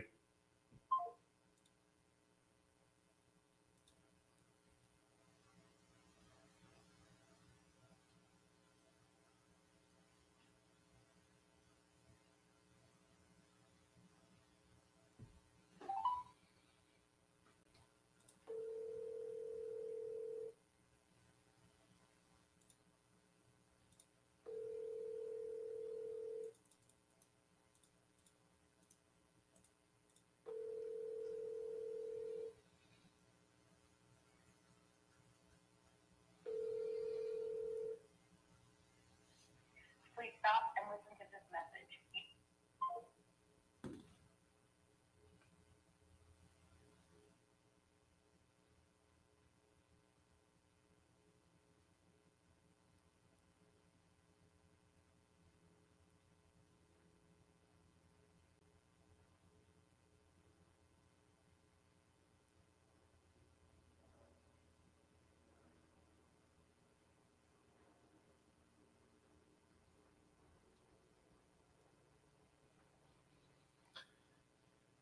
I want to start sending some text messages to some of these people that I've been calling for like a week now. See if we can get some responses.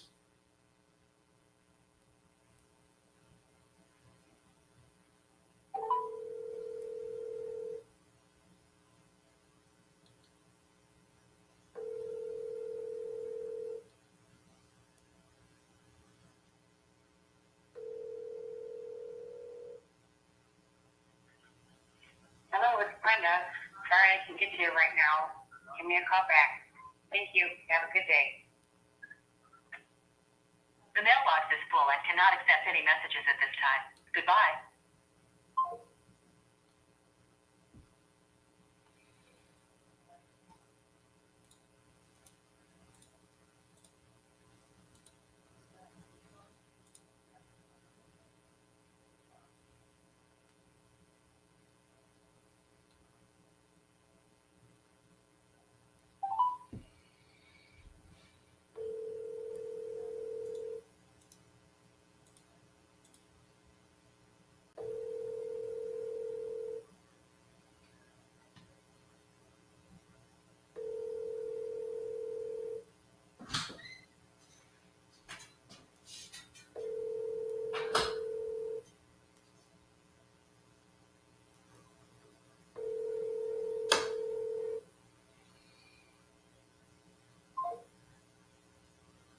All right. I am going to go eat some lunch with another riveting voicemail central. We did have some fun phone conversations in between there. Not much traction on new deals today. No contract sent. Nothing's been signed. Feel better about dispositions though. Gained some, We're blowing and going out there. yeah, we've gained some traction there. I've played some pretty important phone calls on that, and then I've also that first break. I didn't update you, but I had some good work with the boys there about some different deals that we didn't really move. I got Garrett on Georgia because all we had Garrett on was the 2 New Mexicos, which he has walkthroughs going on. Not 2 New Mexicos.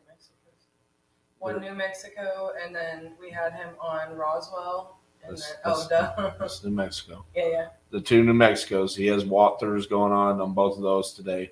Mm-hmm. And then North Platte, which you pretty much can't do anything. Mm-hmm. So the update, did they update you on North Platte? So the realtor basically came back and said, I don't know where to go from here. So Josh got on the phone with the board of realtors in Nebraska. Mm-hmm. They said, we don't know. Go read our website. It's brand new. We don't know what to do. So they were like, literally, you're the first person that's asked. So I told them, all we need is to give her permission to do something. That's called a JV agreement. Like, we have equitable interests. She needs some sort of documentation from us saying we are in agreement that she has the right to market and sell the property for us. It's called a JV agreement. So send a JV agreement to her so she can get started. So Josh is working on that. So that left Garrett with pretty much nothing. So I told him I got these 2 ship boxes in Georgia that we're not going to do recon on. One's a tear down, legitimately. The other one is borderline tear down. Go ahead, take the street view. They just did the street view in April of 2023. Go ahead and blast that one. So he's working on that one. And other stuff, like Justin's working on the recon for Edinburgh because he has someone there, which I've talked to him about what needs to happen there. So kind of just gave him some direction there. Feel like we're pretty close to everything has like movement on it on the disposition side. So anyways, yeah, I mean, so anyways, I'm going to go eat my lunch. You guys treat Cassie nicely. This is why we've structured this way. This is why we're going to harp on you, and this is why we're going to hold you accountable. We'll hold your feet to the fire. We're going to say, hey, you need to work on this, because that's what you need to work on to go out there and be the difference. I applied the systems and the processes, and I generated a lot of revenue in my business. I'm actually back here for the second time at the Titanium Crucible. These people pour so much into you. Nothing like it whatsoever. The amount that they pour into you is pricing's iron, truly sharpens iron. Can't underestimate that stuff. This literally right here, what we're doing here at the Crucible, was literally just a manifestation of words. We said we're going to do it. Operate in the destiny that God gave you, the wealth will come. Lean not to your own understanding, but in all your ways acknowledge Him, and He'll direct your path. This thing is so powerful, it will change your life. It's such a blessing, and I recommend it to anyone and everyone looking to change their life and get on track. Get off your ass and come do it, man. Take a chance, put your faith in Titanium, and get out here, man. Much love.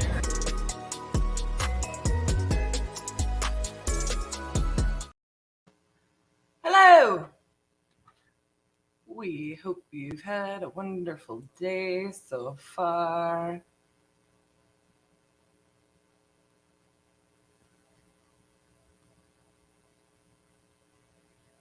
Huh? Albert, let me figure out what was going on that.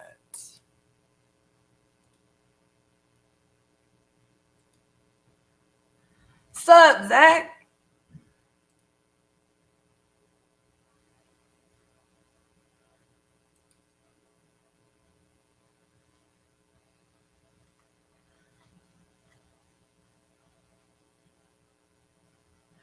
So, Albert, probably just letting you know what happened there is you just sent our email your marketing.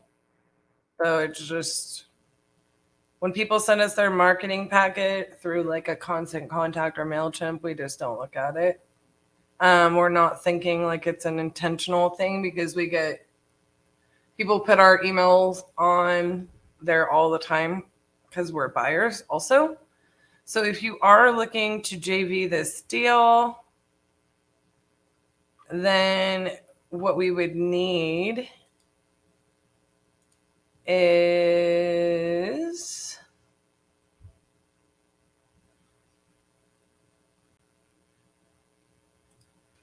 a JV agreement, etc. We need all the information. So you'd need to fill out our JV form. If you wanted us to JV that deal with you.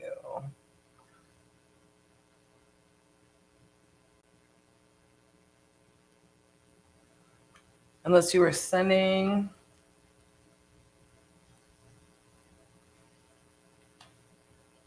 So the situation with JVs, and I did kind of go over this earlier, is that we're going to more so want to analyze it, etc. but we will also have, a JV agreement. We're not really going to necessarily JV or work on a deal where there's like 5 JV partners. So I'll just send you kind of the rundown. You don't necessarily have to, and I appreciate all the information you have sent over. So like you'll see if on the form that there is a place for photos, your contract, etc. We just don't really get into the situation where, you're sending out your marketing to, multiple people and there's like 3 people trying to JV it and they don't have a JV contract, like don't have the rights to marketing it at different prices, so on and so forth. So we do need to see your contracts because we need to know. And like it's trust but verify. Don't get me wrong. I'd like to think that people aren't trying to get us to JV deals that they don't have it under contract, but we have had that happen before where they're just like, oh, well, I was going to get the seller back under contract, when a buyer was brought to the table. We're not putting our company at those kind of risks and liabilities. So yeah, it's just having that information on the form. I didn't click through the photos or anything like that, but I wanted to make sure that you had, you understood, right? So if you just send us like, a constant contact or MailChimp email with your marketing on it, it doesn't give us necessarily the information that we need to analyze the property and tell you what we think are, we would be able to do with it. So I just responded and like kind of gave you like the link so you can see the information that we need. Obviously you sent over the comps. There's photos that are already attached to that marketing. So what you think the numbers are. So unfortunately you'll have to double enter that. Because I can't actually see what I think the deal should be marketed at, or when the closing date is. Like sometimes what people will do is like they send it to us to JV 5 days before closing, and it's like, yo, it's pretty hard to achieve on something that's $600,000. So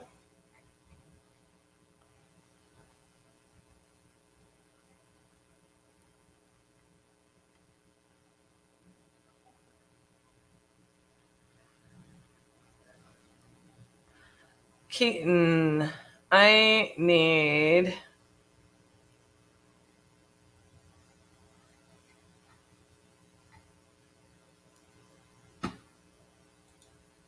to send somebody some info.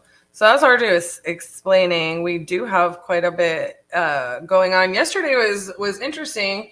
So can y'all imagine, like if we hadn't worked yesterday, if we had taken the day off, how different our week would look after, going into Wednesday. Like I think we sent out, he's saying 7, but I swore it was 8,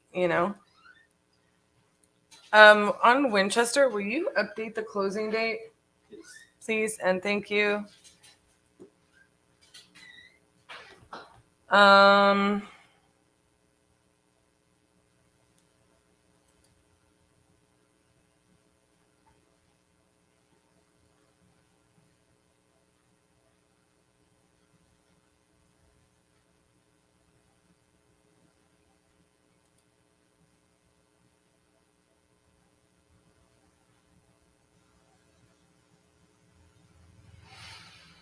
Okay.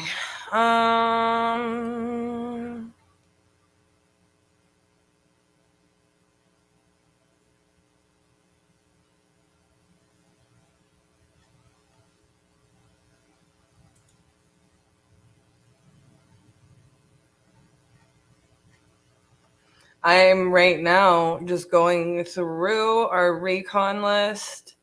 We have several properties that we need to get access and photos on. By several, I think there's 4.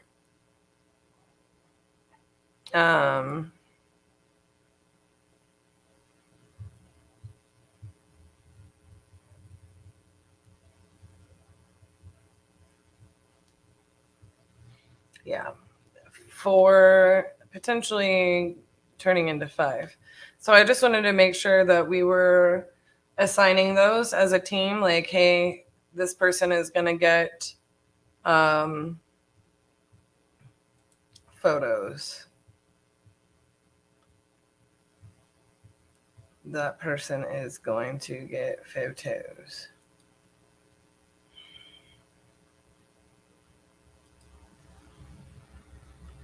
So I'm going to shoot a message over and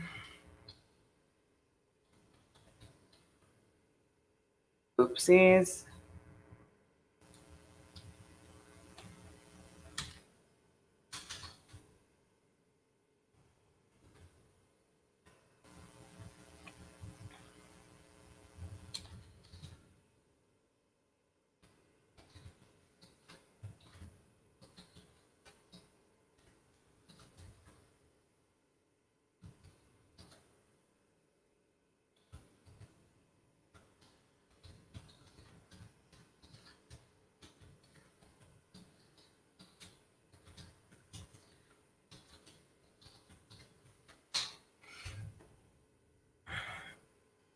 All right, so then getting back onto the disposition side of it, it is really interesting, as Ardu was saying, like, we haven't had as much traction today. I would be really frustrated with this week had we not sent out so many contracts yesterday.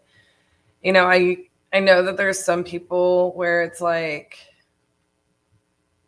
yesterday, whether somebody who has served, you've had families that has served, like, I think for me, it like always comes down to like appreciating,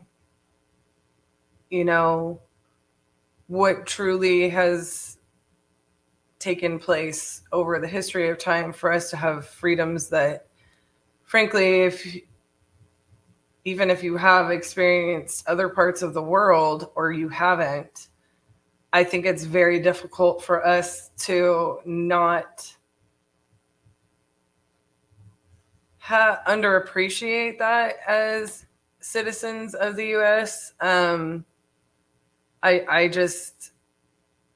don't think that we realize that in a lot of ways we take for granted some of our freedoms. I think it's probably like human nature. Anyways, so, holidays, like, we're supposed to, take time to appreciate what was sacrificed for those freedoms. Like, they're really important to me. And I'm one of those people, like, I'm very, introspective, and like I look at those kinds of things, and I do intentionally take time to appreciate, that I have the ability to come here every day and be an entrepreneur and do what I love. And like, there are countries, like, as a female, I wouldn't even be able to wear my hair down, like, I wouldn't be able to show that without facing serious consequences, legal consequences. There are places in the world where, like, I wouldn't have access to be able to even go on a live or have the computers or have the cell phone, or, you know what I mean? And I know, like, there's a lot of the world that's not like that. And, I just think that looking at the whole spectrum, like, we are very tunnel vision, and like, it is really important for us to take time and appreciate, the freedoms that we have, the abilities that we have. So I think yesterday for me is like it's a mixed bag, right? Like, there's part of me that's like, this is supposed to be a day where we appreciate, the sacrifices that are made so that we can, have what we have and have that ability. But at the same time, like, I do appreciate that. And I am working, I am doing what I love. And, we were able to, send out a lot of contracts yesterday. Today, look, I think everybody's getting back in the swing of things. Title's slow to respond. and some things. I'm a little bit frustrated about a property we were supposed to close on. We're in Oklahoma. We're waiting for the abstract to come back, and I talk about this all the time when it comes to all of your communications, but when it comes to transaction coordination and stuff like that, like, I want to make a note of this, okay? We have asked the title company over and over and over. There's no less than 5 emails in there just repeating the same thing. Do we have a title commitment? Is the abstract back? Do we have a title commitment? Is the abstract back? Any word on the title commitment? Is the abstract back? Okay? And I'm not trying to pick on Keaton, who's our transaction coordinator. He spent all day playing catch up yesterday, and he's been working a lot, and I'm trying to fix like little kinks in the system that maybe were easier before the 50-50-50. Now RJ like being in here and just being on the live the whole time, it does kind of make us have to adjust as a team. He's throwing it over outside of these walls, like, hey, write up that contract and send it out for me, right? Type of thing. It's just a little different, right? And so we don't have like the same triggers in our process that we necessarily would have. And so I am trying to like kind of fix those little things. Like we always say, the 50-50-50 allows us to look at what we can do better, more efficiently, and be more effective. So one of the things that I always harp on, and why I'm constantly trying to stay on top of and interject myself into like these processes, is because of the difference between what was said when we asked 5 times, do we have a title commitment? Can I get an update? And the difference between what I said today. I get tired. Like, I won't ask those questions over and over, right? So we ask where the abstract is. They tell us it's not received. That's happening once on my watch, not 5 times. So I went in there this morning and I said, hey, look, everybody's ready to close this. We've been waiting on an abstract for 2 weeks at this point in time. When can we anticipate getting this back?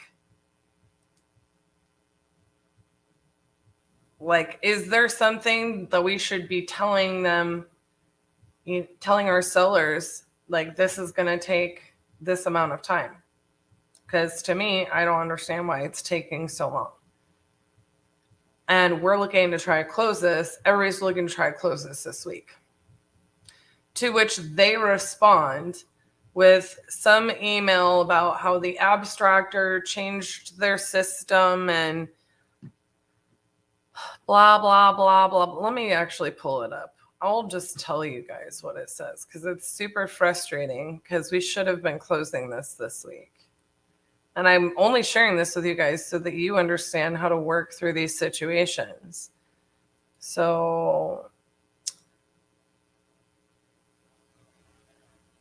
our connection is faulty because we went through a network switch last week. The new network is blocking access to the document images from the mid-1980s and prior.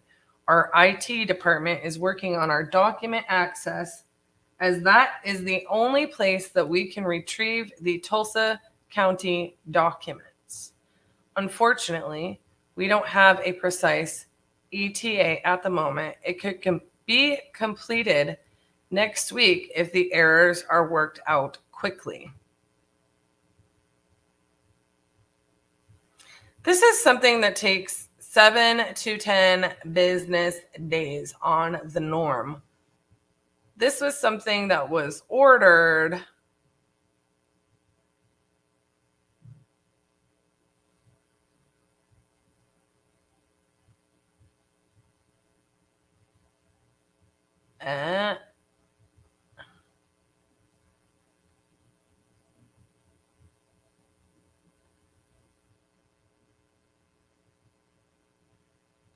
maybe on the 15th, so 15 days ago. And they're telling us that they aren't asking the abstractor. They're just answering our question. And our question over and over and over is, do you have the abstract back? No. Do you have the abstract back? No. Do you have the abstract back? No. Do you have the abstract back? No. Do you have the abstract back? No. This is how title companies are. I'm just letting y'all know they're not all like this, but at some point, they're all like this. I promise you. So you have to be so specific. And, you know, this is something I went through a little series where Pat Hilton, bless his heart, he does a lot of RJ's content. He chops it, edits it. He's fantastic. It allows us to post a lot of short form. But this is something like I've always struggled with. Like I stay so constantly inundated in operations of our business and working the operations and working with our team and setting us up for success and tweaking and making it better. So much so that sometimes like I literally cannot tell you that I savor the moments when I get to just talk to sellers, talk to buyers.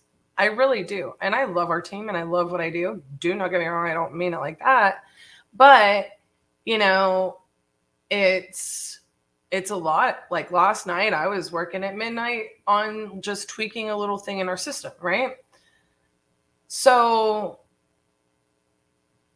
I don't do a very good job of content. Like we're going to have to hire somebody for me. In fact, if Sheena is watching, I thought about talking to RJ and giving her potentially some of those options to do some of my social media if she has the ability to. I don't think she's watching because I think she's working. But it just doesn't, by the time I get to it, let me tell you all, my glasses are on, my contacts are out, my makeup is off, my hair is piled on top of my head, and I'm wearing sweatpants, and I'm not gonna go record something. I have like list on list of videos that I want to record. So I am loving that we're doing this because it can be turned into short form later. But I tried to do Pat came to our office and he's such a doll. He recorded some short form for me, and I just felt like I wanted it to be like more organic, and it performed well. But it's just something like I'd have to sit down and take a whole day every 6 weeks to record a whole day of content. And I just really like to do it in a little bit of a different way. Right. But when he was recording that, you know, he did chop up certain things about me talking about communications, about me talking about transaction coordinations. Like this applies to like all of your communication, right? Sellers, buyers. So again, I will at one point go back and I will timestamp when I've talked about recon and those things, or I'll just do it all again, or maybe I'll just record certain videos, or maybe I will put it into our video course. I don't know. But regardless, people don't realize how the devil is in the details, right? Or I don't even know why that saying is that saying, but it's so important how you communicate with people. Specific communication is what I call it around the office, even though that's not necessarily how it always makes sense. But specific communication. Like the question that I really want them to answer is, when am I getting the abstract and when can we close? Right? I didn't ask that specific question, but me asking them and them telling me 5 times that they don't have the abstract back, it doesn't help us plan. It doesn't help us, you know, understand what's going on. Like there's a part of me that's like, do we need to go to another abstractor? Like, we need to kind of know that. So literally what I am going to respond is like, I believe, actually,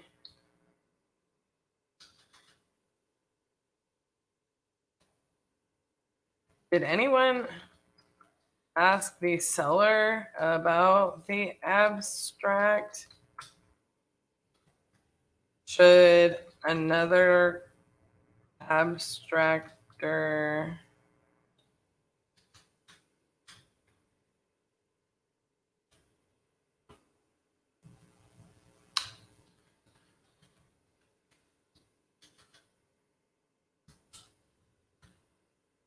if could be completed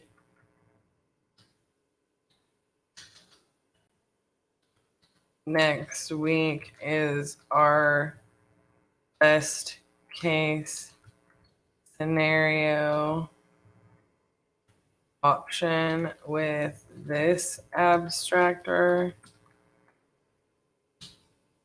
Seems excessive.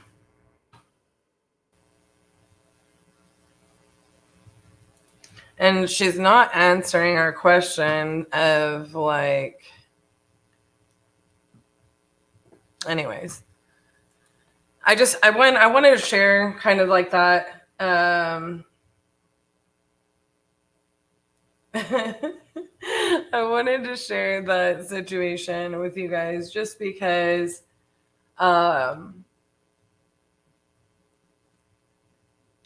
it is important how you guys function. And there are a lot of people in here where like they might be at a different level. Like you may be new, you may be like, you know, several deals in. We didn't really start operating that way or understanding. Honestly, we were probably pretty spoiled by our title company, who is fantastic and we use to this day here in Texas. You know, a lot of how we coordinate, communicate through transactional coordination has a lot to do with being in this situation hundreds of times, many hundreds of times, many hundreds of times. I always talk to the team about don't put the power in somebody else's hands if you can control it as well. Like, I don't like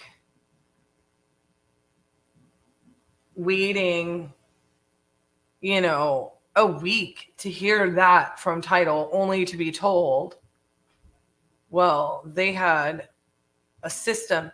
Like this woman saying they had a system issue last week. How many times did we ask title last week? They didn't even ask them. Didn't even ask them when we can expect the abstract back. They put the order in and they just sit around and respond to email. Nope, not yet. You know? So I think for me, like that's why we put certain things into our TC process there. So I may just day 22 at 4 hours and 50 minutes. Somebody text it to me. Day 22, 4 hours and 50 minutes. I am going to show you a little bit about our TC process.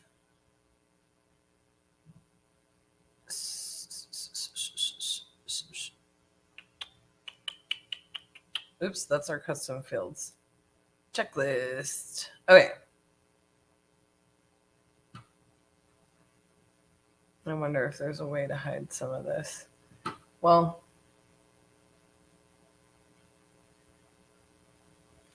I had a way to hide this before, but I don't remember what it was. Was it zooming in?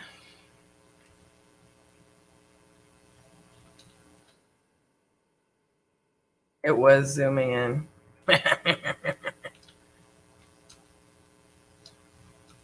Okay.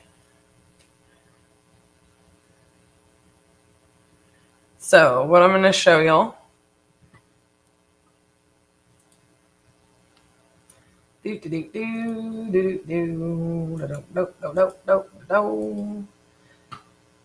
so these are really simple things, and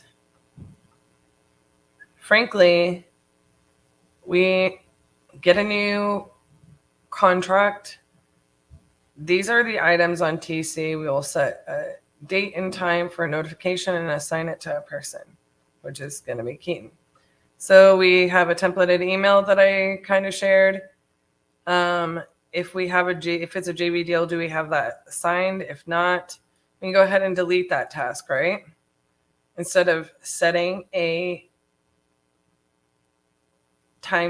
due date on it, right? Send the title request. Both of those things are done pretty immediately. We verify that the title request has been received. We set up access and photos. If we're going to post this on our website, that's what we do there. So we set up a time and assign it to a person.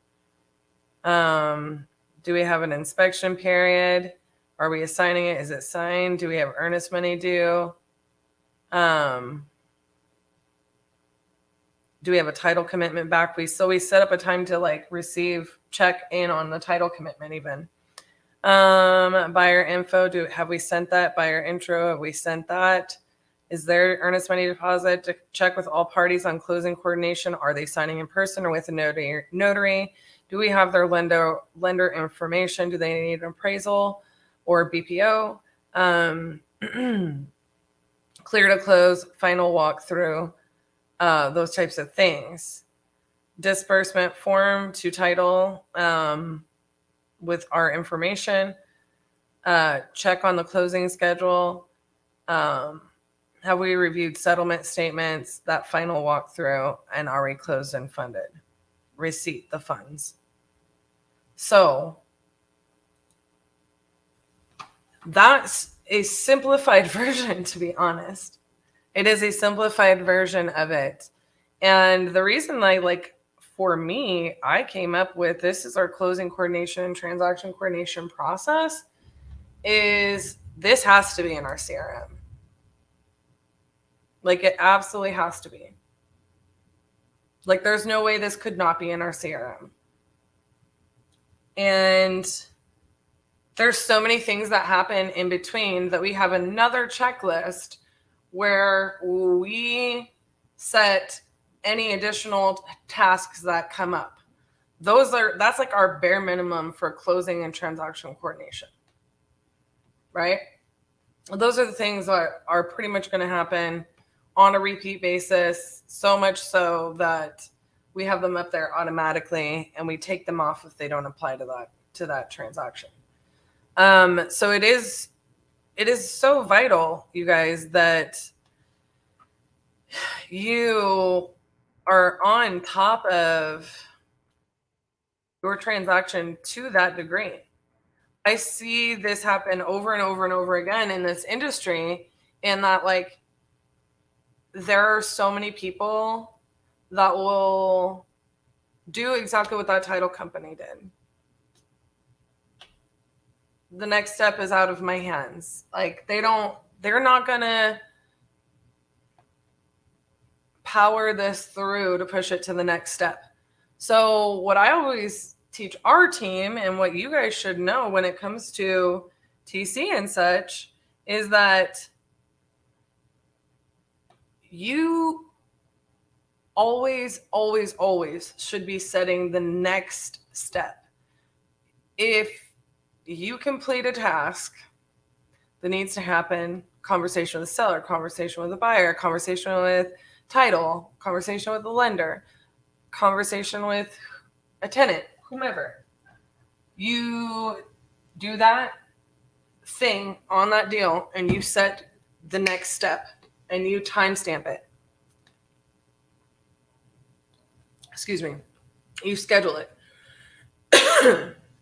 Schedule your next step. It's the best advice I can give just about anybody. Schedule your next step. A lot of people don't realize how many steps there are into this. So, with that being said, that's, for me,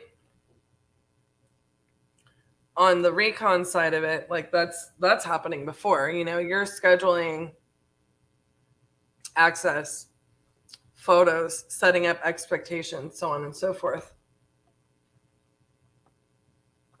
So that's kind of even before you get into the dispositions of it. So I'm making sure that let's see, I just want to double check. The 5 that we have in recon, those are getting prepared so that we can move them to dispositions. See, we have a walkthrough happening on that. That's getting worked on. Patrick, I thought you said you changed the date on these. Boy, he did not change the date. He did not change the date.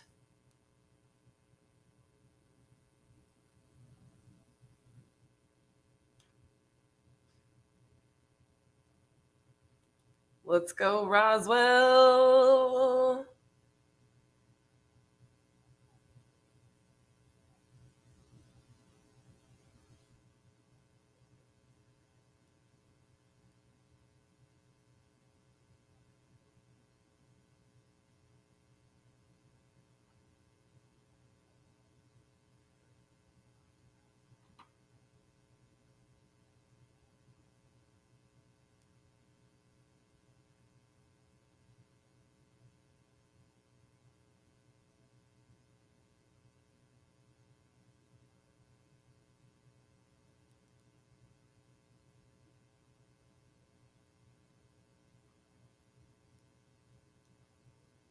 You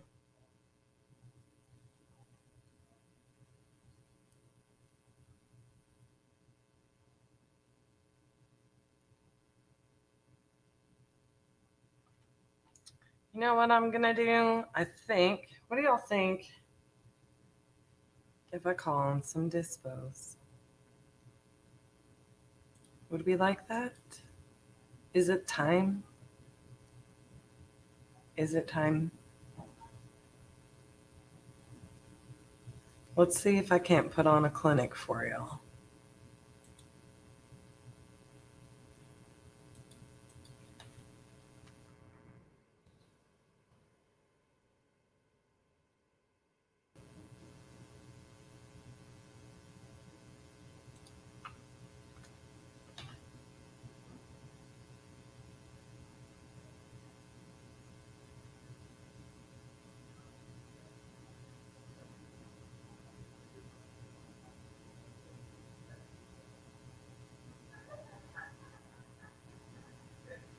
So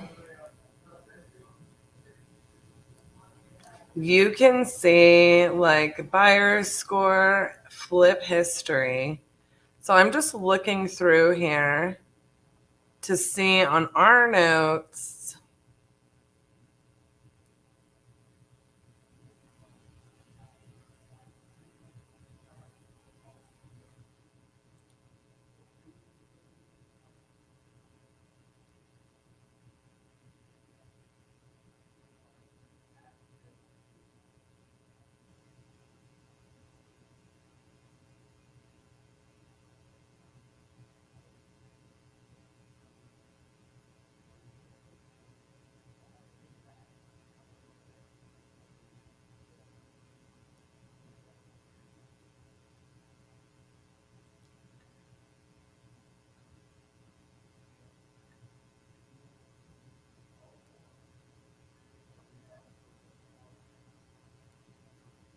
Farmer's agent. What in the what?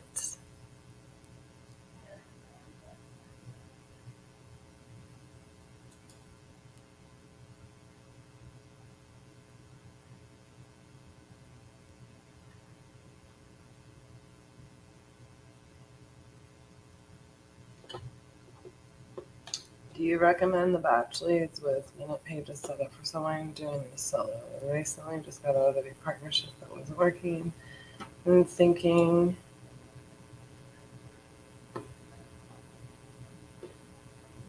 about the one from the course.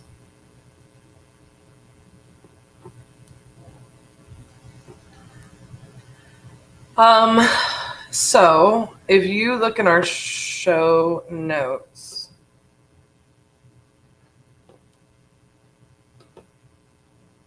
and look at our KPIs at the beginning and end of each day,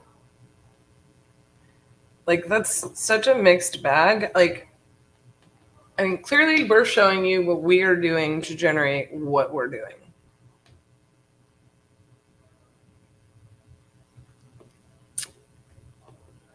I absolutely recommend vouch leads. Like, straight up, the data is fire. But if not applied correctly, none of it is good. Does that make sense? So I'll just give you an example. We've had someone who attended our 2-day boot camp, which is the Crucible. Okay. Literally, we teach what we do. We work with people on how to apply it to their business. And we had a solopreneur who, super smart guy, wonderful, human, had some experience.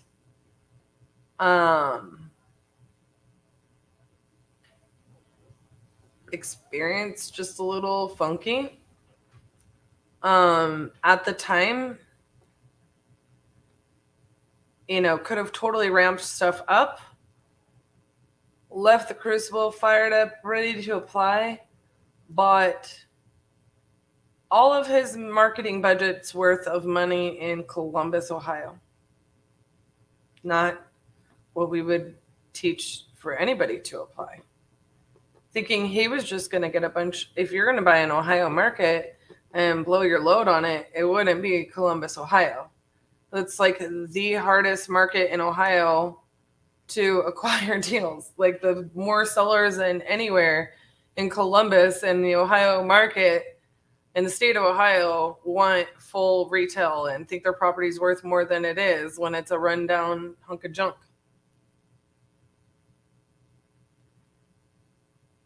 Oh, Jeremy, let me get you a new link. It seems to be busted. How can I get a hold of them to consider? Oh, yeah, you definitely. RJ.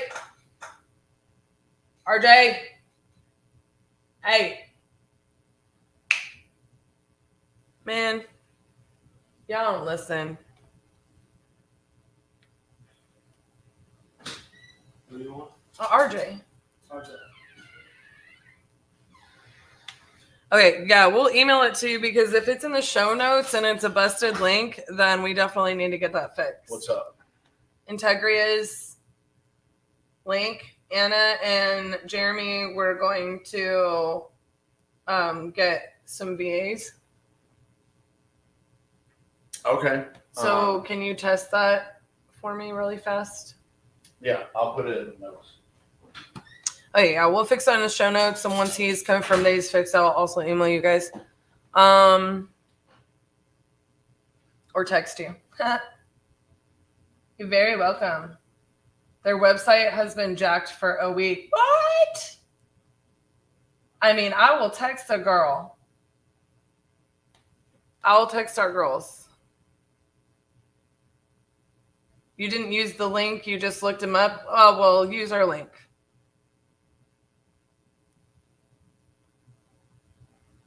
He's going to test it first. I would, but if I turn it on my phone, like I'm going to hear myself talking on the YouTubes.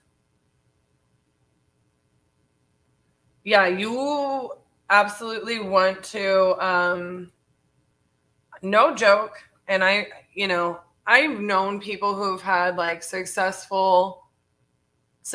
with like individual VAs or small companies or whatever, but I'm not even joking with you guys. We tried so many.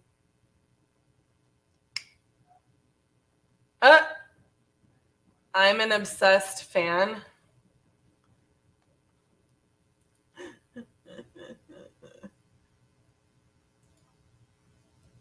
I know all the links.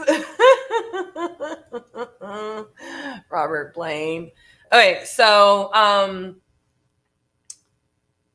you trust me. I can't say enough good things about Integria. I really can't. I love our VAs and I love our VA company, and I love the owner. There's just no better way to put it. Like we legitimately spent money that did not return to us on VAs many times over the years before we found them, and I'll never go back. Okay, so back to where I was. You've been doing deals in Virginia, ATL, HTX. You are looking for a new system to put the leads that you have into. Okay, so this is such a difficult question to answer, and RJ may get on to me a little bit, but because he says I always want to answer the questions for you guys, but I just feel like there's at some point, like if I just get on here and dispo, I don't want to tell you, based on like 4 sentences, how to, structure out your solopreneurship from here forward. But again, batch leads, I would never have a different data house. What's up with some good information? Seems like this is just a live stream.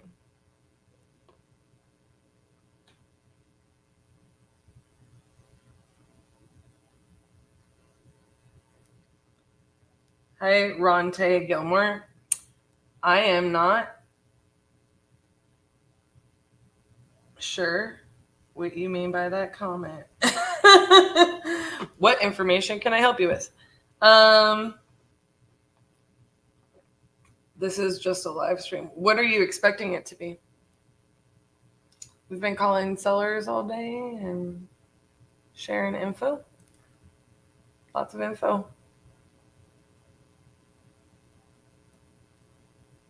Yeah, we've been showing people here. I'll just show you our KPIs. Here we go.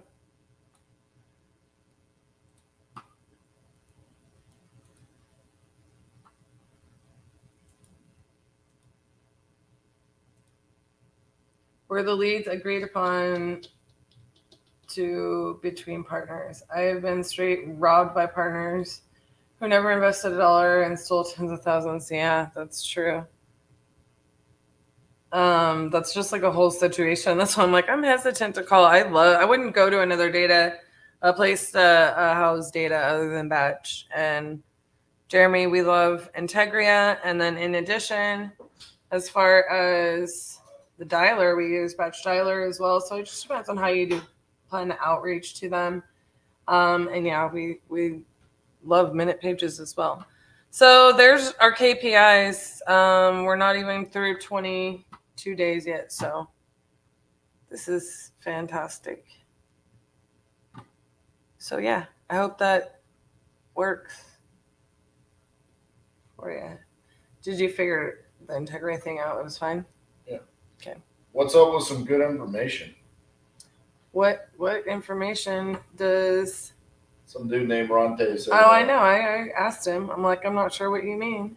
What good information do you want, Ronte? How to get deals? How did you get started? Bro, I got 600 videos that talk about that. We're actually just doing deals. Yeah. We're on day 22 here, bud. I think you came in at a time where I'm just doing a little bit of Q&A. Stick around. We're live. Stick around. I mean, I'll eat a burrito, man. You're winning acquisitions. Yeah,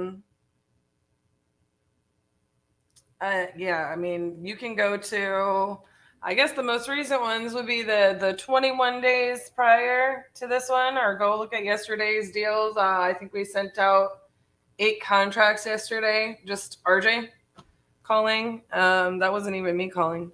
So we are trying to cover more than just acquisitions, but it's funny because like the second I just went into transaction coordination or anything else, here we have somebody coming on that's, I think, probably the first time on one of our lives, and they're like, can you show us how to get deals? And I'm like, oh, that's all we pretty much do.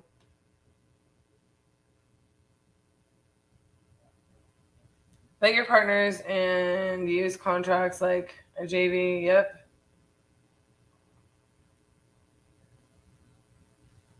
Stick around and you'll find out. I called 100 phones on Craigslist, ate a burrito, then bought a house. While you're here, hit the like button. Do you know? Will we ever see Cassie in the Closers Olympics? I mean, I did judge one of the rounds. Yeah, Ronte, where are you from? Nice to meet you.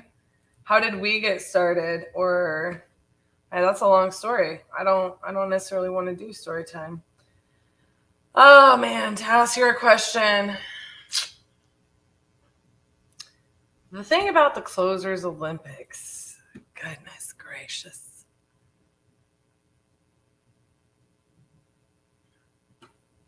I don't know. They signed me up to do it.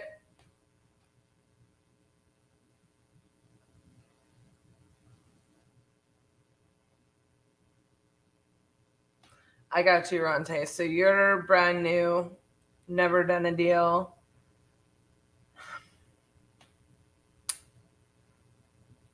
Starting off, I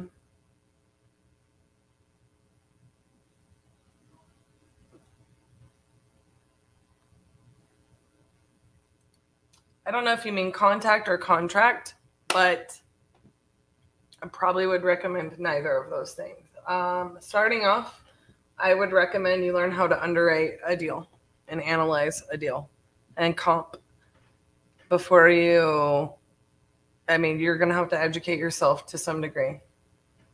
From there, contracts are very important.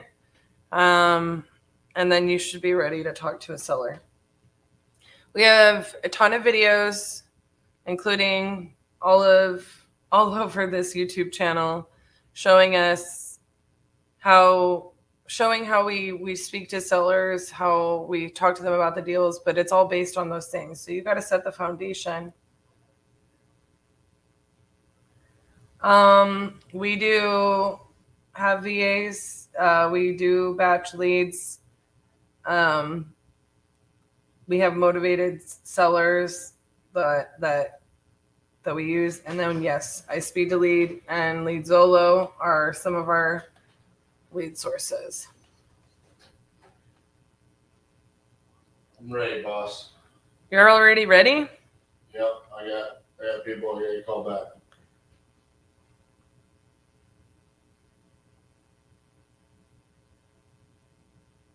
Okay. RJ, at the beginning of the day, you're going to need to be prepared to be on for long periods of time. RJ, when it's actually time for a break, 30 minutes later, I'm back. I'm back. I got 2 missed calls. He has 2 missed calls. Guys, now you know why we never get to play that RJ version.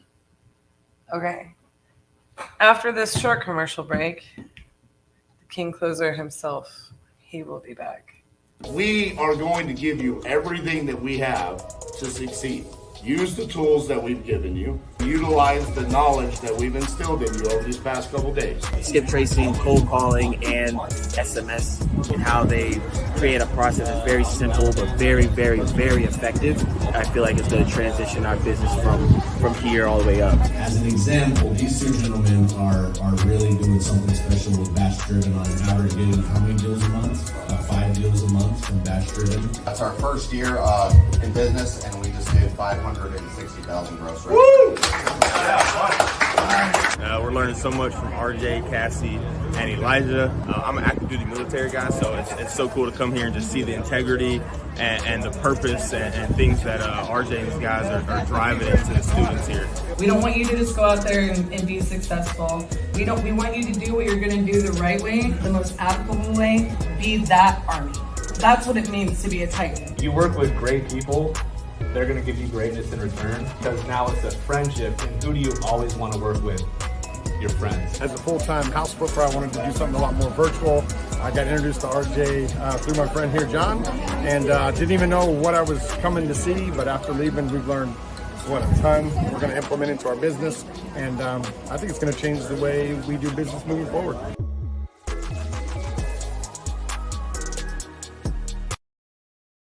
Let's call some people back. What do we say?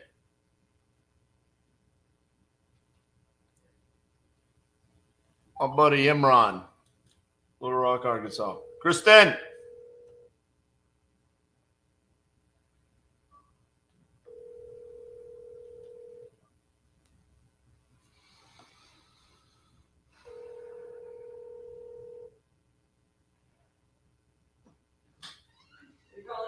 Kristen?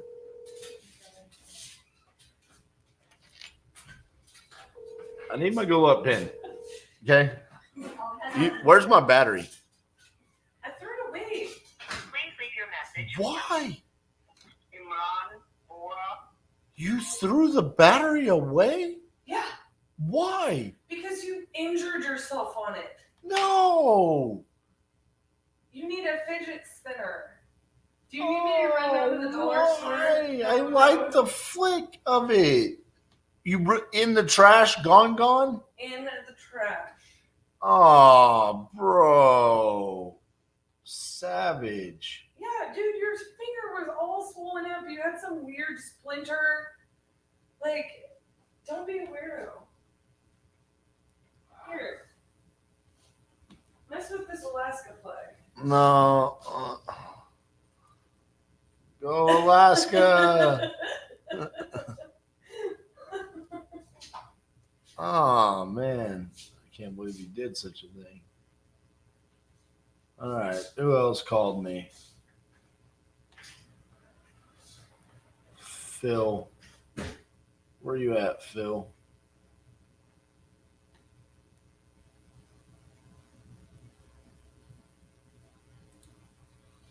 There's Phil.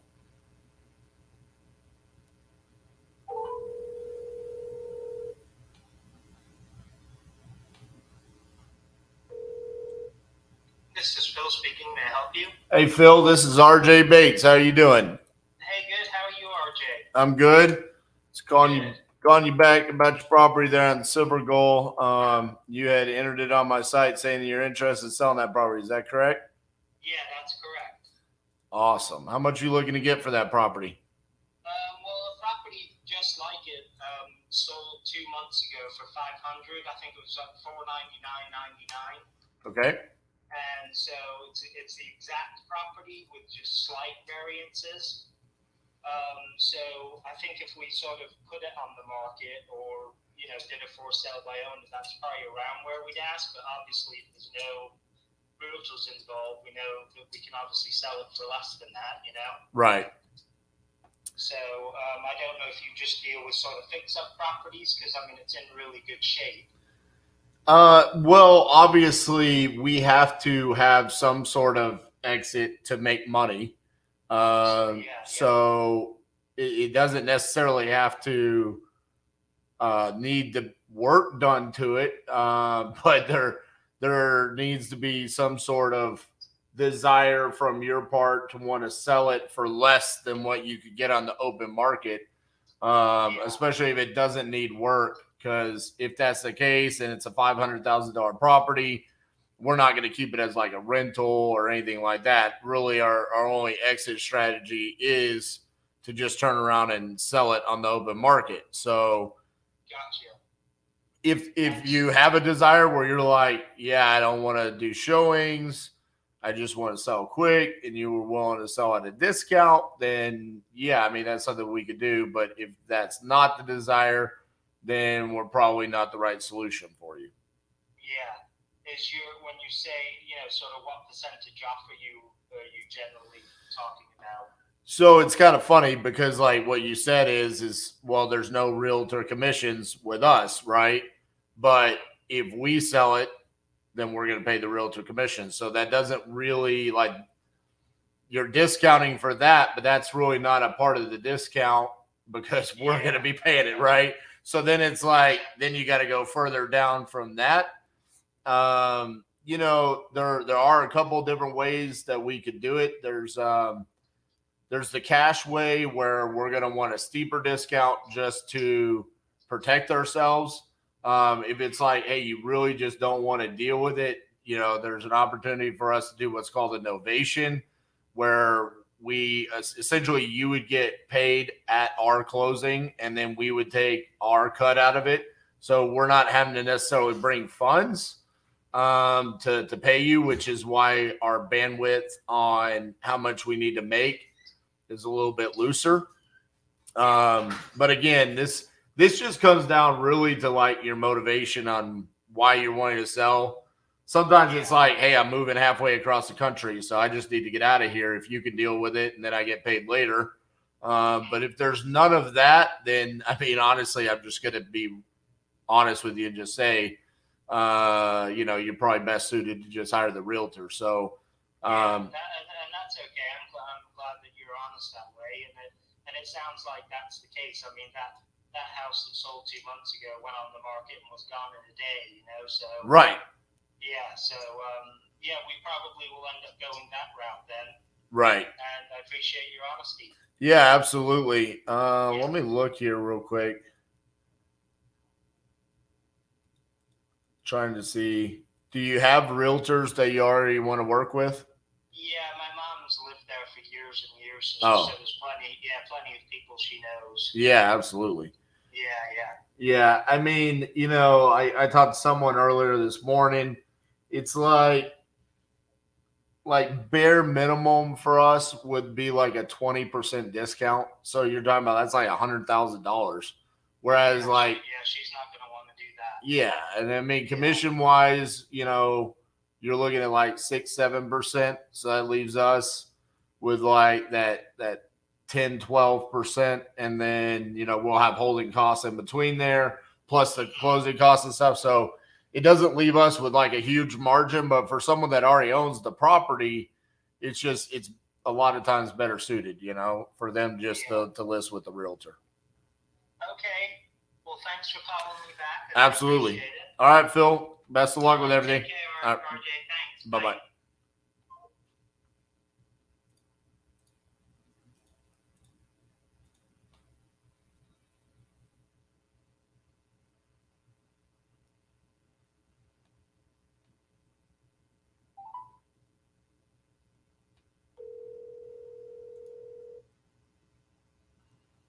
Hello, Mr. Bates. Hey, Imran, how you doing? Okay, sir. How are you, RJ? Good. Hey, tomorrow at 11 a.m., are you available to meet us out at the property? Yes, sir, I am. Awesome. Who will be calling me, RJ? His name is Avery, and I was gonna Avery, yes. And then I was gonna give you his phone number, but yeah, he'll be at the property at 11 a.m. tomorrow. He'll bring the purchase contract for you to sign, and then he'll also go ahead and take pictures for us at the property. Okay. Yes, sir. Right. RJ, do you mind sending his name and phone number? Would you mind texting it to me? Yeah, that's what I was gonna do. I just wanted to talk to you first and make sure that time works. And if it does, then I'll go ahead and let him know, and he'll be there. Yes, sir. Thank you very much, RJ. Is everything okay? Oh yeah, doing great. How about you? I guess I'm doing okay. It's a pleasant weather. It's only 90 degrees, and but it doesn't feel like in a car, you see, because but I'm glad that it's going to be 100 degrees pretty soon. Oh yeah. Oh yeah. Summer heat's coming, but that's okay. We're gonna keep moving houses, right? Yes, sir. Like you said, that's the name of the game. Absolutely. All right, Imran. Well, I sent that over to you via text, so you've got that, and we'll see you at 11 a.m. tomorrow. Okay. Yes, sir. Thank you, sir. All right. Bye bye.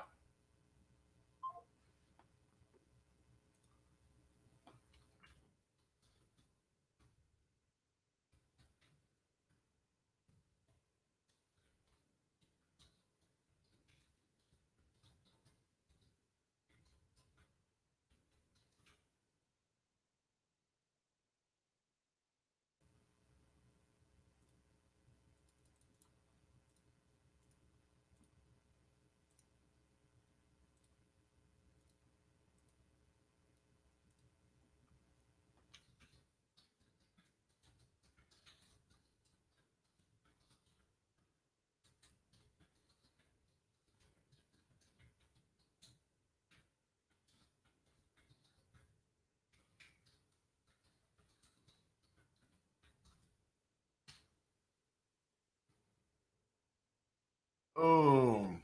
Sending a contract. Little Rock, Arkansas.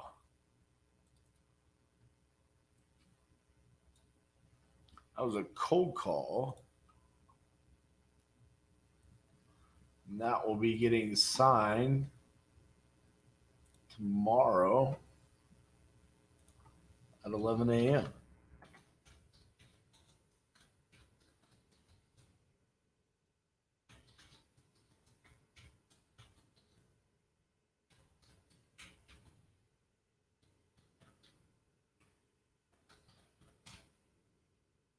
What's up, Robin? Good to see you. This property is in Montezuma, Georgia. First time I've heard that. Let's hope we got comps. Comps.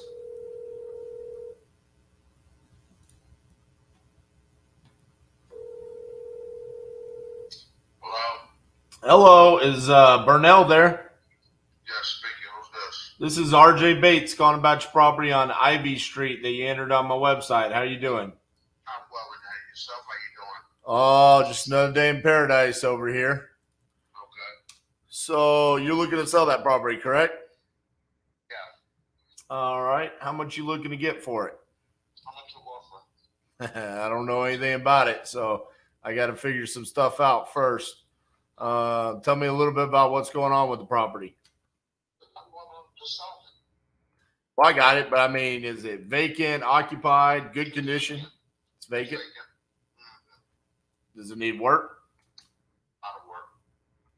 Like, I just think the front needs to be cleaned up, and it needs a renovation. It needs a renovation. I gotcha. Were you living in it, or using it as a rental, or what was going on with it? No, I just bought properties, and I was going to renovate it, but right now with my mom not being well and my partner's mother just passed, we don't have the time to do it. I gotcha. So you're an investor just like me, right? Yeah. All right. Yes. So renovating it, did you have a dollar amount that you were anticipating it was going to need to get fixed up? A house like that would probably be, I don't know. I couldn't say. I didn't really look at it good. I mean, we just looked from the outside. We were supposed to get it cleaned up, and then we had things going on. I got you. Because it's like it's got trees growing up all on it, right? Yeah. And it's one. Just to clean it, the guy only wanted to clean it. We got in contact with somebody just to clean the property. He wanted $750. Okay. Which ain't bad. And it's 146 Ivy Street. No, 120. Okay, that's weird. It popped up as 146. I was like, I can't find a 146. I don't. Am I crazy? All right, let me do that. All right, there we go. Got green trim and like a little screened-in porch right there in the front. Yeah. I got you. Okay.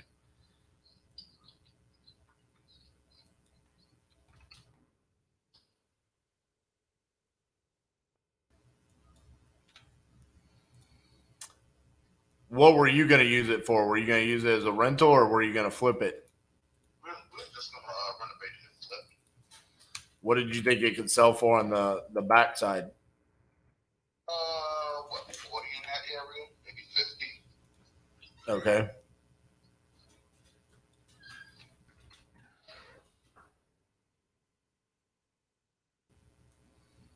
Not a whole lot of comps around there. Like a mile out, I got three comps.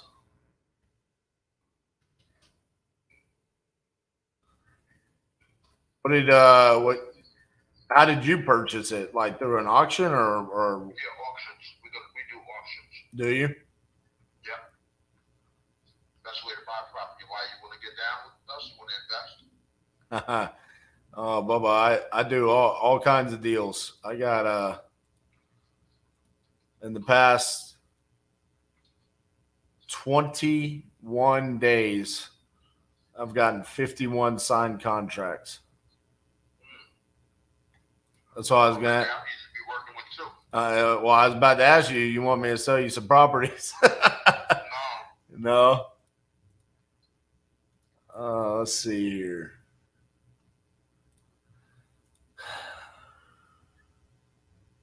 Man, there's just nothing for comps. Even my house is for sale, but you're definitely not going to want to pay the price I want. All right.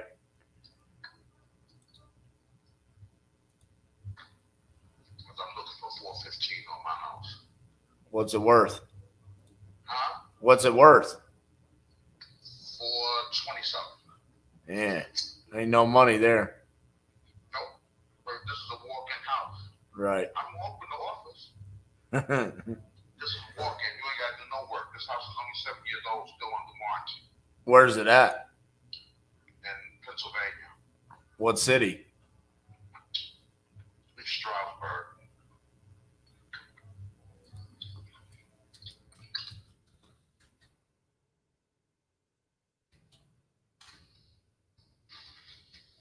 It definitely comes in this area for 450 and better.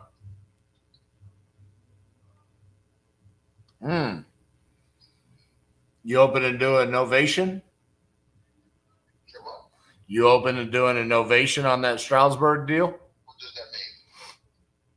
You walk away, let us come in, sell it. We have an agreed amount of money that we make on it, and you take the rest. I can think about it. I definitely could. Something like that, we'd want to make like 30 grand. And what would you list it for? 420 something. You said it's worth 420 something. You want me to walk away with 390? Well, we're gonna have to. Well, I mean, we're just gonna make a flat 30. I mean, yeah, I mean it is. We could negotiate. I'll think about it, but maybe 400 because there's not no mortgage on this house, not a dime is on. I own this here free and clear. Right. I mean, this one here in Montezuma, I mean, I just don't see any comps, man. I mean, it just, I don't really think I could offer you much on it. I mean, realistically, what are you wanting for this one? I mean, no offer.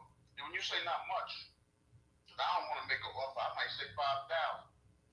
I got 4 properties, 20,000, 3,500, 10,000, 25,000. Those are my 4 comps, and 2 miles from the property on PropStream on batch. Some other properties to look at? Yeah. Because I thought I gave them all to you. Because your site kept on saying, do you have other properties to sell? Isn't that your site? Yeah. What other ones you got? Look at 327 Libra Drive.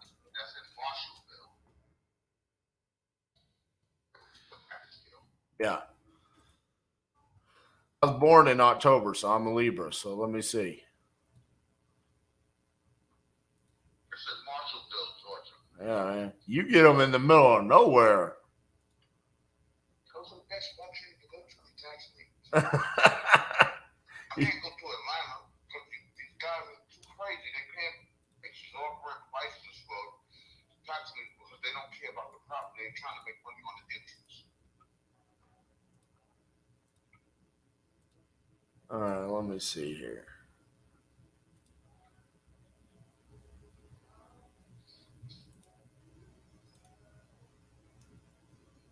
So I got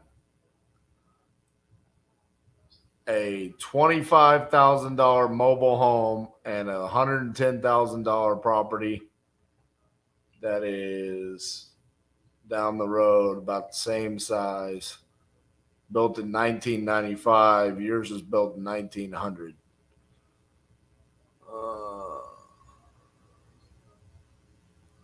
How many other properties you got? How big is this package? One more? All right. What's that one? 218 Cotton Avenue. Okay. Where's that? That might be a bit. This would make it might come up in Montezuma. Okay. Yeah, it's Macon.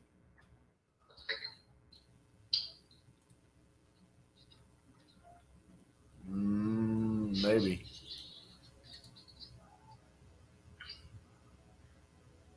Could it be Marshallville? Could be. Probably is. Yeah, I see it. I think that one was about 15, 20, something like that.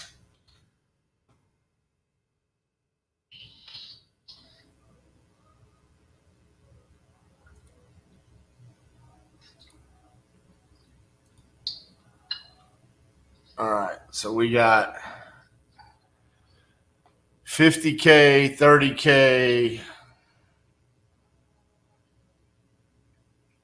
said you're looking to make 30. Well, I'm looking to make 30 on your house in Stroudsburg. No, you're looking to make less than 30. I ain't gonna let you eat into my profits like that.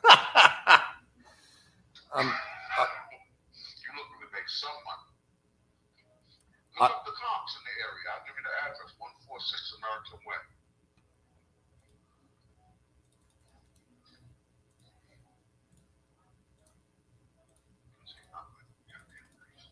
One 146 American Way. Could it be Downington? No. East Stroudsburg? Yeah. 830. There it is. Okay. I got you. This house is going to sell fast. I'm going to put it on the market myself. I don't even need a broker for this.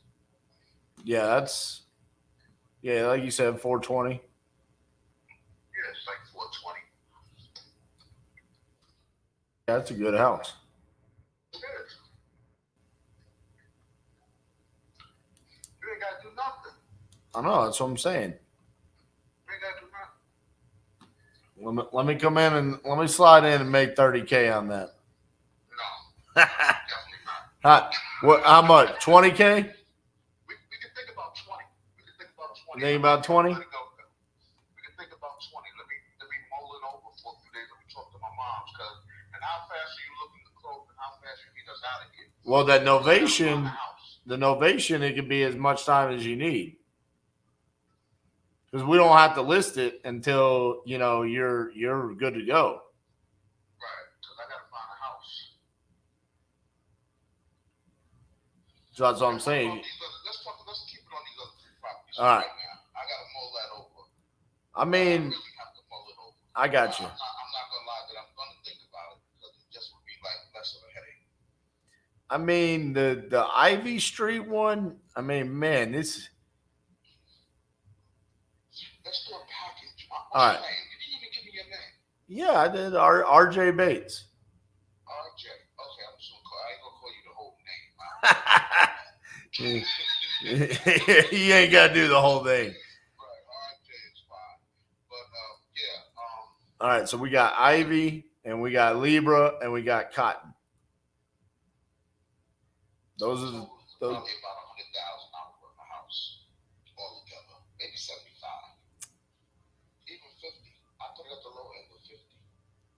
Man, how am I getting there on those? Where are you putting the values of these? Like the one on, yeah, I know on Ivy. I mean, what that thing can't be worth more than what 5,000. But the other two. All right, all right. So then Okay, leave. so let's say 25. Let's say 25. What could you do with 3 houses that's worth probably 25 at the most? That's really low. Come on, RJ. All right. There's somebody else that I know. RJ. I'm trying to think what's in the movie or something. RJ. There was no. I'm definitely the most famous RJ. That's what I'm gonna go with. Okay. So are you using hard money lenders? No, well, I mean we do, and sometimes, most of the time, we use private money though.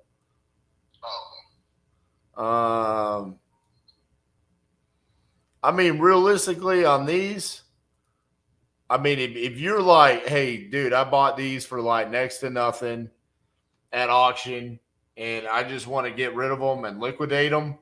If you really want to know the best thing that I could do for you, because I don't have interest in buying these properties myself because of the location and how low end they are. So what I could do, Sales. You know what the market is crazy right now. People are looking for places to stay. I know. Even the land is worth more than probably the house because people can still put the not trailer homes, but what's the other homes? The other homes, I forget. manufactured homes. Hold on, I was going to offer you a solution. See if it makes you happy or not.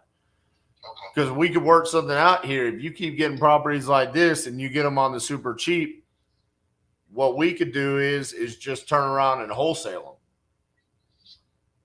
Okay. Are you familiar with that? Yeah, I know what wholesaling is. So, I mean, I own a real estate firm in New York. You can look it up. so what I'm saying is we could take these.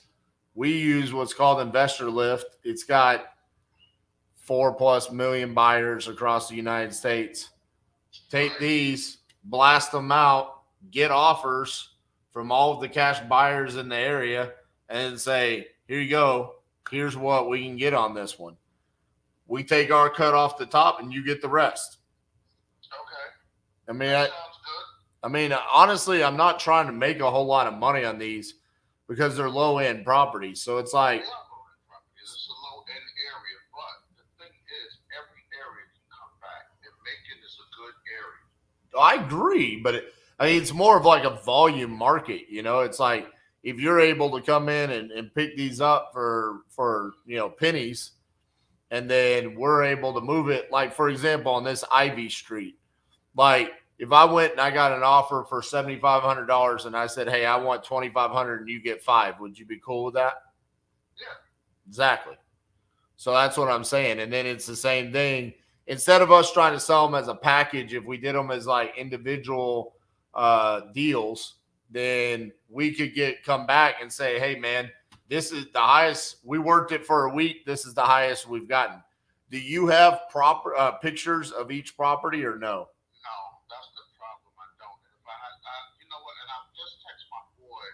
If you see the names on there, there's Quincy Bound Productions. I don't know what he's doing. I don't know if he took pictures. I think he did take pictures of everything. He's a little more thorough than me. And I think he took pictures of everything. I texted him. He hasn't texted me back yet. I don't know what he's tied up with, or whether he's at work or because mother just passed, doing a lot of work on her estate. So. Well, I mean, basically the only thing that I would need from you is If you want this as a package, what would you offer just to get it off my hands so you could do all the other stuff? I mean, just to get it off my hands, all three. but what I'm saying is I might be like, realistically, I'm gonna feel bad if we move Libra for a lot more than what I'm thinking. Because realistically, what I'm thinking is $5,000 a property. You get $15,000. We're gonna go try to sell it for like $25,000. Oh wow! But on Libra, we might be able to get more. The problem is the best comp we have is a 1990, and you're a 1900. So that's impactful. And then on Cotton, that one looks pretty rough from the outside. They all look pretty rough. Yeah, but that one, honestly, the one on Ivy Street looks like it's probably in the best condition, but it just ain't got any comps around it. But that's what I'm saying. I mean, if you just let me go market them, and I get offers, I can come back. I mean, what if we get like a $12,000 offer or another one, and it's like, well, that one you could get 10,000 on. You know what I'm saying? Well, let's do it. I mean, what do I need to do? All I need from you is if your partner has pictures, that's great. If they don't, we can just send people out there with just the screenshots of the street images, and then I just need a signed, essentially option agreement where we have the option to do marketing on these properties. We have to have some sort of equitable interest in the property to be able to do marketing for it. So I need a signed agreement allowing you to do that. So it's essentially like a purchase agreement. I signed an agreement. Yep. Giving you what? The ability to go sell the properties. Okay, and then you bring the offers to me. Correct. And how do okay, and so how do we split the offers? What's the percentages? Well, that's where I'm more looking at, like on these. That's what I'm saying. If you wanted me to give you a rough idea of what I think is going to happen, I think we're probably going to be able to sell all three somewhere in the range of $22,000 to $25,000. All three of them. Yeah. For 25. Probably. And so you're looking to make how much off the 25? Probably $2,500 a property. Okay. Okay, here's the deal. How about when you draw up an agreement? If you can sell all three of these for 25, I'll give you 3 per property. We can go almost right down the middle. Okay. If you draw up an agreement, I have no problem signing. How many days is the agreement good for? I mean, dude, if you could give me 10 days, that's more than enough time. That's fine. I'll give you 30. Okay. We're not to rush. All our taxes is paid. Yeah. Okay. Well, yeah, let me send it. Let me get that drafted. Let me make sure I got it right. 218 Cotton, right? Yeah. And then I got 327 Libra. Yeah. And then I got the 120 Ivy. 20 Ivy. Yep. Yeah. Okay. And then we can think. I want to think about what's fair for my house because I know you want to make some money, and you know this is a money maker. This is not a 1, 2, 3 deal. This is nothing hard. The house is still under warranty. It's only 7 years old. Yeah. And the other thing, let me tell you about the location. Let me explain what this house has. If you can see the fence, the house is already fenced. The patio is already built in the backyard with a deck. It has in-ground sprinkler system already in it. This is a walk-in house. Right. That you don't have to do anything. No services. No, I know. Don't touch up paint or stuff like that because you're not kids. You know, they just anyway. Yeah, that's why they only can get in one of my cars. Like that's like you can only get in my Jeep. Don't get in no other car. That's it. Right. Relegated to the Jeep. But What's the nice car you keep them out of? yeah, no, they can't get in there at all. They know it. So But that's what I'm saying. What's the nice car? the Audi. Oh yeah, there you go. Yes, yeah. Yeah, so yeah, just send the paperwork over to let me give you my email address. I think I got it. Let me see. DynastyTrucking@gmail.com. Yep, that's what I got. Okay, so yeah, we could almost split it. So we'll walk away with 13 and you can walk away with 12. Okay. Well, let me get that drafted up for you, and I'll send it over to your email here shortly. Okay. Yeah, and I won't be able to print it till tomorrow because I'm not going back out today. Oh, you don't have to print it. It's DocuSign. You can sign it right there in the email. But I got to get my boy. You got to put both our names on it. Quincy Bonds Production. You see that, right? Yeah, I see that as the LLC. But if I send it to you, you can sign it as the LLC. Okay, yeah, I got to talk to this guy. I hope he answers the phone. Yeah, talk to him and make sure we're good. Okay, all right. Is this your direct cell? Yes, sir. Okay, all right. Just send it over. Okay. We'll be good. All right, man. I'll send it over to you. Bye-bye. Cassie, can you come here, please?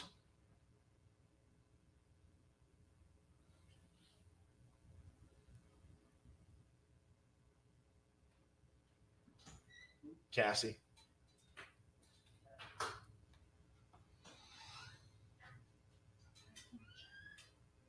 What?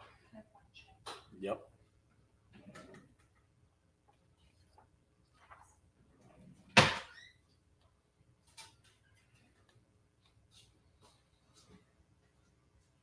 Let me explain what I just did.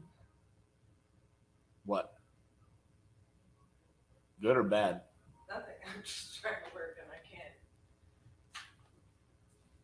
I want you to look at this. Okay, so this seller on these three properties, the 120 Ivy, 327 Libra, 218 Cotton. So he essentially bought these at auction for like nothing. I think he bought one of them for like $700. In other words, $1,000.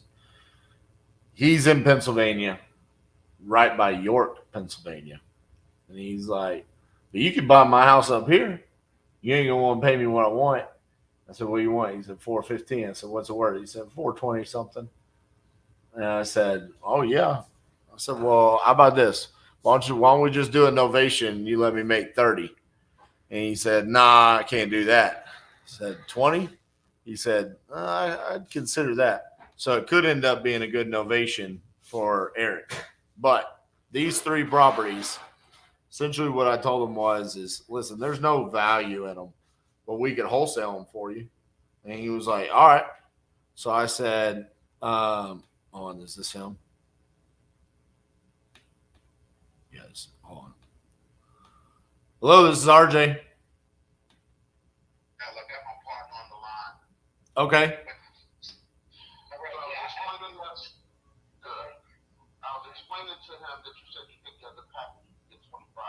Right.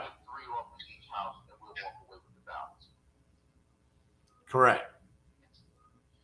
Okay, so let's just be clear. You know, one of them is not a house; it's just a piece of property. It's a piece of land. Which one? Which one? The one that's on State Route.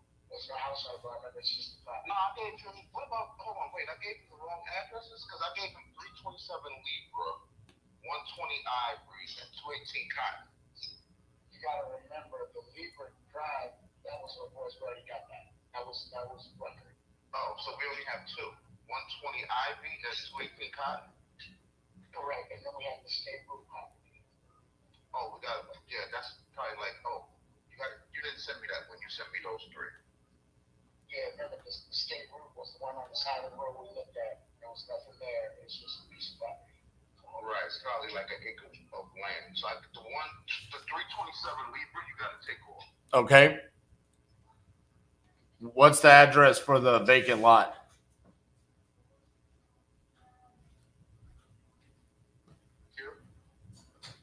Yeah, I'm looking at that right now. Hold on one second.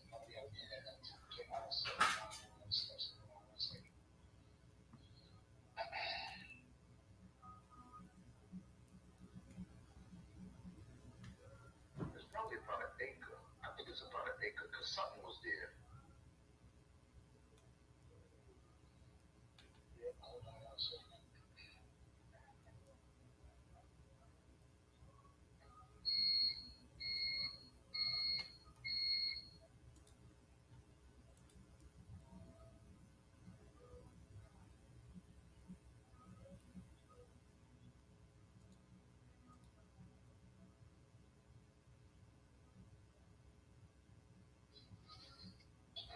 So back to December 15th, there's something all changed. I'm going through these messages now. Hold on one second. Yeah, my phone went crazy. That's why I don't have it anymore. All right, it's 5519 State Route 128 Road. Was that Marshallville or was that Montezuma? 5519 State Route. Yep, 5519 State Route 128 Road.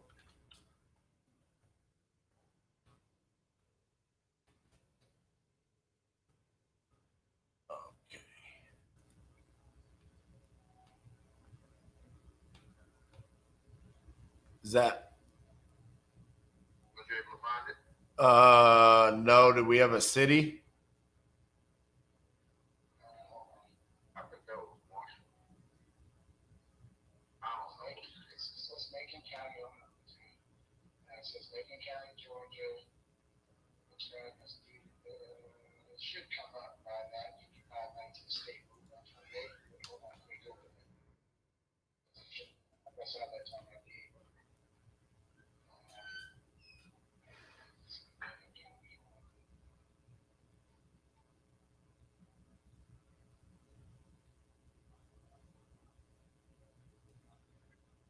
The problem with those kind of street names is it starts pulling up different states all across the United. You know, I got California, Gyersville, California. I got an Ogle. I'm thinking it's Montezuma.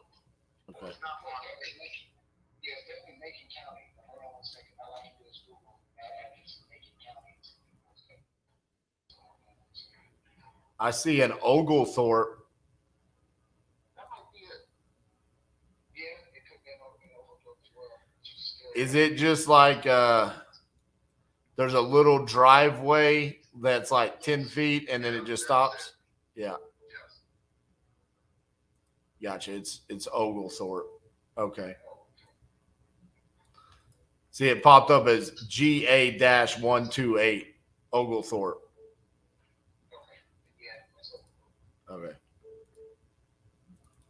All right.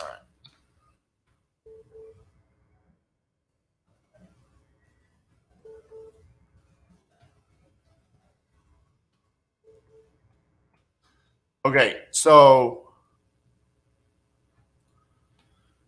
regardless, it's still kind of the same thing, you know. We'll have to look into the land a little bit more and see what we could do with that. But essentially, Quincy, what we're saying is we take these properties and we push it out to our buyers list and try to maximize it, get as much as we possibly can. And then we just work out an arrangement there where you guys are taking, you know, a piece of it and we're taking a piece of it. It's kind of almost like a joint venture agreement where it's like you guys did the acquisitions and we're doing the dispositions on it and we're selling them for you guys. No, I get it. Well, it sounds good to me. Like I said, the only thing it would be is the cotton and the ivy, leave cotton, sorry, running, giving that back to them. Yeah, I got you. So ivy, cotton, and the state root. I mean, so I can send over an agreement for that, and we can get started on it. Do you have pictures of any of these properties? What I have, and I'm gonna send them over to the live now, is I have the videos. I didn't take pictures, but I got videos. Oh, that's perfect. That's even better, to be honest. Yeah, I got videos. And so, but I'm gonna send those to you right now. Okay. I'm gonna send them via WhatsApp. Figure out the best we can get them over.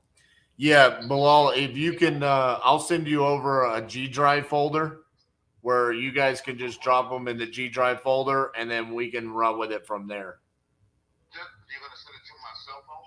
Yeah, that's fine. I can send it there. Okay. Then I'll find out how to do it. Okay. Well, once he sends it over to WhatsApp, most of the time it just saves to your phone, so you can literally just open the G Drive folder, upload, and then just drop them in there. As long as you're connected to Wi-Fi, it'll upload for us. Okay. That's cool. Okay. Well, give me about 10 minutes for now, and then I'll text you when I get. I'm gonna go through and look for. I gotta go look for everything. And then okay. And do you want him to send you the DocuSign also, Q? I mean, well, you want me to? Yeah, go ahead and sign it. Unless it's something we both need to sign, then there's no reason. And then we both need to sign on there, or? Well, it's kind of weird because it's an LLC. So, I mean, if so, why don't you just go ahead and send me Quincy, text me over Quincy's email, and I'll send it to both of you guys so y'all both can sign. Oh, okay, cool. Yep. Okay, I got you. All right, and then on the LLC name, it's Quincy Bonds Productions LLC. Okay. All right. Well, yeah, I'll get that sent over to you guys here. probably in about 30 minutes, and then maybe less. And then once we get those photos, we'll get it going. We can work with RJ on 146. I think it'll be favorable to both of us. Say that again. I'm still thinking on a number on 146. I think it'll be favorable to both of us. Yeah, absolutely. Just let me know about that one. Because that one, man, I'll be honest with you, like, that is right in an area where that's a place that we heavily do a lot of those novation agreements. So we can get that one done very easily for you. This is a prime area because I'm only like 10 minutes from New Jersey. Everybody Right. wants this area. I got you. All right. Okay. All right, guys. Talk to y'all soon. Bye-bye. Thank you, RJ.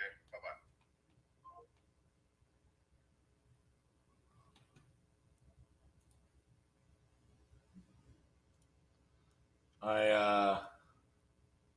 I lost Cassie.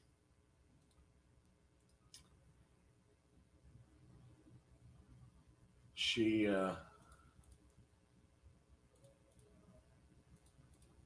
seemed busy.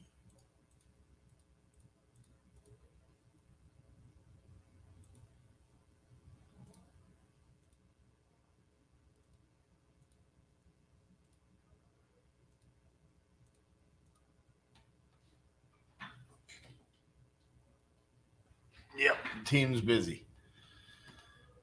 Well, that's still good. Let's see here. We're gonna do this.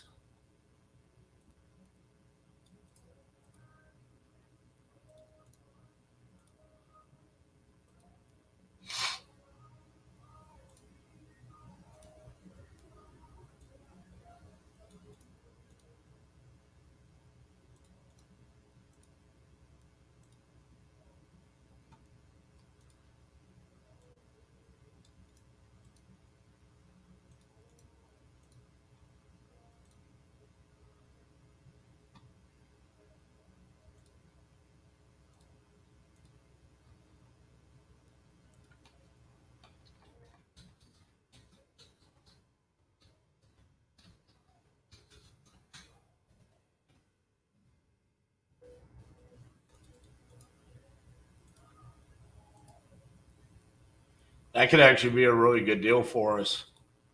If they're regularly buying properties for cheap,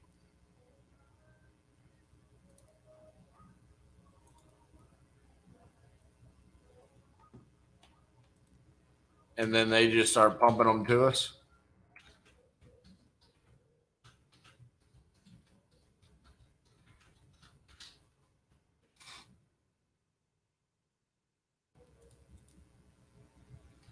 That was a lead Zolo lead.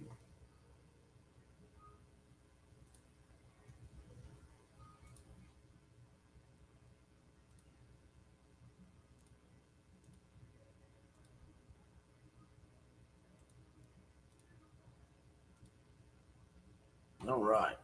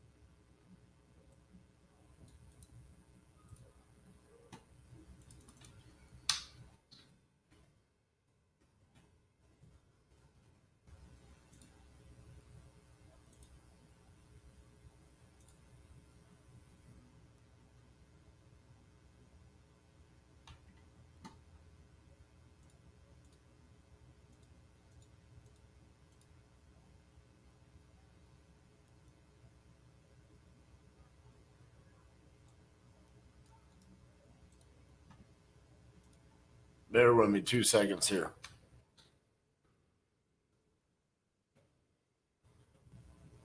Want to make sure I get all this information over to everybody.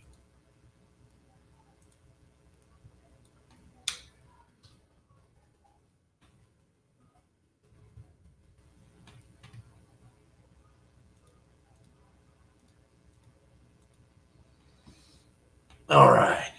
Back to dialing.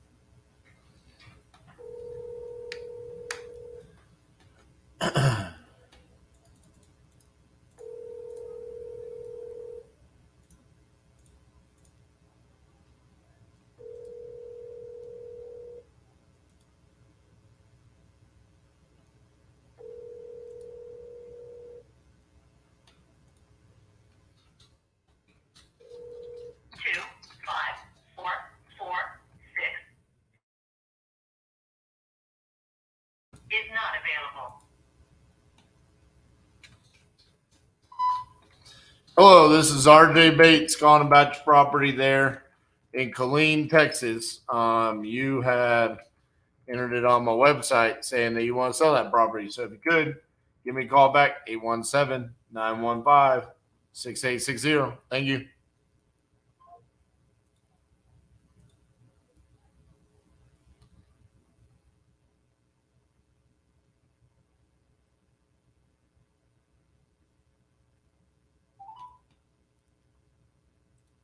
Your call has been forwarded to an automatic voice message system. 61583. Not available. At the tone, please record your message. For finished recording, you may hang up or press 1 for more options. Hello, this is RJ Bates calling about the property that you entered on my website saying that you want to sell. If you could, give me a call back at 817-915-6860. Thank you.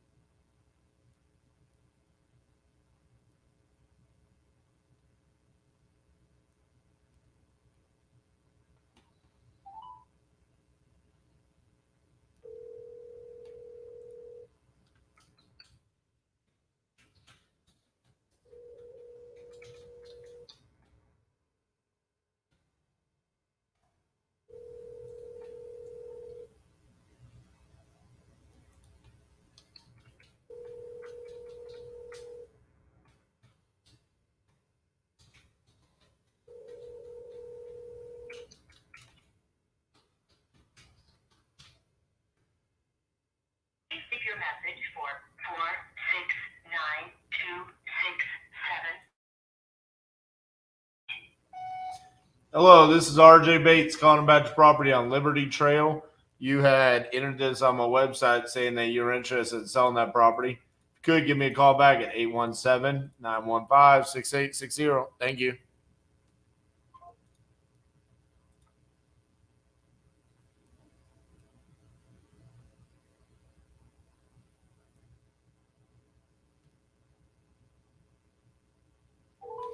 Your call has been forwarded to an automatic voice message system.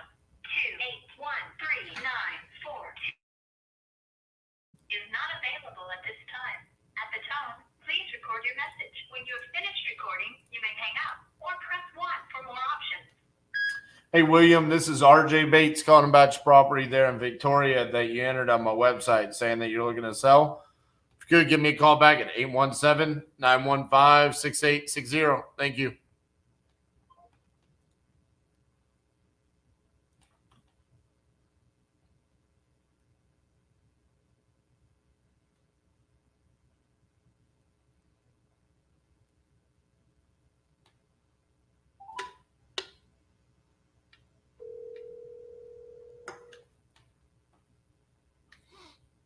Ronte is a templated contract that everything, seller's name, address, legal description, stuff like that changes.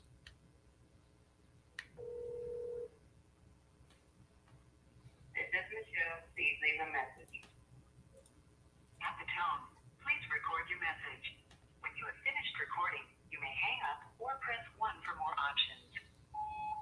Hey, Michelle, this is RJ Bates calling about your property there on Willow Creek Road.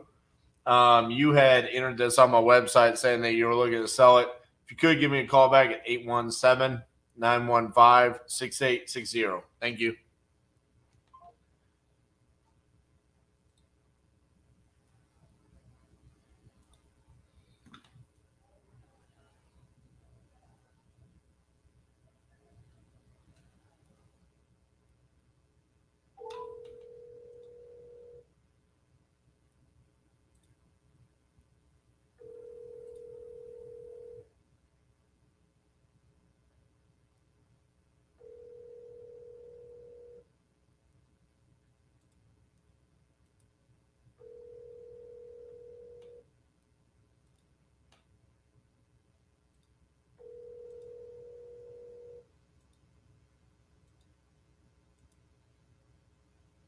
You've reached freedom.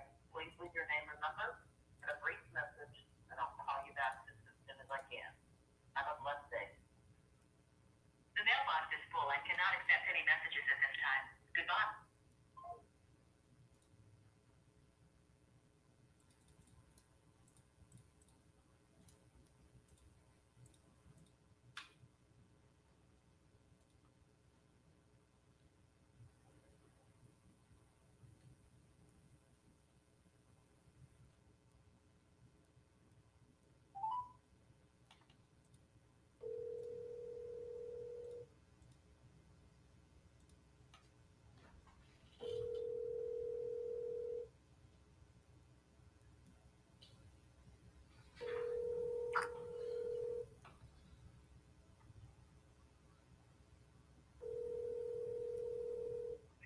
Automatic voice message system 717468 available. At the tone, please record your message. When you have finished recording, you may hang up or press 1 for more options. Where's Justin? Yeah.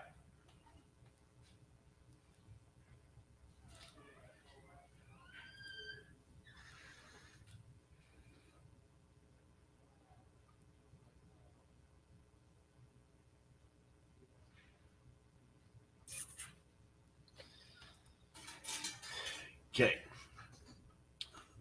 So these three properties right here, Ivy Street and Cotton, have houses. This is just a vacant lot. Okay. So these two guys, Bilal and Quincy, what they're doing is they're buying these at auction for like next to nothing. I mean, one of them they bought for like $700. Shit. Another one $1,000. So he was like, "What can you give me?" I was like, "Well, there's not a lot of value in the properties. Like maybe 5,000." He's like, "What could you do with all three of them?" And I was like, "Bro, if you want me to, I can just wholesale them for you." And he was like, "Okay, let's do it." So he's like, "What could you get for all three of those?" Now, this is before this became a vacant lot. So this was a house, but they already sold that house. So he's like, I told him, why don't we write up a marketing agreement that allows us to have equitable interest to wholesale these? And I said, I think we could get 25,000 for all three. He said, well, if that's the case, why don't y'all take 12? We'll take 13. So it's kind of like a JV. Yeah. Now, once I got on the phone with Quincy, he goes, no, third house is gone, but we got this vacant lot. So the numbers have to shift there based around what we can do. But essentially, it's that spread. We just have to write up some sort of agreement here because it's not necessarily a contract. Because my thing to him is like, well, we want to maximize it, but if they say, hey, all we're willing to give you on this one is $2,000, well, that's all they're willing to give us. Yeah. So we're going to go find out what the number is. They're going. Right. And they're going to send us videos of the property. So we don't have to do recon. We don't do anything. Just stroll right into dispo. You want me to put together that marketing? Well, I want somebody to. I asked Cassie came. She gave me this look like I'm right in the middle of something. And then they called, and then she left. And then I was looking. I seen you look. I'm the one who told everyone that you were. And I was like, yeah, I'm not seeing anybody. I was wondering where you were. And then I was like, oh, you're behind Cassie's desk. So, essentially, it's kind of like I don't want to go into like us trying to rewrite documents. Yeah. It kind of just needs to be the JB agreement.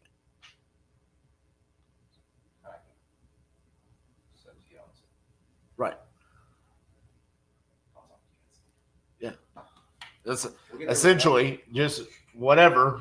Let's write it up because I think this is going to become a source. Like, I think they're regularly doing this. Good. So, yeah, I mean, think about it. If we regularly just had like a couple of. Oh, yeah, we can make 12K pops like this all the time. Right. Taking up their stuff. Hell yeah. Yeah. We'll get yes. put together. Okay. Those in the truck? I sent it all to Keaton. Sent it all to Keaton recently. Yes. So he knows the addresses, their emails, and the LLC name it's under. Okay.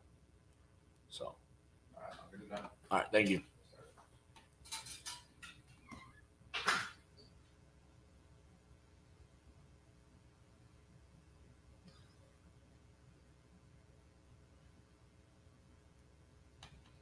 They love it when I go create chaos.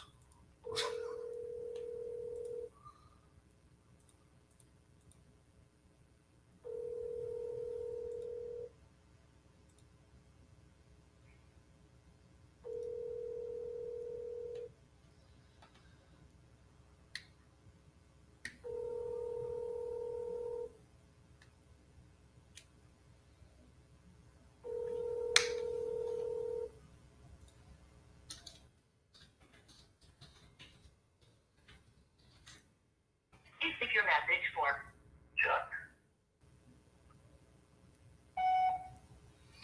Chuck Norris doesn't read books. He stares them down until he gets the information he wants. Time waits for no man unless that man is Chuck Norris. If you spell Chuck Norris in Scrabble, you win forever. Chuck Norris breathes air 5 times a day. Chuck, I really want to buy your house in Greeley, Kansas, so call me back, 817-915-6860. Thank you.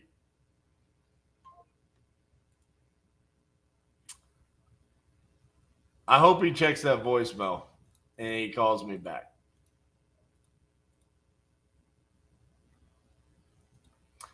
Ronte, how many hours should I put into driving for dollars? Well, that's a tough question to ask because realistically, driving for dollars is all about how much time you put into it. You know, I don't love driving for dollars because you're kind of randomly assuming that they need to sell just based off of looks or some trigger that says, hey, they might be motivated to sell. But if it's like, hey, this is the route you've chosen to get started, as much time as you possibly can. I think you need to have a Driving for Dollars app that allows you to call them while you're there. So you're able to just reach out and say, hey, I'm just driving by. Are you interested in selling? And then maybe you can turn it into a belly-to-belly appointment. And then the moment that you do that, you can actually have money to do better forms of marketing. Please state your name after the tone, and Google Voice will try to connect you. RJ Bates.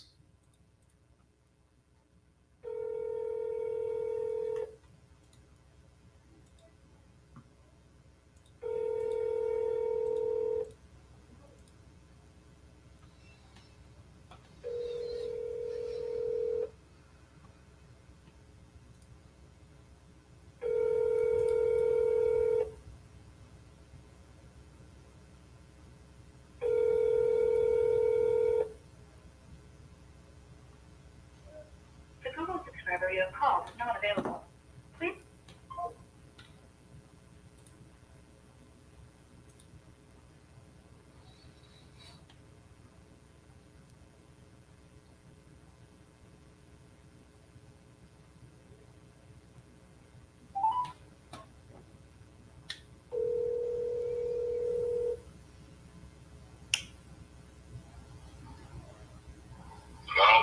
Hi, is Caesar there?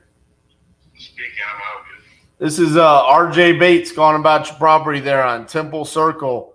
You had entered it on my website saying that you might be interested in selling that property. Is that correct?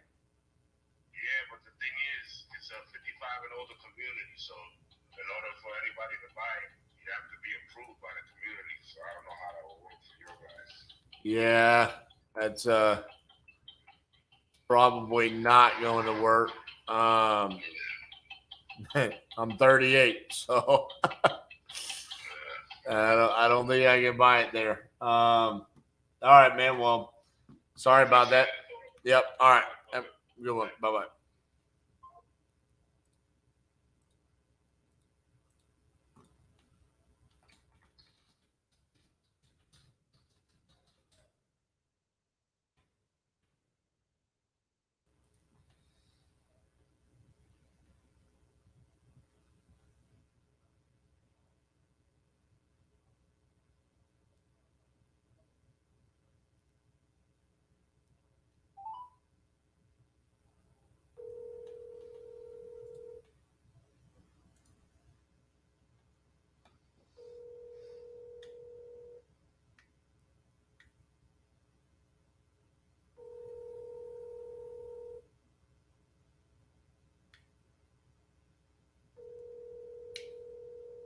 To an automatic voice message system. 816527 is not available.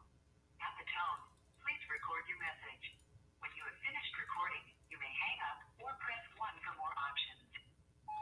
Hey, Jacqueline, this is RJ Bates calling about your property on Standiford Avenue. You had entered it on my website saying that you're looking to sell that property. If you could give me a call back at 817-915-6860. Thank you.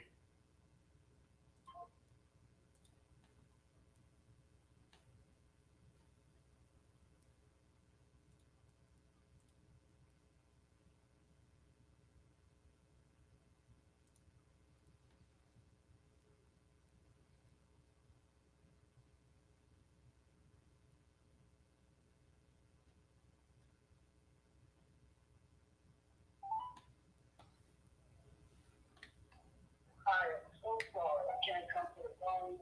If you want, you will not.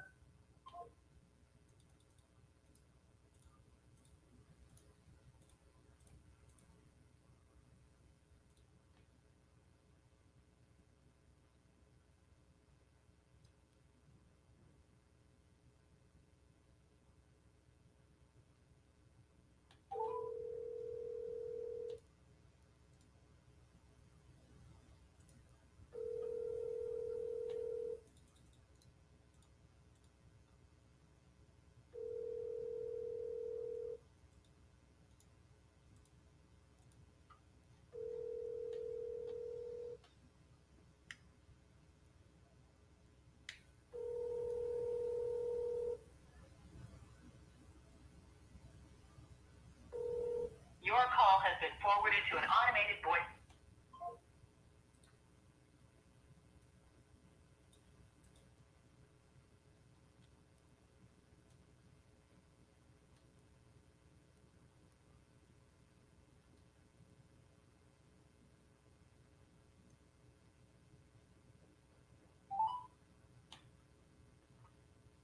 Please leave your message for 6786516.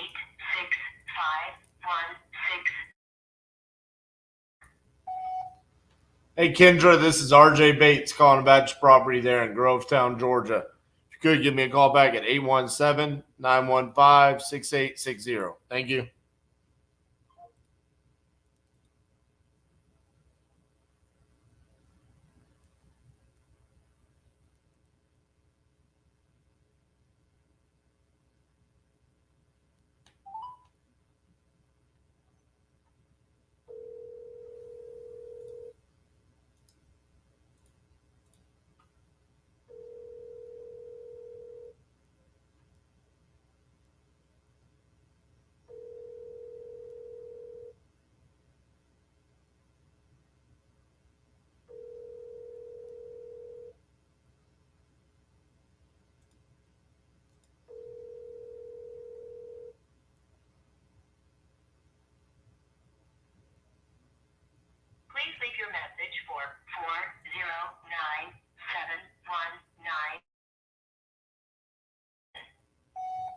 Hey, Angela, this is RJ Bates calling about your property on Lake Park Trail. You had entered it on my website saying you're looking to sell that property. Could give me a call back at 817-915-6860. Thank you.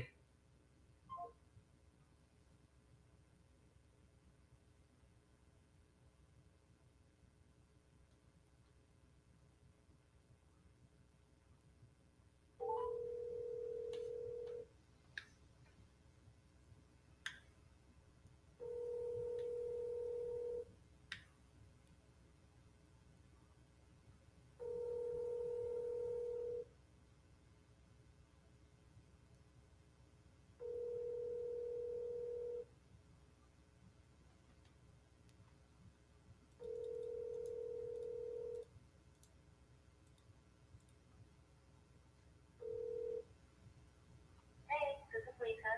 Sorry I missed you. Leave me a message and I'll get back to you as soon as I can. Thank you and have a good day. Bye. At the tone, please record your message. When you've finished recording, you may hang up or press 1 for more options. Hey, Lisa, this is RJ Bates calling about your property there on Bonnie Lane. You had entered it on my website saying that you're looking to sell that property. Could give me a call back at 817-915-6860. Thank you.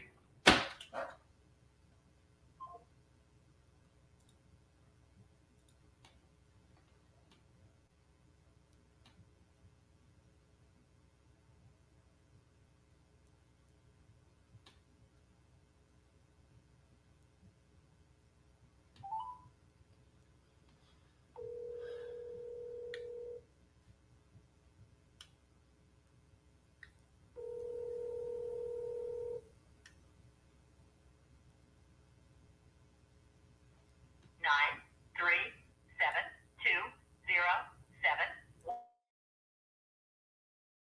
is not available. The mailbox is full and cannot accept any messages at this time. Goodbye.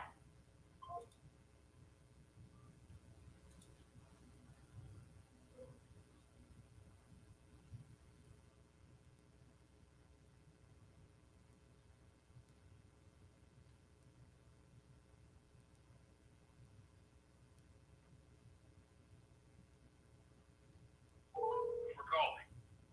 If you are looking to book a domestic or internet.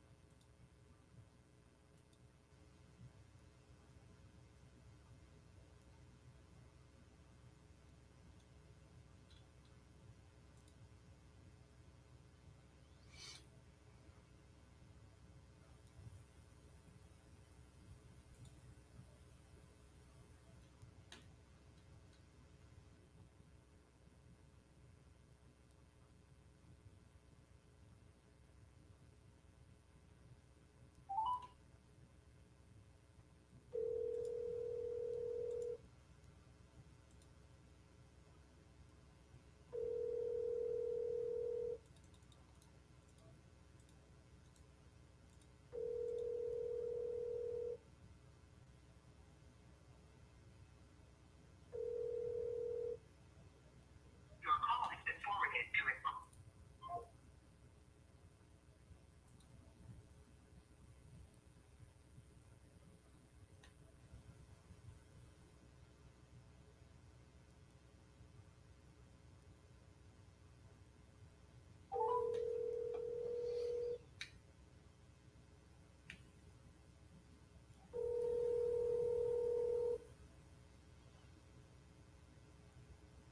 Hey, this is Amanda. Sorry I missed your call. If you could, leave your name and number and a brief message, and I'll get back to you as soon as possible. Have a blessed day. The mailbox is full. I cannot accept any message.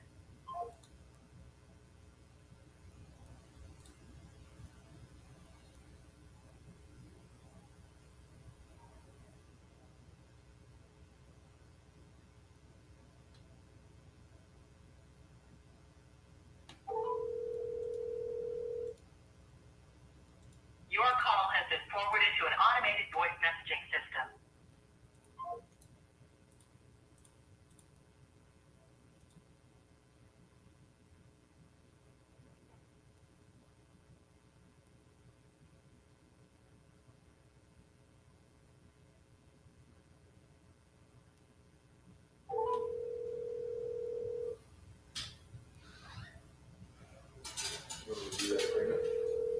You said it? Your call has been forwarded to an automated voice message system. 6-5. Okay, addresses, Quincy Bonds, Productions. Titanium Investments has exclusive rights to market and secure a buyer for the property. The parties are equally responsible for providing.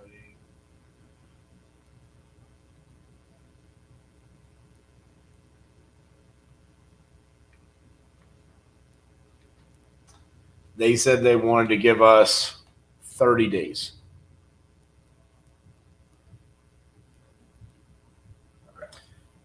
So I would say term. The agreement commences. This agreement shall conclude upon the sale of the property.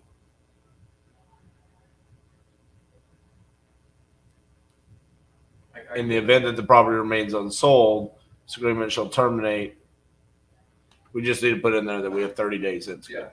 Yeah. Okay. Cool.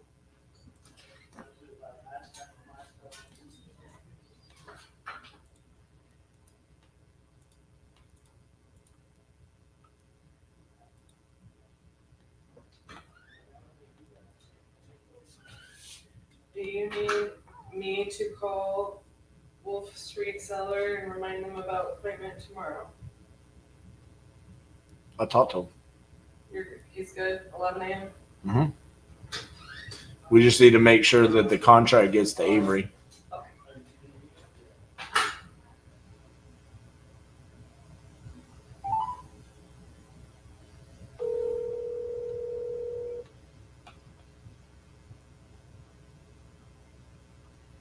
this is Renee. I can't get to my phone right now, so leave me your name and number, and I'll get back to you.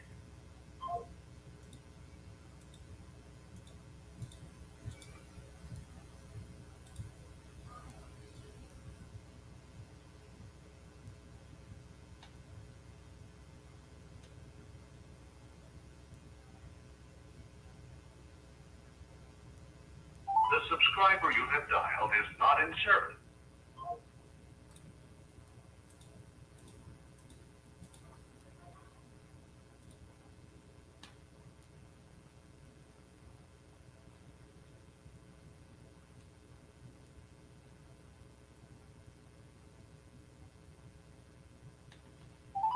The person you have dialed is not able to receive calls at this time.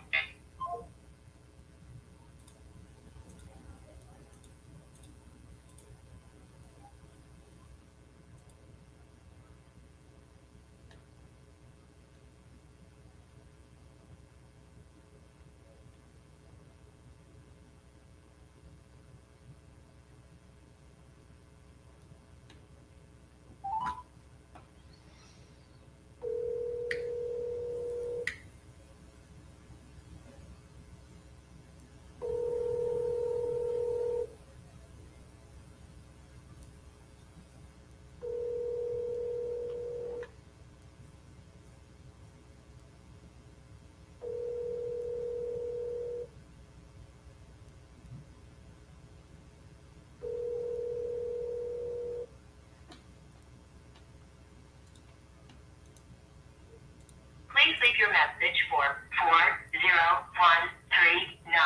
4013911. Hey, Joe, this is RJ Bates calling about your property on Pleasant Street. You had entered it on my website saying that you might be interested in selling that property. So give me a call back, 817-915-6860. Thank you.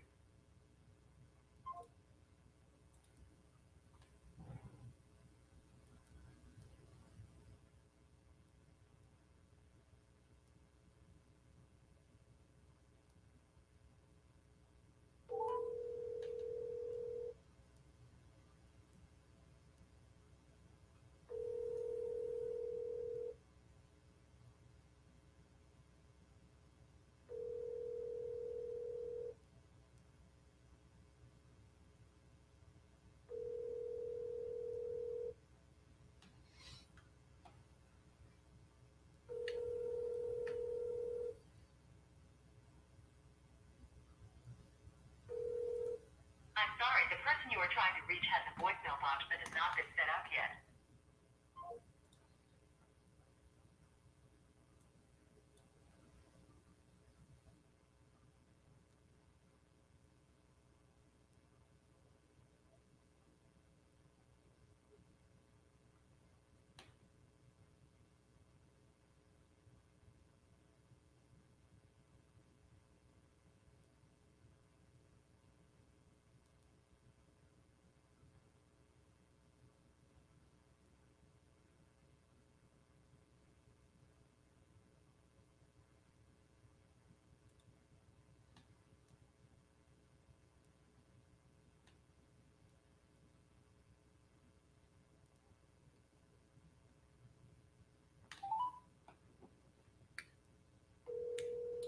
Karen always answers. Come on, Karen.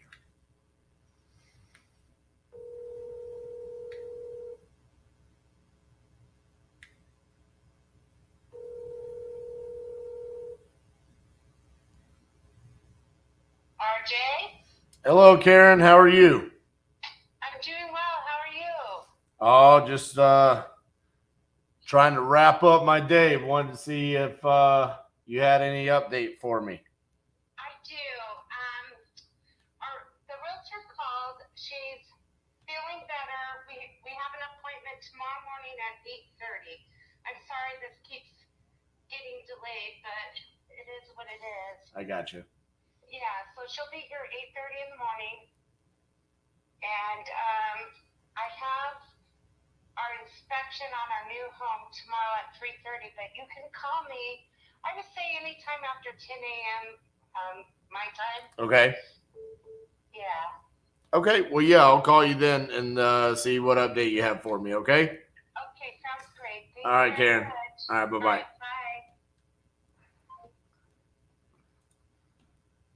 All right, bye. Okay. They were supposed to meet today. She's feeling better.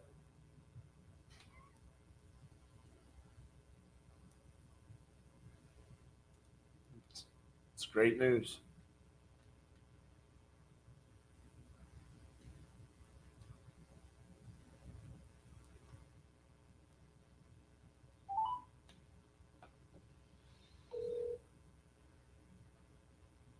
Please leave your message for 26.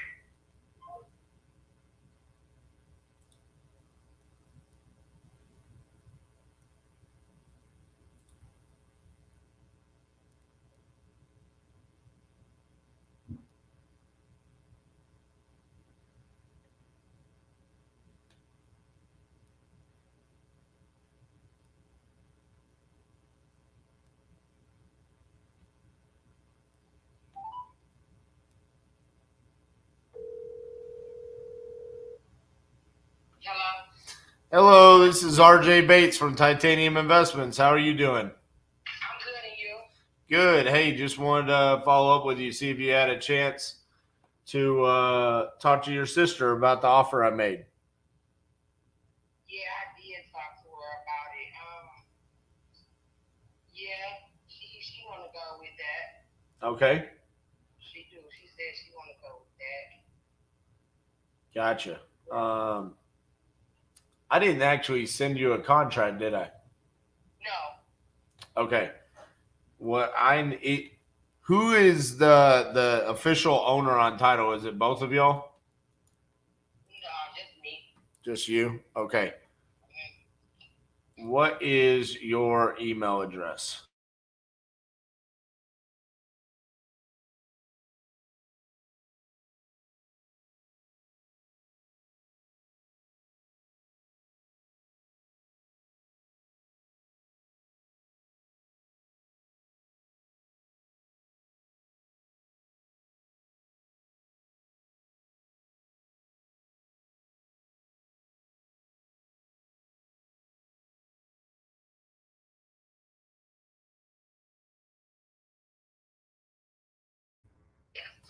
Okay.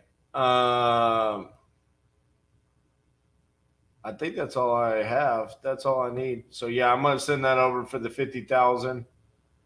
And then y'all are both living there, right? No, me and my daughter. Okay.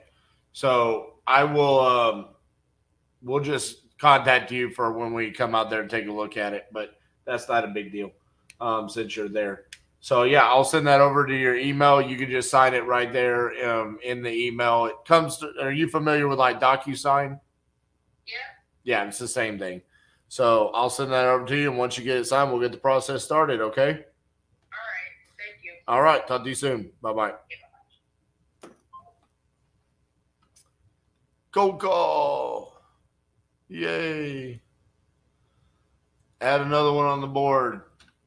Hope this will get signed.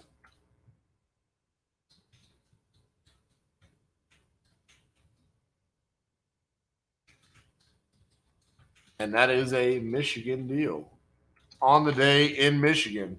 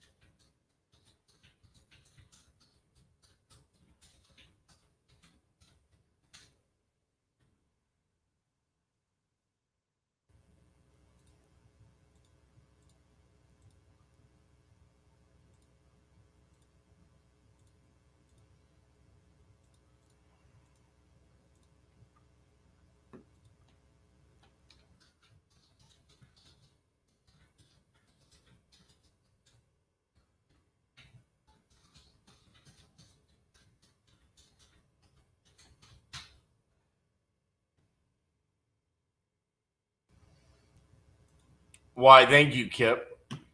Appreciate the $4.99 there. Can I ask for help with JB that I have in Miami in here? Yeah. I mean, Miami, Florida?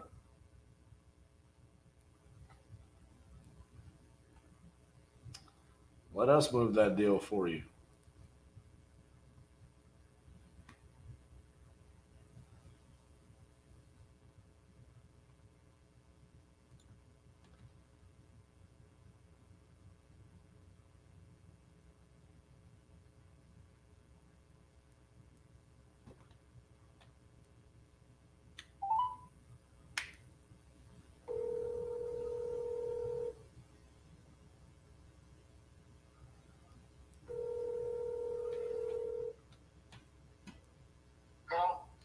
Hey, Lyndon, this is RJ Bates from Titanium Investments. How are you? Hey.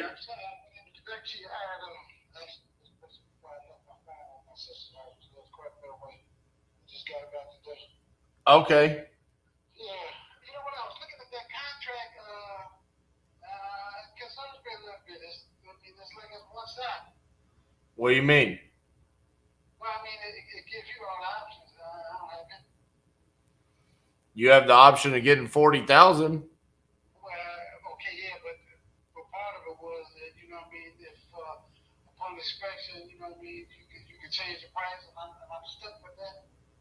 No. You have to approve it. I can't just change the price. That's saying it. How soon can somebody come out?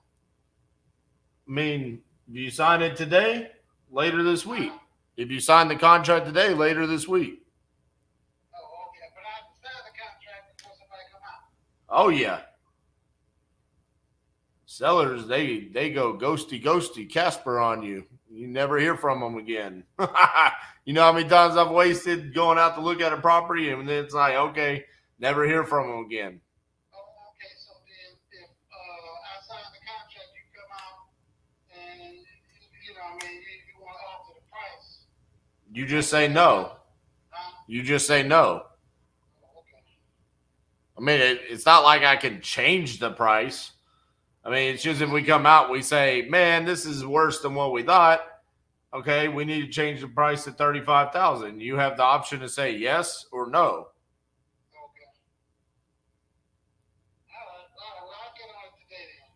Yeah, man. I mean, listen, you gave me a fair price. I didn't try to beat you up on price or anything like that. It's more than a fair price. I'm just saying. I'm fully aware, that it has, equity in it. Right. But like I said, I'm not desperate, but again, I didn't want that off my hands because, I think that was my, from my aunt, really. I'm not benefiting at all. So. Right. Well, just remember, I mean. Cheat the heirs, but on the other hand, I'm aware that, by the time you finish doing what you're going to do, the price is definitely be double. And I don't have a problem with that. Right. But remember, I mean, I didn't beat you up on the price or anything like that. I'm trying to make this an easy process for you. So that's just a templated contract that we send out to everybody, and it's just how we do business, man. I mean, we don't. I literally say this all the time. Like, we don't try to poke people in the eyeballs. You know what I'm saying? Like, you're giving me a fair price. The only reason why we would come back and want to change the price is for like legitimate reasons that we would say, hey, man, we just didn't know that there was a wall missing. You know what I'm saying? Or something like that. But that's not the case. So if that's not the case, then we should be good. But yeah, the moment you get that signed, then I can start scheduling, to get my people out there to start the process and we can get this going. Because the other thing is we got to open up title, you know what I'm saying, and wait on that to come back. Yeah. Oh, okay, sounds good. All right, man. Yeah, I'll take care of that today. Okay, yeah, sounds good. All right, Lyndon. Bye-bye.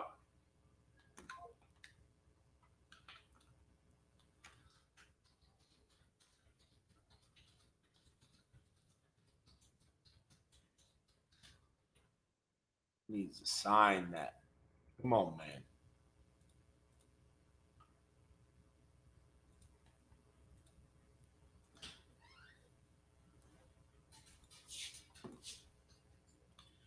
What's up? You went that way for the last hour? Yeah, let me see. Let me see if this person's phone didn't ring earlier. Let me see.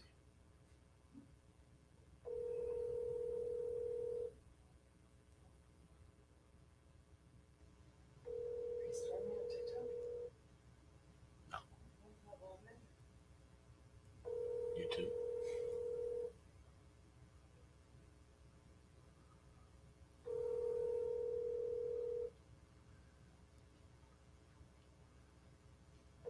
Hi, you've reached Amanda. I can't take your call right now. Please leave a Man, I'll tell you what, it's been a slow day, but even on slow days, it's still just, it's crazy. I'm telling you, we are locked and loaded and ready to machine gun on that floor right now. We're up to 86 contracts then. But only 51 signed. I hate some of these people that sign the damn We have contract. 23 in dispo right now. It says 32 on here. Maybe you didn't update some of the sold ones. Well, some of them are properties like Forney and one Reggio is- Yeah. and Bradenton. Bradenton and One is in renegotiate, two is in renegotiate. right. So we don't have that here. Uh-huh. Yeah. I All right. still need more. Cassie is gonna come sit down with you guys for a second. Stretch those legs out, sir. Get ready for that last power hour. That video that you played, the intro video, got us kicked off of Facebook. No idea. Somebody resold the rights. Someone resold the rights or something, but they came and they claimed it and they got us kicked off of Facebook. So we can't play. I'm actually going to delete that one off of here. So you don't do that anymore. All right, guys. I will be back here shortly. Ladies and gentlemen, in the last 2 days, you have been put into a crucible of fire. You have been tested under pressure and heat, and you have come out as pure titanium. It was definitely mind-blowing, amazing experience. I've never been to anything like it. It can wake you up and spark a fire in you. Going full force ahead, following exactly what RJ said. This is the kind of program you want to go to if you want to bring a business to the next level. We want you to be a part of the titanium family.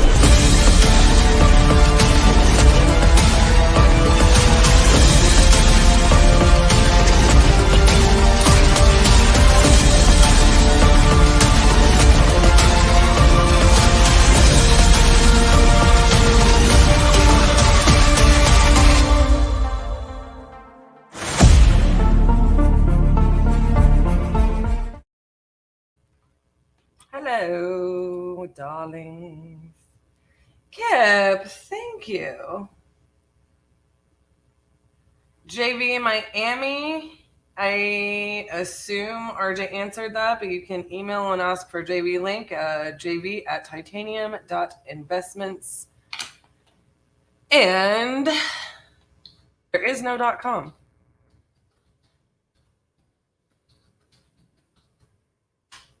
Ta-da. Oh. I cannot believe that our old intro to the podcast got us kicked off of Facebook. That's such baloney.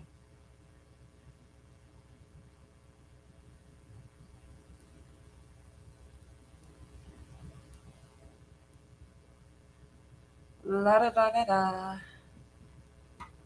All right. So, what garbage? Isaiah, hello, sir.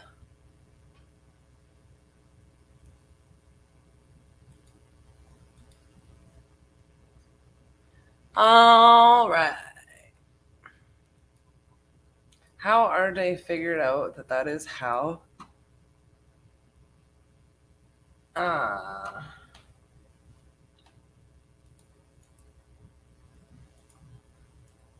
It kicked us off Facebook. And like, Howard, that seems highly unlikely. I think somebody's just messing with us. It's probably one of our competitors.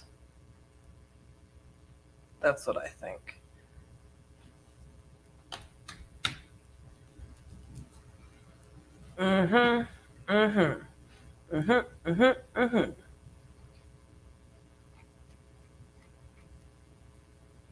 Do you guys want to hear what a price drop sounds like?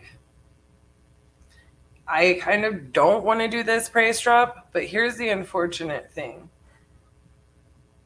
It's not a good example, in my opinion, because I don't think it's going to work. This guy is on the moon about what needs to be done with his property. But alas, they're all not going to go well for you guys.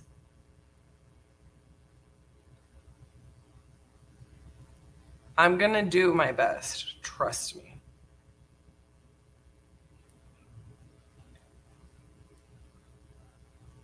And I take a different approach. So let's see if we can get it done.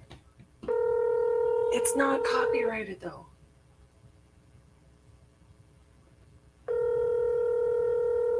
It shouldn't be. Hello. Hi, Saeed. It's Cassie. Hello. How are you? I'm good. How are you? Okay. So, do you have a few minutes to talk about the property? Oh, sure. So, I don't know a better way to put this, but we're That's okay. yeah, we're pretty far off on the rehab from what you were thinking it could be done for. I see. What are you thinking?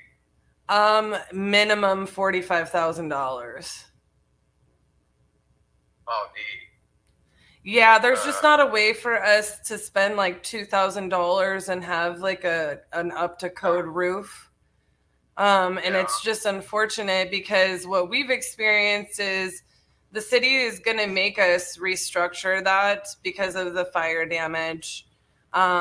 There's just no way around it for us. Like we can't really like patch it, you know? So what Amos is saying, like, we're going to have to rebuild that roof. Like we don't have a way around it.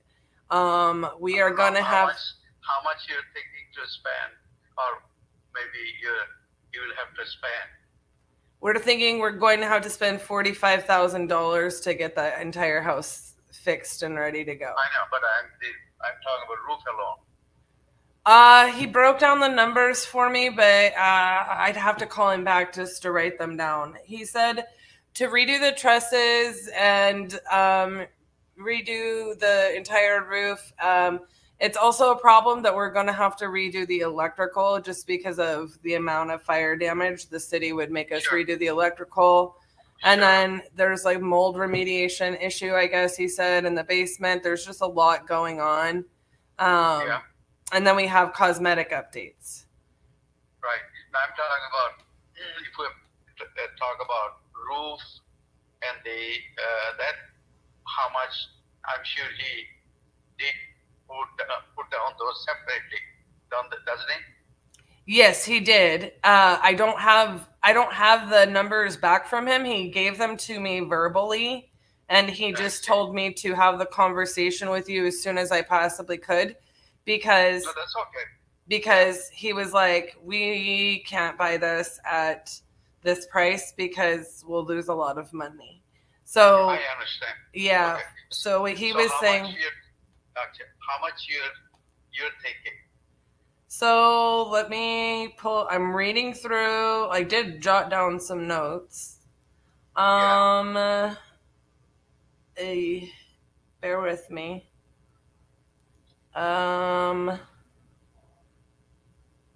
Goodness, sorry. There's a gnat flying around my face. Let's see what to do. Sorry, he was talking really fast, so my notes are very jumbled. Yeah.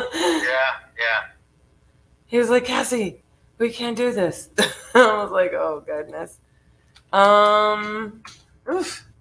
Stupid gnat.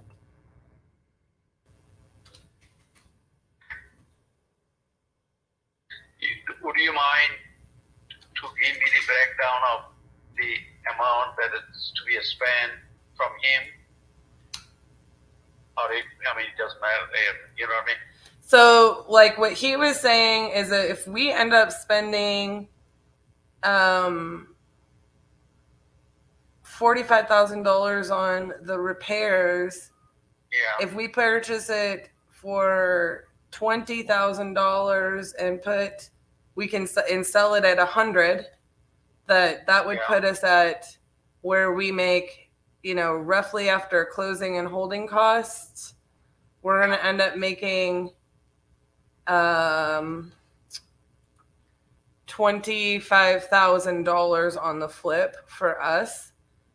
And the thing that scares him about that is he's like, what if it cost $50,000 for the repairs? Then all of a sudden we're making $20,000 to do this really extensive flip property. And we have it under contract for, I think, like 38, or no, we have it under contract for 40,000. So we're so far off. So how much you're off, I'm saying? You and I have a contract at $40,000. If we purchase this at $20,000 is what he's saying we need to be at, and he's still nervous. I see. So that's why it's like it's super far off. So I can have him write us, a detailed line item estimate, but. Can you do that? Well, yeah, but I mean, he doesn't really want to do it if we're not going to be able to purchase the property. Yeah, but if I can see that, then maybe we can talk about it. Okay. I mean, yeah, I mean, it's definitely. I can kind of get those numbers from him, or at least a kind of rough outline. Well, if you can get even verbally and put it down and send me as a text, that'll be fine too. Yeah. Okay, I'll do that. I mean, it's not something that he has to spend time, but I'm sure he has been dealing with quite a few, and he should have the idea how much it's going to cost. You know what I mean? Roughly. Oh yeah, he does. He gave me the breakdown. He just he hasn't sent me like formally what he thinks it's going to be. He just told me, he said, we shouldn't buy this at this price. You've got to talk to him. I was like, okay. So I said, okay, I'll talk to him. But let me call him and I'll get a little bit of a breakdown, and then I'll get back with you. Okay, we'll talk about it then. Okay, sounds good, Saeed. Thank you. Thank you. Bye-bye. Bye. Bye. Holy moly.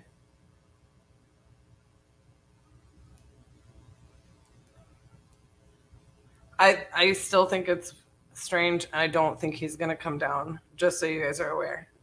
Do we buy condos? I'm not saying we don't buy condos. I'm not saying we do buy condos. We like to buy properties that make money. So if it's a flip, if it's a buy and hold, the big thing about condos is you got to know what they cover and what the HOA fees are. Rent rate, a lot of times, unless they have a really good days on market for sale. We looked at one recently. It was not far from here. I think it was in Irving or Las Colinas area. I just comped it. Oh, from Zane. It looked like a great condo as far as like a flip, because it had like an average of 6 days on the market for every sale, and they're selling. It's just because of the location, but it had a really high HOA fee. So you just have to know condos. Sorry. A lot of people, they run numbers on there's a gnat flying around here and it's driving me crazy. It's raining outside, and of course it changes the lighting, and I'm like, God, I look like crap. Why do I look like crap now? The lighting. It's just overcast and weird. Or maybe my makeup wore off for the day. Who knows? But yeah, condos, people forget to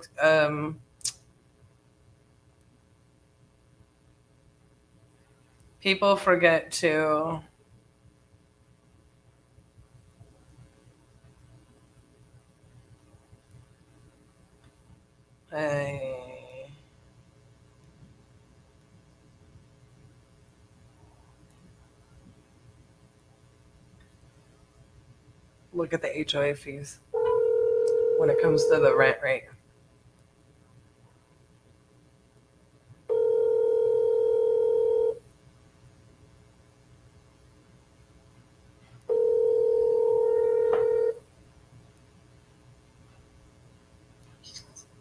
Hello? Hi, Amos. This is Cassie on the Wichita on Murdoch.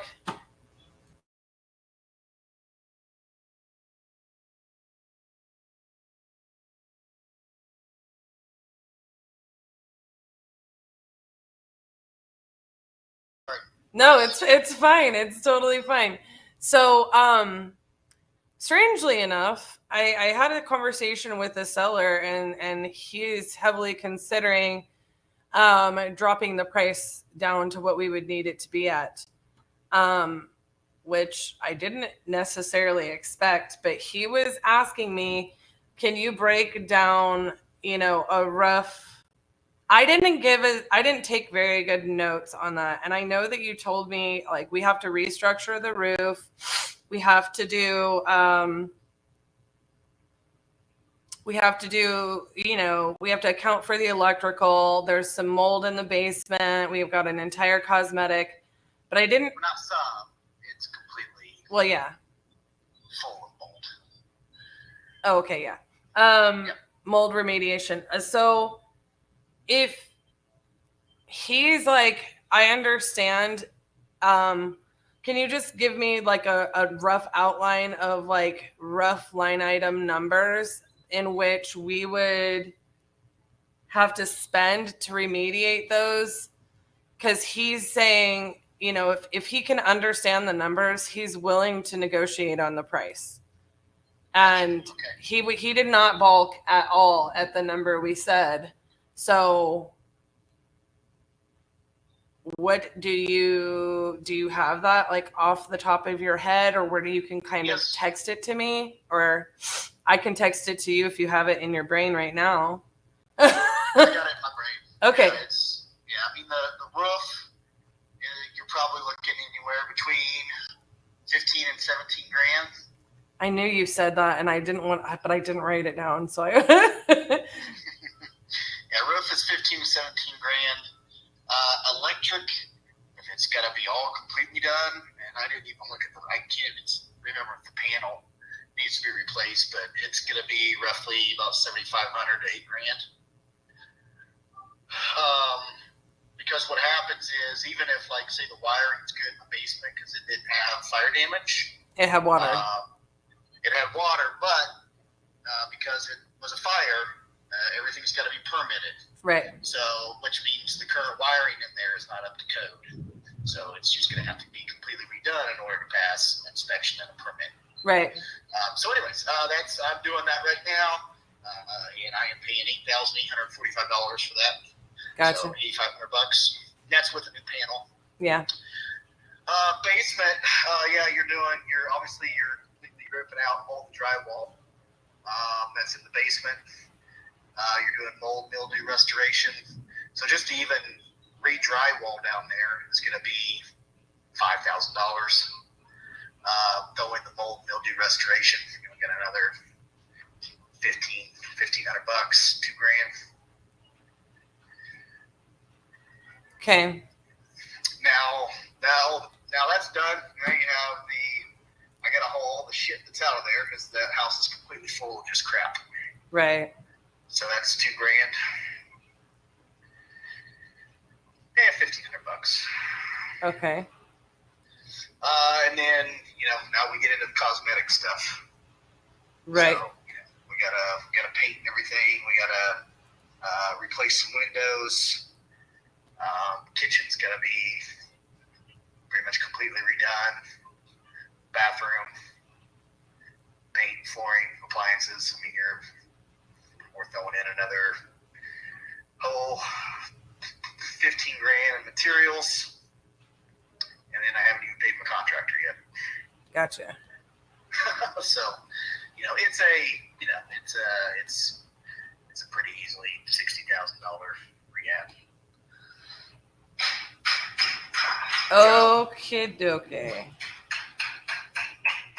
I'm gonna add that up, and I will keep you posted if he comes down and it's a profitable deal. I will reach back out to you.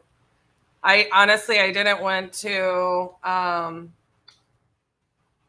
bug you too much after it came down to it, because I really didn't think I thought he was like on the moon, Yeah, I mean, his expectations seemed pretty high.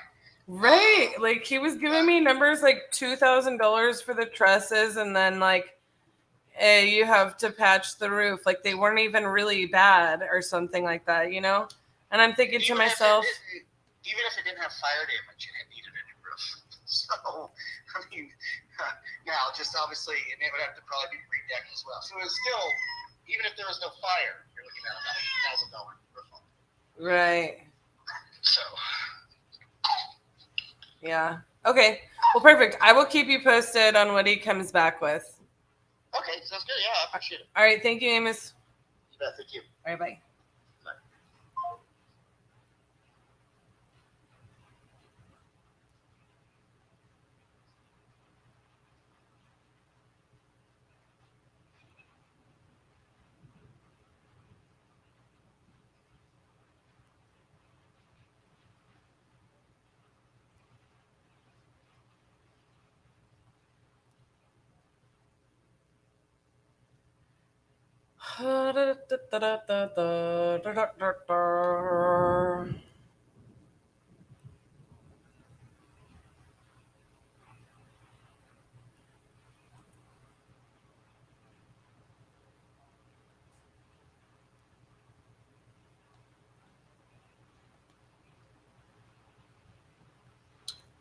What would labor be on that? Probably.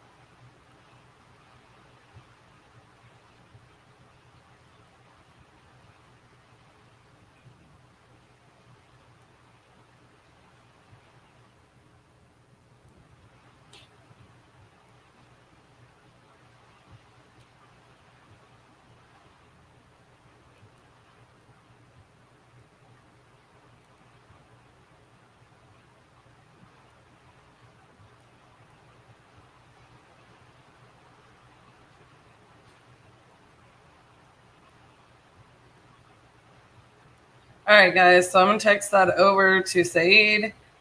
I hope that was exciting for you. But as you guys can tell, I was prepared to walk away. I was prepared.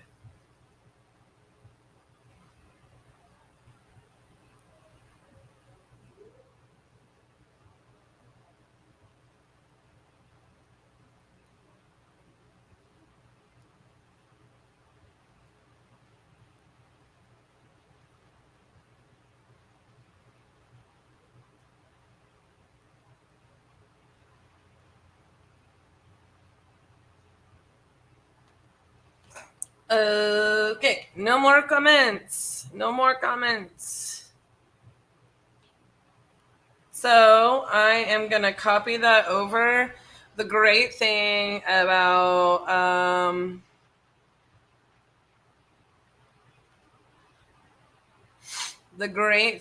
our system is that the app is amazing. So I can just come in here, copy my text over when I happen to be like on the go, and it works so well. Like so well. Like boom. It looks exactly the same.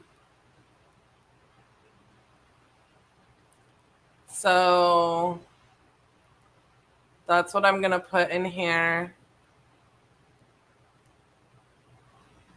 It's really sad for me. I think maybe he has come to grips about his situation. I think he's probably been through this, so maybe it was good to not be first on the job. I'm going to say CD spoke to Saeed and he is considering our price drop and wanted me to send him our rough rehab numbers. So I text those over. I am going to reschedule my task for tomorrow at 9:30 a.m. So, like I was talking earlier, how you operate within your system makes your system. Y'all, it is a good rainstorm. Here I was feeling guilty because I needed to water my plants. I literally was like, oh, I need to get my yard mowed. Lord Jesus, I'm going to have to poke a hole in my planters with how hard the rain's coming down.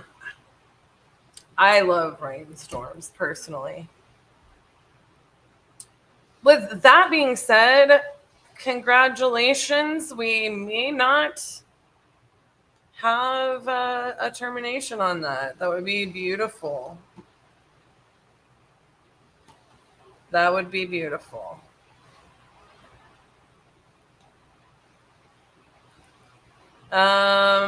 What's really interesting, I'll just let you guys know, this also happens. We have a property where the guy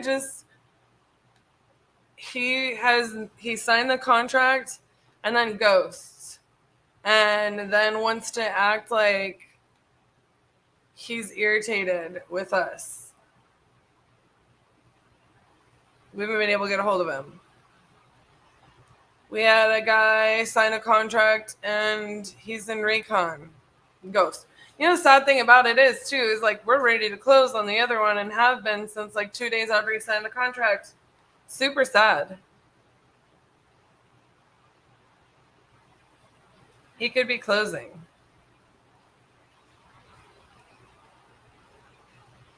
Do y'all hear that rain? It is bananas. I mean, bananas.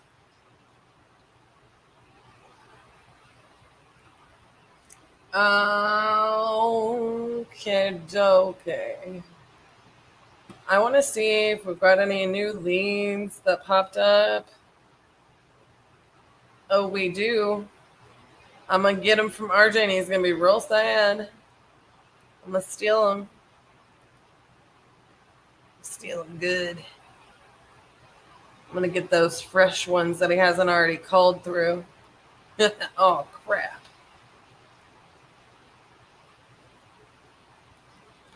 He don't even know. We got one in my legit, my OG in Ohio. You don't even know. We're going to call him. We're going to call him. Hi, can we copy?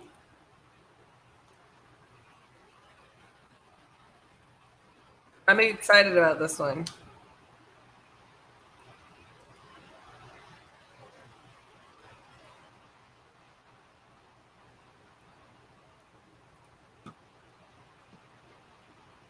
Boom. Boom, boom, boom, boom.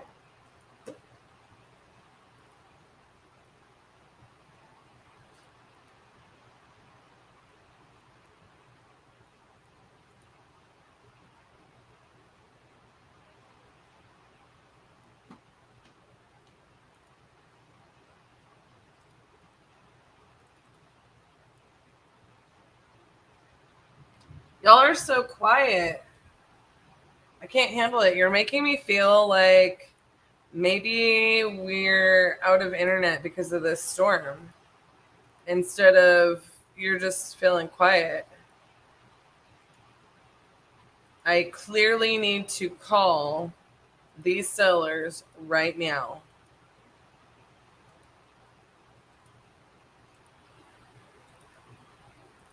Somebody asked earlier when I was on, when are we going to see me in the Closers Olympics? And I'm like, well, they invited me and put me on the lineup last year without telling me. And my uncle was getting married, so I couldn't compete. RJ this year said I should compete, but for some reason they didn't have me. Maybe they were already booked out. I don't know.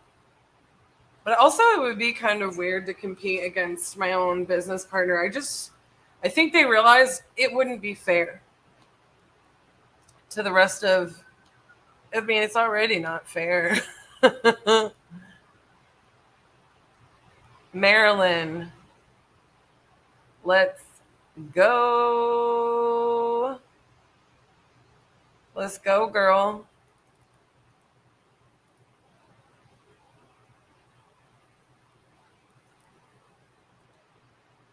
I need to see what part of Toledo this is in really fast because, like I said, I'm...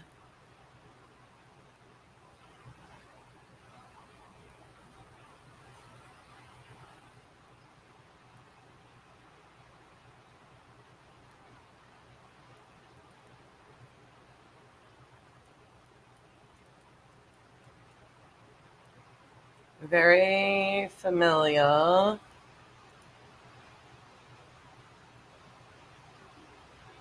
Ooh. Yikesies.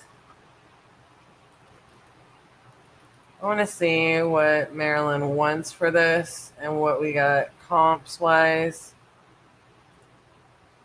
while I dial her. I normally don't do that, but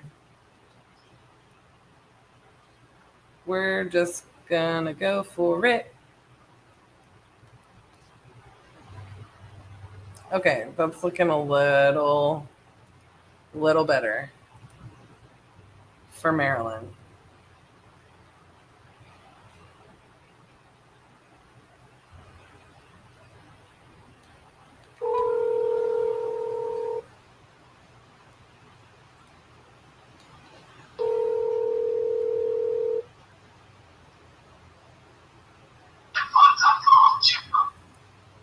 Hello? Hi, is this Marilyn? Yes. Hi, Marilyn. My name is Cassie, and I was just calling you about your property that you entered Homewood there in Toledo. Yes. How are you doing today? You got a few minutes? Yeah, I got a few minutes. All right, cool. So tell me a little bit about what is going on there. You're looking to sell it in the next couple months. Yeah, I put a bid in on a condo, and if the bid goes through, I want to go ahead and sell it. It's my primary residence right now, so I'm living there. Okay. So I'm trying to coordinate this. So once I get the condo, then I can, maybe everything can be done at the same time. Okay. Is your condo there in Toledo? Yes. Okay, cool. Do you happen to know, are you using an agent to represent you on the purchase of the condo? Yes. Okay. And do you happen to know when you should hear back from the seller? I'm hoping here tomorrow.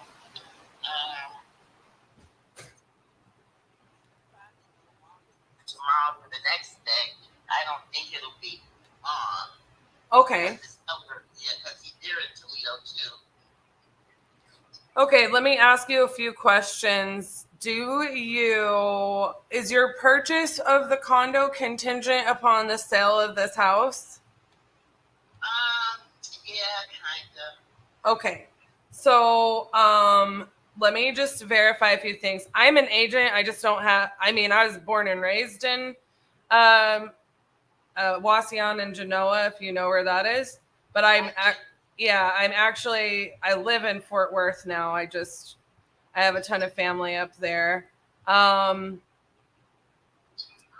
I'm up there all the time, even though I haven't been up there yet this year, which feels weird to me. It's just been a crazy busy year, I'm telling you. But I am a licensed agent in Fort Worth, Texas. So I speak the language, in other words, so I very much understand how these things work. So what I want to do is try to do my best to make sure we set you up for success and a smooth transaction there. Yeah. Yeah. Okay. So we can do this a couple ways. I can always talk to your agent too if you get the contract on the condo. That way they make it it makes it a little bit easier for you. So that hopefully that's kind of what I pride myself on, being a jack of all trades. So I buy and I fix and flip houses. I hold for rentals, things like that.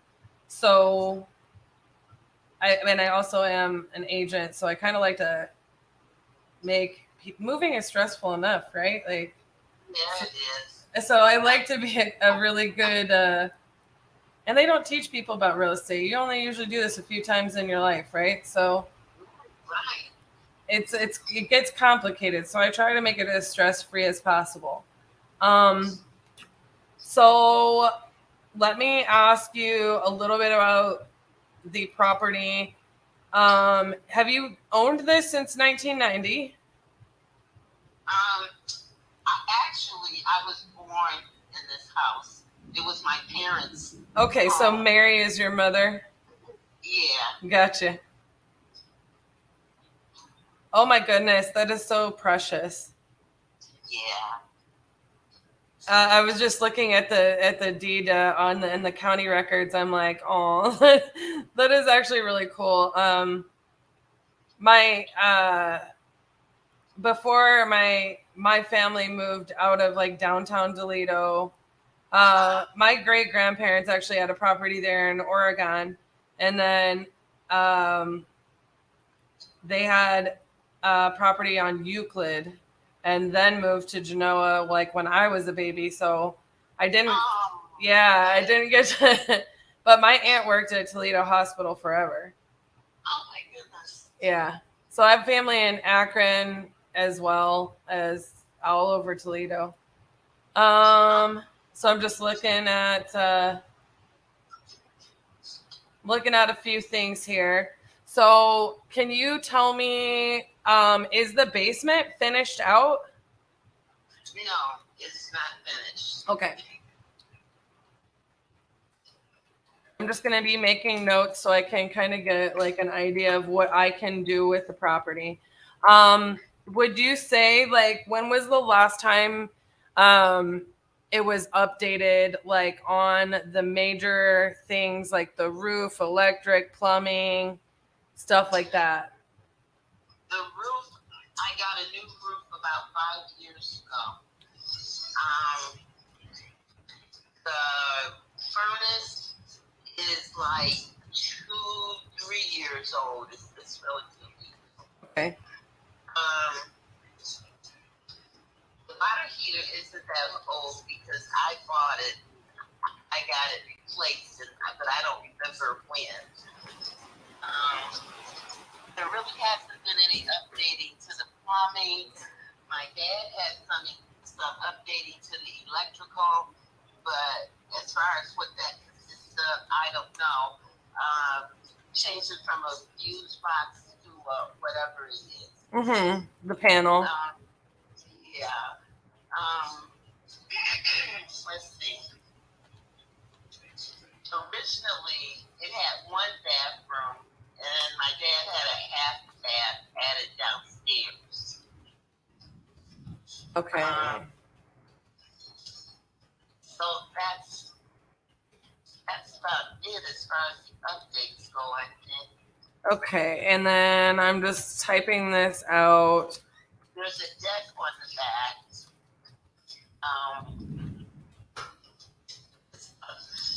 It's about 10 or 12 years old. There's a garage. It's not attached. There's a garage in the back. I didn't ever live in a house in Ohio that had a. Oh no, that's a lie. We had one house. My stepdad had a house with an attached garage. I was like, all of our houses had detached garages now that I think of it. So tell me a little bit, like, as far as the interior, would you say, like, if you had to give it a decade, what kind of music is it going to be playing to? Are we talking like 60s, 70s, 80s, 90s? What decade are we in? I would say the 80s. 80s was pretty good. I was born in the 80s. Okay. So I'm going to run a little bit of numbers. Do you happen to know, while I'm pulling up these comps, do you happen to know what you want to get for the property? I'd like to get 40. Okay. Let me punch in some numbers and pull up some pictures of these comps. I'm just going to run some rough rehab numbers for me and pull up some rent rates. And I will tell you how close we may or may not be to that. I've got to get some of these over here out of my way. Because, in this area, like, some of the stuff it's kind of hard to tell.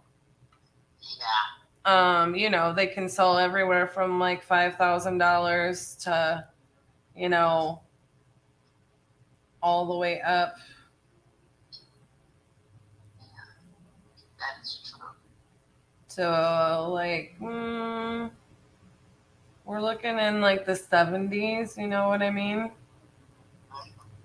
So I just have to figure out what that looks like. Typically for us, when we're looking at that, what we're going to see is we look at it heavily as a rental. So I think, you know, if we didn't have to do a full rehab and list it on the market for the maximum value and we could hold it as a rental, we may actually achieve what we want to achieve. Now, I'm going to pull some. I like to pull comps and multiple resources just to make sure I have my little investor resources and then kind of my realtor style resources.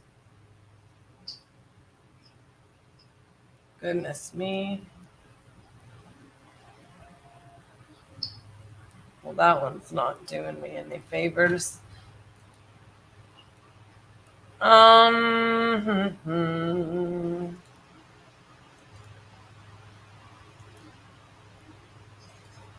Bear with me just a bit longer.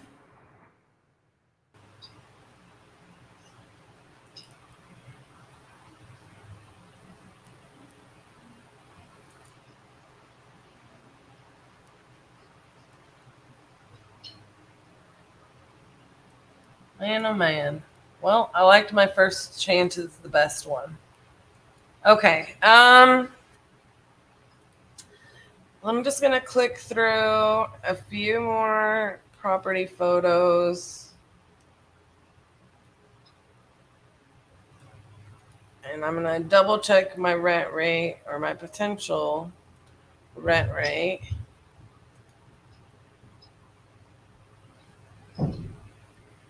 Yeah, this is kind of what I was thinking.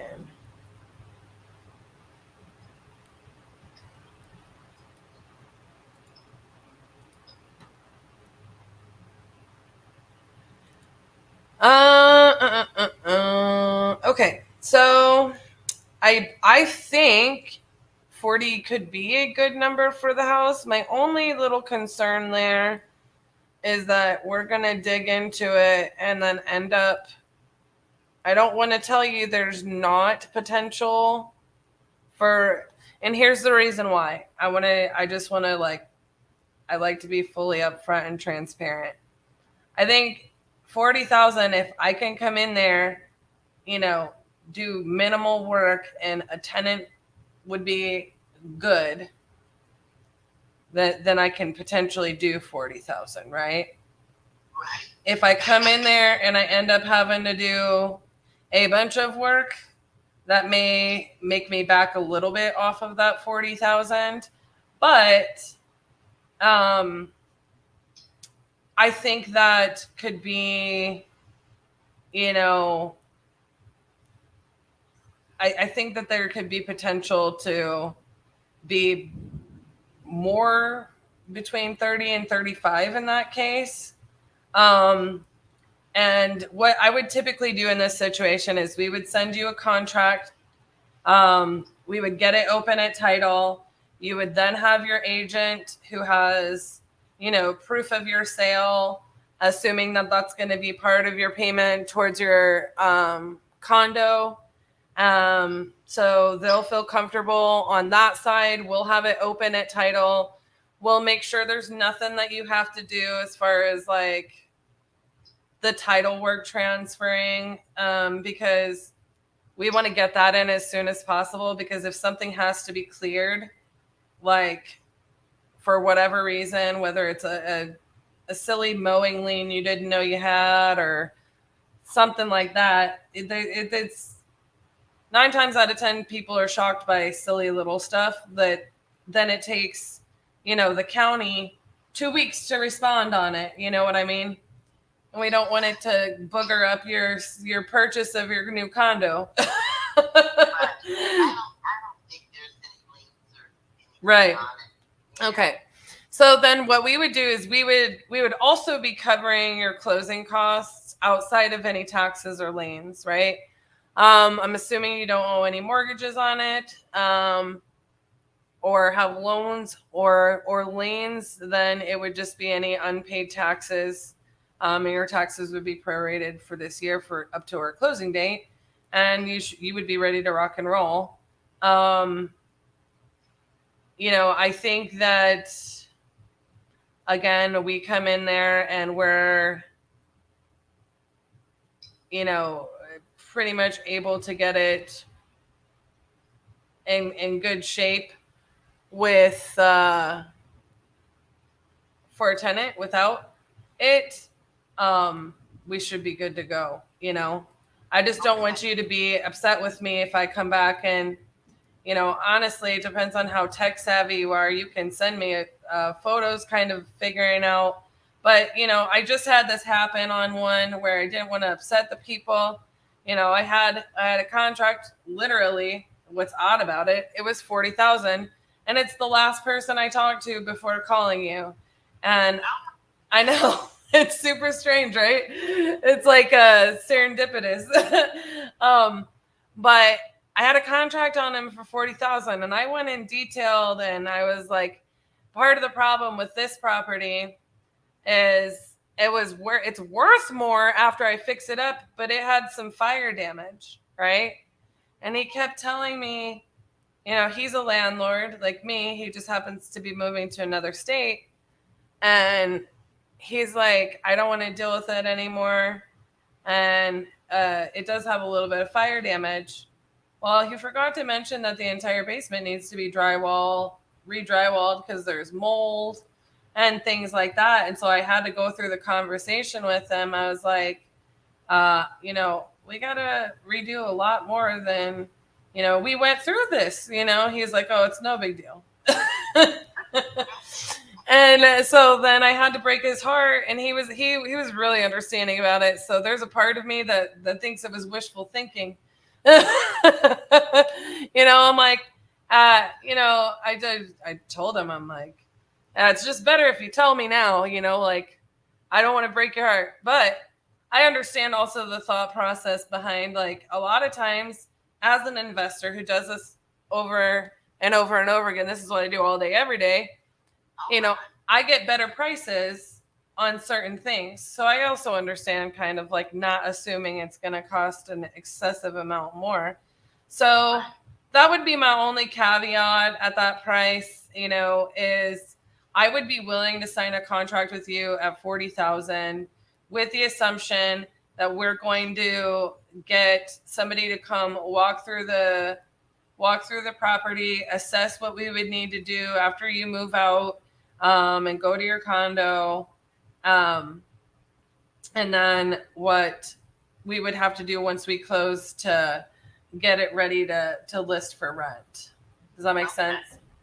That makes sense. So, yeah, we can absolutely do that. I don't know, being that it's your house and that you're occupying it, are you wanting to wait to sign the contract with us, or do you want to sign the contract, have us go ahead and do our initial inspection and walk through, and we can get title opened? Because even if you don't get this condo, if you're still planning to purchase somewhere else, we can extend the closing, So we can extend that closing out, have title ready, have you ready to close. And I think it would also help make it a stronger offer when your agent offers on a property for you, saying it is contingent upon the sale, but they have it already sold. So they're not worried about you not selling your property in time. Does that make sense? That makes sense. So you can literally show that contract to your agent, and then your agent can just tell me when you would be lining up to close, and we would already have the title process pulled and started and ready to rock and roll, and then you can just close and move when you're ready to move into your new place. I've never done anything like this. I really don't know what I'm doing here. I know. Most people don't. And it's okay. Like I always say this. I teach real estate investing to people because nobody else does. Right. Like you don't get to learn this stuff in school, and I went to school for totally different reasons, and I don't even use my degree, and I would have never imagined, being in real estate, but I absolutely love what I do. But I say it all the time. They don't teach this stuff, and it's really important when you need it. Just most people don't need it that many times in their lives, So Well, I don't know. I don't know.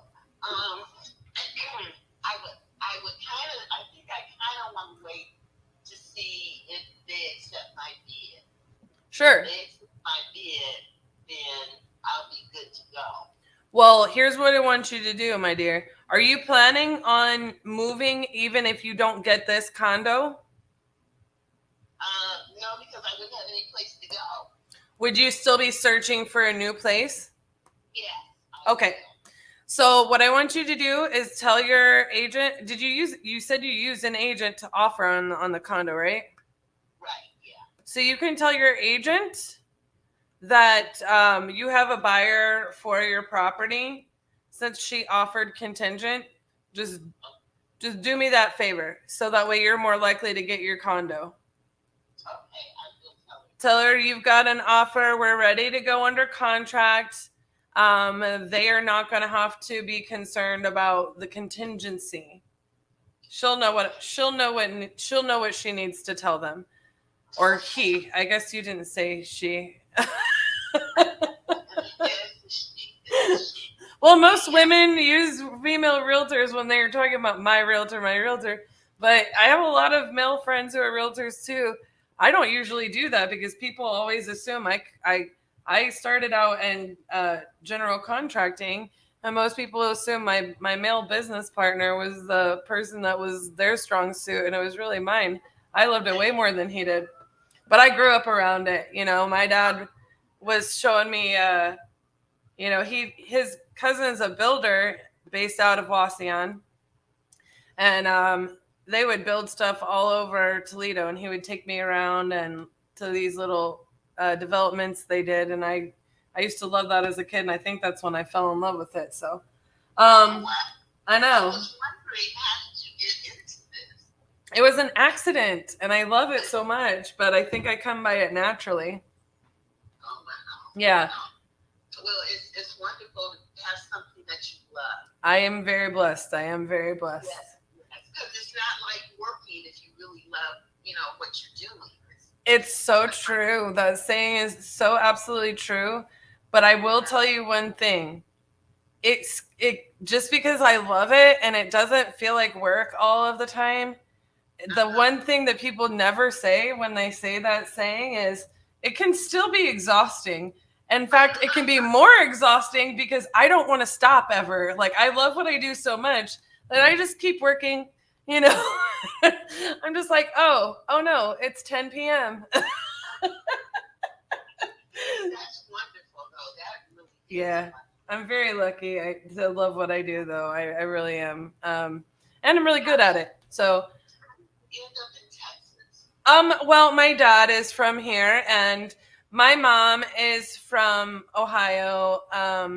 So my family, realistically, my great-grandmother and great-grandfather, who we had like a very, very short generations. Like, I knew my great-grandmother, she was still alive in my 20s. So, yeah. And so in essence, they they were born in Oregon, right? So like we are kind of like all over, like, and then my grandmother moved to Akron eventually, but most of my family up there, most of them came from like the Toledo area, from my great grandparents. And then realistically, my mom ended up in foster care, and her foster family was in Wasion, and her dad had moved to Texas. When she was 18, she went to Texas to visit and get to know her father, right? That's when she met my father. So my dad's whole side of the family is from Texas and Oklahoma, and my mom's whole side of the family is from Ohio. Oh, wow. Yeah. So it's crazy. Like I feel like I am 100% like a Texan, because I moved here when I was 11, but Ohio's home too. So it's just like I'm split. I don't know what else to tell you.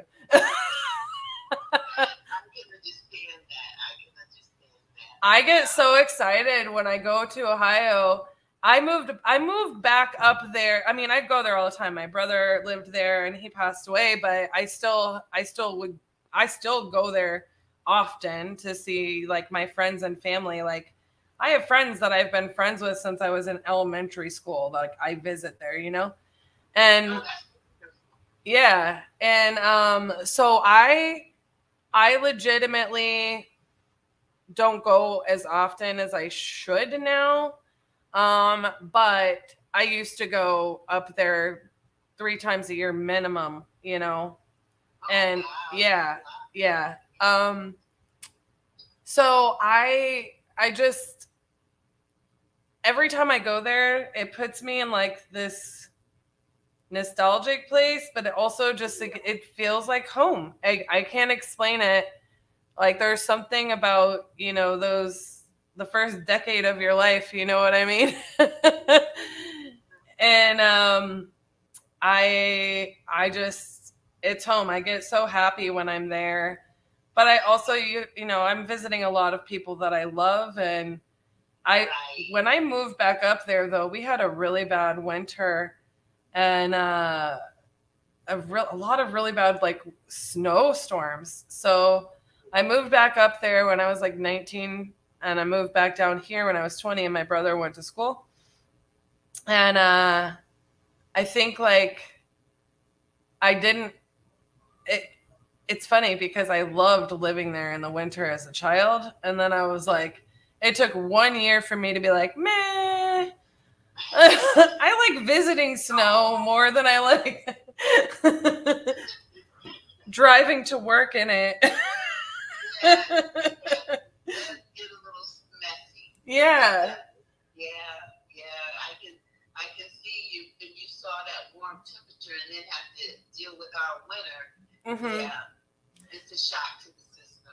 And it's like Texas summers. Like I'd rather, but the last time I was in Ohio in the summer, it was pretty brutal too. Oh, was it? Yeah, I was like, oh, I want like 80 degree summer, please. So anyways, okay, so I've got my notes. I'm gonna put you into like follow up with me. Just let me know what's going on with the condo. But if you tell your agent,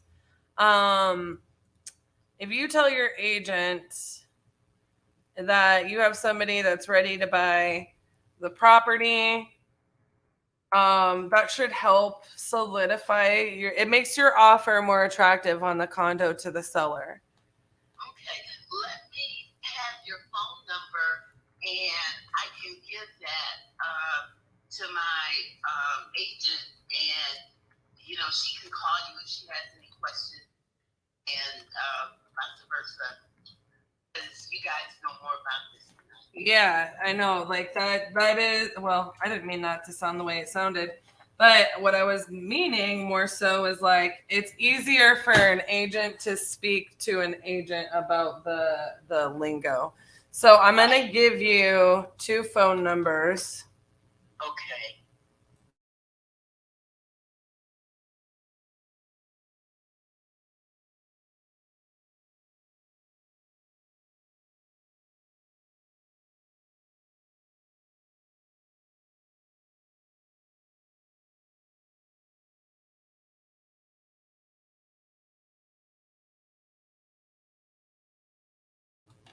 I keep a pretty packed schedule. So if she doesn't reach me on that, both of you can call me on that number, but you can also call in my office line. That way, if I'm not available, someone can either answer any questions really quick that you may need or make sure that I call you back as soon as possible if nobody can help me. So that phone number is 817-710-8689. And my name is Cassie. That's Cassi, short for Cassandra. Okay. And what is your last name, Cassie? It's DeHaas. D as in David, E as in Edward, capital H, A as in Apple, A as in Apple, S as in Sam. Okay. All right. So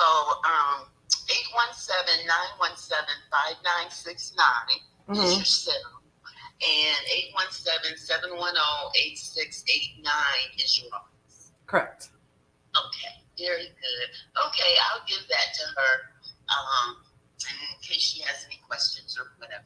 Yeah, absolutely. And then just let me know how it goes. And we're happy to, be a good help to you there and work with you on your moving schedule and your time frame and what have you, and make this a little bit clearer and easier for you. Well, thank you very much, because I surely don't know anything about this, and it feels very overwhelming. Oh yeah, I know. I would feel the exact same way. I always tell people real estate is not brain surgery, but there's a lot to it. And until I've been doing in some way, shape, or form real estate and contracting and all that good stuff for over a decade now.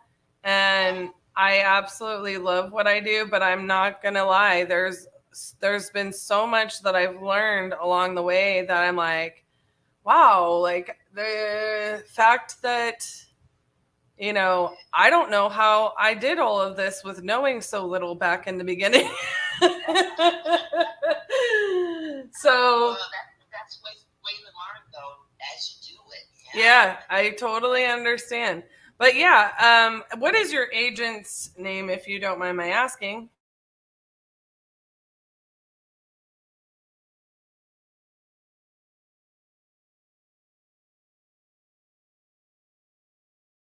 Okay, cool. That way I know I can. Oh no, it's fine. I'm sure she'll call me, but if I talk to her, that should help make her job easier and make your life easier. And that way, again, I just, like I said, I like to make the feeling of I don't have any idea what I'm doing, and I'm not saying there's a lot of investors, there's a lot of agents, there's a lot of people out there that maybe don't know as much as one would hope they should, or they're not as experienced or whatever.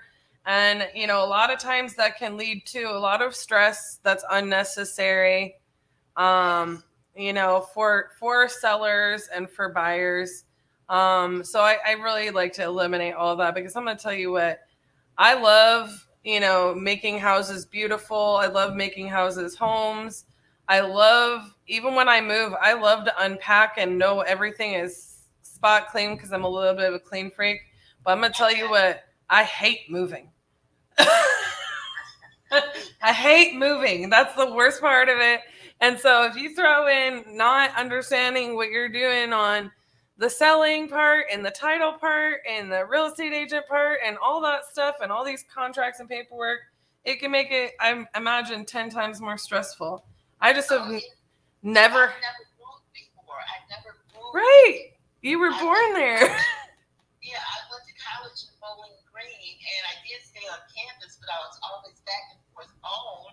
And then I got my graduate degree from UT, and I mean that's right here. Right. It's like in your backyard. Yeah. I never moved. And even looking around and thinking that I'm gonna have to get rid of half of this stuff because Your parents. It's like 1,500, feet, and this is a 4-bedroom home. Yeah. And it's overwhelming. Sure. I just talked to some girlfriends over the weekend, asked them, is there people you can get to come in and pretty much handle this for you? Because I have no idea. I have some china here that belonged to my great-great-grandmother, and I'm thinking, should I get that engraved? Yes. I don't think I'm going to take it. Yes, you should. Yes, you should. That's cool. I mean, there's so many. That's really cool. But yeah, it could be overwhelming. But yeah, we're on our end as the buyer. We will work with your agent, and I'm sure that there can be, she may potentially have referrals for you too, as far as packing or moving, or depending on how much stuff there is. They do have people that are estate. They handle estate sales. So they may, if you have a ton of stuff, that really, they can have an estate sale for you. Okay. Because I do have a lot of stuff. Big house. Yeah. Instead of having a garage, it's like a fancy. I love going to estate sales because, and it's not like you find like some really amazing things like what you just mentioned, where, I mean, maybe it's not appraisal value or whatever, but some really cool pieces of like furniture and collectibles and antique type of things that have been passed down through the generations. And it's like, but I have no more room for these things, or the family doesn't want them. But, I like picking up like random, like one-off scenario pieces from estate sales. So yeah, that is fun. Instead of just having, everything being matchy from the furniture store, Right. Yeah, that is fun. Yeah. Well, all right, Miss Marilyn, you just holler at me if you have any questions in the meantime. And I'm sending you good wishes on your condo contract, and we'll just go from there on you being able to find your new place. And I will talk to your agent whenever she's available. Okay. Well, thank you very much. Yes, ma'am. We'll talk soon, okay? Okay. Have a good night. Thank you. You too. Okay, bye-bye. Bye-bye. Oh, I want to squeeze her. Just so you guys know, that's RJ at my computer commenting as me, not me. So yeah, that's wonderful. I didn't feel like overly pressured to get her to sign a contract. In fact, it might be easier for her to me send it to her agent and have her agent have her sign it. We'll see. I'll talk to her agent tomorrow or something. I hope she gets her condo, but I don't. Sometimes like when people are in that situation, they may feel like you're, pressuring them. And it's not necessary for me to pressure her. I'm going to work around her situation no matter what. So if she... Sorry, I'm saving her on my phone.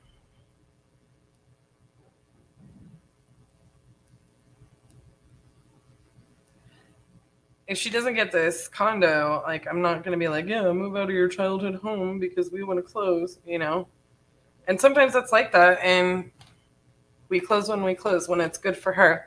We're solving her problem and ours. So that is that. Thanks for sticking with me. I didn't expect my last phone call. It didn't feel like I was here that long, but it was 37 minutes.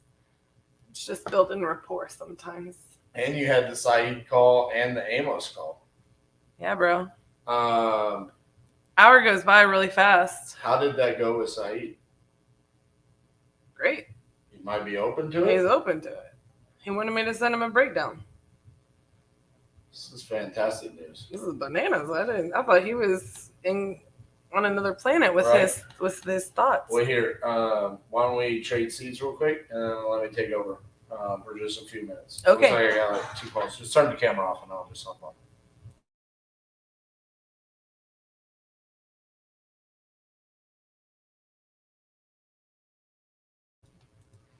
All right.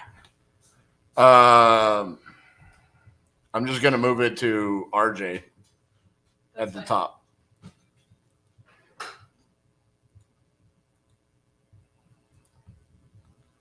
Well, that was fun. I'm gonna call this person back. Is there anybody still watching the live? Yeah. They don't want to talk to me.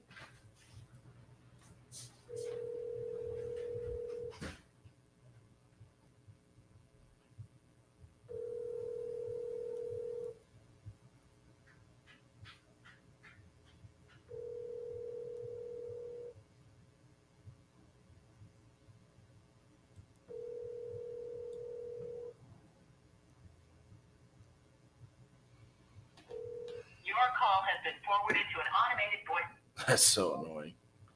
This person sent me like 10 texts.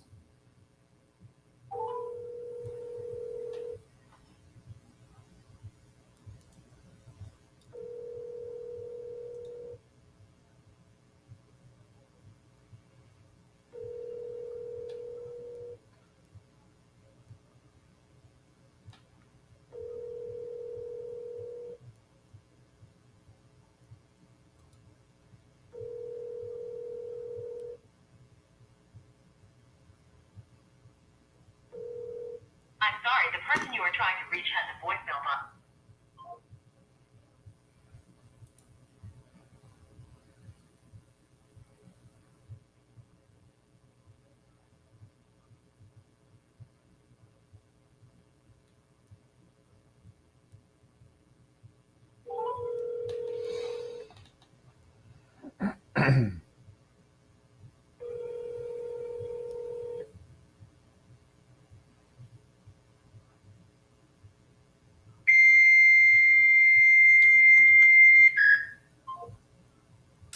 Okay. Well, we can't buy a house from a fax machine.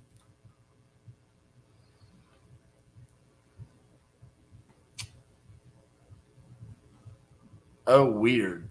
Cassie's got it pulled up and I've got it pulled up. That's why it's messing with me. Who was this person that was texting me asking if I'm the guy from the billboard?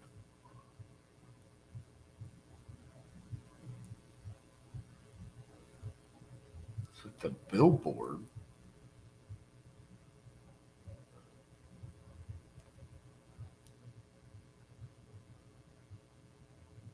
I mean, I will be if that helps me get the deal.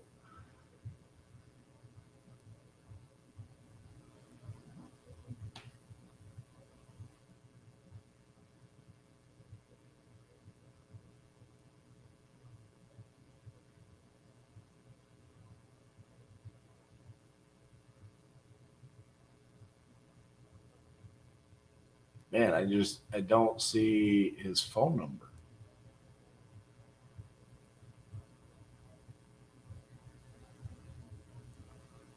I didn't make it this far.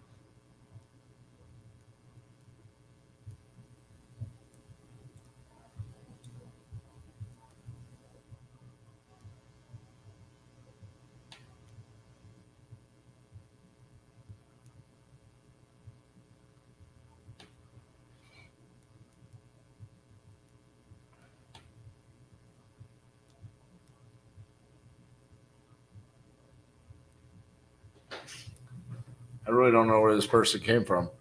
Guess what, Cassie? What? Garrett sold Roswell. You did? Oh, my little sneaker. Yeah. You got an offer for 48. We already sent the assignment. Oh. Yeah. That's good for him.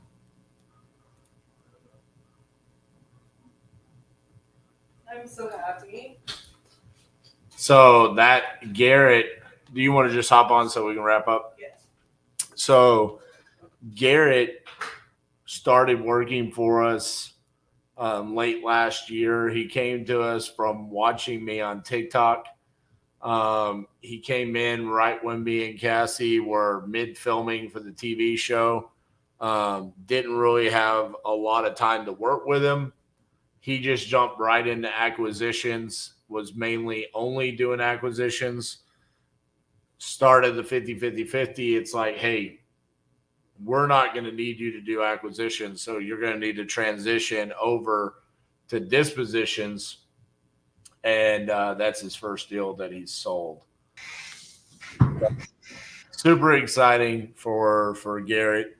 Yes. I'm super happy. Me too. So, Miss Cassandra. Yes, sir. Let's holy moly, you open some tabs, don't you? Sorry. You are a tab opening machine over here. I didn't mean to, but like some of it's really, I only use the one thing, but I use it under my Google login because I have all my bookmarks. I don't want to search for it because you save stuff weird. So there we are. Through 22 days, 86 contracts sent, which that equals the amount of signed contracts we got in the initial 50-50-50. Boom! We're not even halfway through. We're at 54 signed, 5 have canceled, 35 in dispositions, and it appears to me we got to fix this a little bit. There's something not calculating correctly. But expected profit on the assigned 205,500, and then the close 55,500. So pretty pleased with where we are so far. Yeah, I feel like we need to like go calculate, like that doesn't have all our profits in there. It's only for the sold. I know, but I feel like we're higher than that number.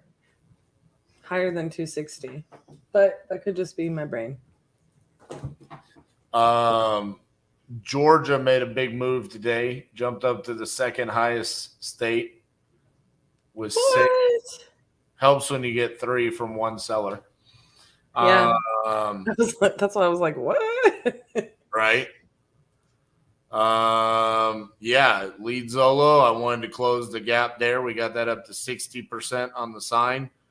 So that's good. And I expect to get some more signed throughout the evening.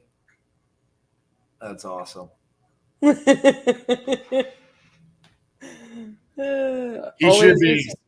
He should be excited about that. And he had another showing on the other New Mexico deal, JV deal. He had a walkthrough today, so let's hope he gets an offer on that one as well. Potentially move 2 New Mexico deals on day one. We'll call him Josh Jr. Right. Old Joshy boy had early success in New Mexico. New Mexico is a great market for us. What can I say? I do love it. It did the original 50-50-50. I feel like it was somehow, that's what's been interesting, and like what I love about this, 2.0 version. We did lead sources very differently. So like on the original 50-50-50, because of how we were choosing like that marketing, we were choosing a lot of markets in like at least 20 some odd states that we had never closed a deal in. Yeah. 20 what? 23 states we had never closed a deal New in Mexico included. That was New the first Mexico deal that we ever included. got in New Mexico. And that is exactly what I was going to say. We were going into like a new market or a new state. And so I we think never that, done a deal in Nebraska either. right. I think like some of those states, you know, we had like a very like locked in experience in the original 50-50-50 until, you know, that time, like, I think we didn't do another, maybe we had done one other deal between the end of 2020 to early 2022. So in like almost like a year and a half time span easily, we'd maybe done one other deal in New Mexico after the first 50-50-50. And then like that early 2022, we had like a just plop of deals in New Mexico. We were like, dang, we really like New Mexico. Well, been you good know for what really opened up New Mexico for us was Investor Lift. Yeah. We didn't have a whole lot of connections in New Mexico. Getting Investor Lift really opened that up for us. And it's like I was telling the guys while you were on the live there, and we got the offer on Roswell. We're sending over the assignment. And I told them, I said, you know, I'm super excited for Garrett first and foremost, but it's also that I'm super excited about the seller. The seller on this deal was like, I'm talking to like 4 or 5 other people. But I feel most comfortable with you. I just want to go with whoever's going to take care of me and get this deal sold. And he chose us. And it feels really good that he chose to go with us. And then we're going to be the ones that are able to get it done for him. I'll be honest, like that feeling never gets old. Well, it sounds like you just had a very similar conversation. So that deal is in Toledo, Ohio. So that would be our first contract in Ohio. That's why my conversation was like so long in rapport building. I was like, I was born here. I grew up here. And then I moved here. And then that's been one of the states that I've just kind of been confused about. Like, why haven't we gotten a deal here? Like, I just don't understand. So I'm excited to see that for sure, because that's always been a really good market for us. And Toledo, that's one of the places that it's like we know that we have buyers there. The assignment is signed in Roswell, so that is officially sold. So good job, Garrett. It's an $8,000 assignment. Again, just opportunities that have come our way. We were wanting to make 10 on that, but I'm thrilled. Here's what I always tell the team. There's no reason for us to beat up our buyer or beat up our seller in this situation. We're able to move the deal. It's a win-win for everyone involved. Exactly. Now we have a buyer in Roswell, New Mexico, which up until today we didn't. Garrett's biggest concern about this is like, hey guys, there's really not a whole lot of buyers in Roswell, New Mexico. I'm concerned. Like, he was nervous about it. And I just told him, I was stick with it, man. Like, I literally, when you came in earlier and I was on there and I was like, I'm about to call on Dispo, and I was like joking about 30 minutes later, RJ's back, you know, that one. I was about to call on Roswell just to like ease his concerns. So I'm actually really, really happy that that's what happened today, that his buyer was like, yeah, we're in. And I ran the numbers on it, you know. It's like the lot and deal. I ran the numbers on it. Well, I know, but I mean, look at this. I mean, yesterday we sold a deal in Reidsville, North Carolina. Yeah, today we sold a deal in Roswell, New Mexico. These are places that we've never done deals in, not states, but cities that we've never done deals before, but we're able to do this because what you just said, we're running numbers and we know that they're deals. That's why when people ask questions like earlier about, do I need to be more worried about how to talk to the seller or the contract? I'm always telling people, and what we teach constantly in the Crucible is, we get a lot of agents that'll come through the Crucible. We get experienced investors that come through the Crucible, people that know things. And I'm like, listen, you're not underwriting your deals right. If you really want to go nationwide, you're sticking, and I understand it because we were there.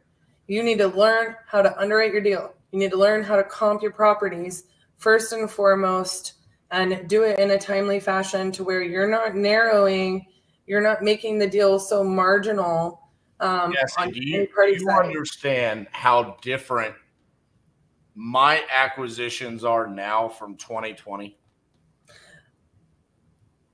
I mean, I'm seeing the results of it because, honest to goodness, and I really am so interested to hear what you have to say about this, because I trust me. For those of you who don't know, I don't know who else is still here.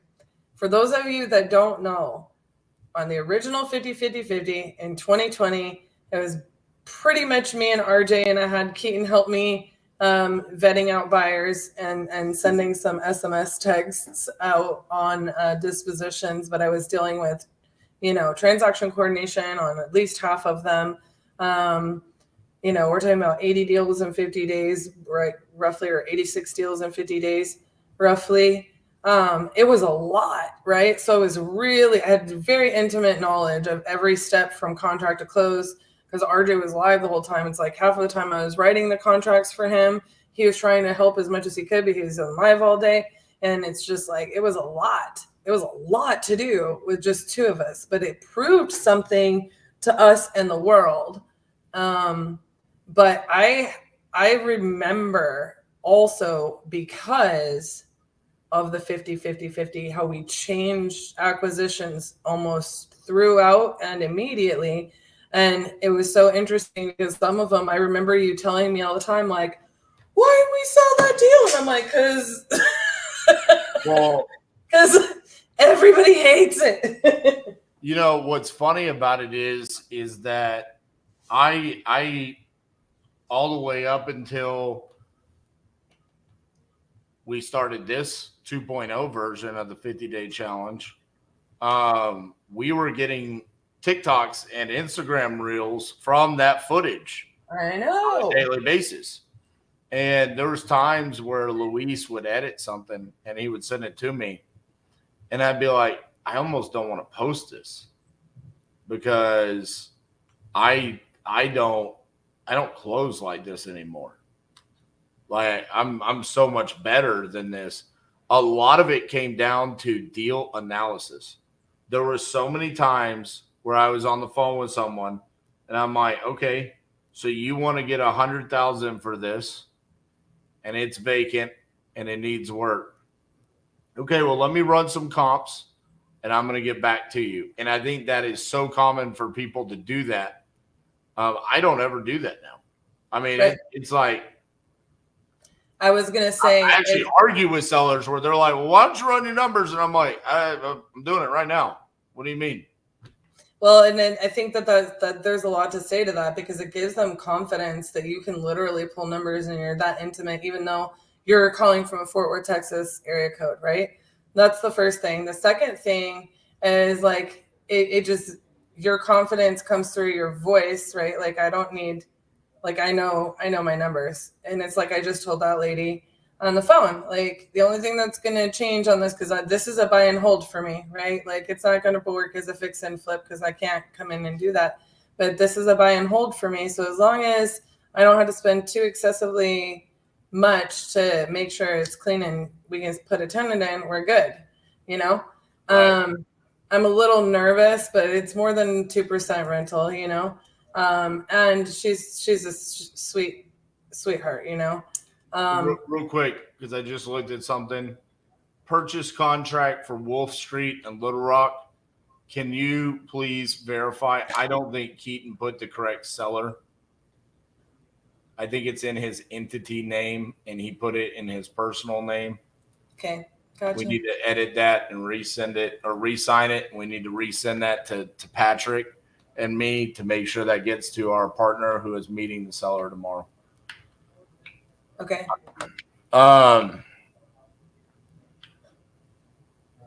Anyways. Well, the other thing about the original 50 deal challenge is we have a lot more tools when it comes to running numbers.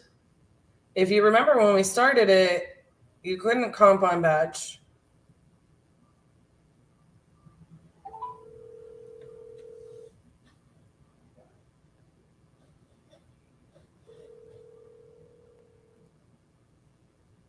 Your call has been forwarded to an audit. I don't know who this person is. I've called them twice the past 2 days. Is there a way for me to search by their phone number? Yes. How? The top right search bar, or you can do the filter. Keyword. Filter, enter a keyword. Okay. Yeah.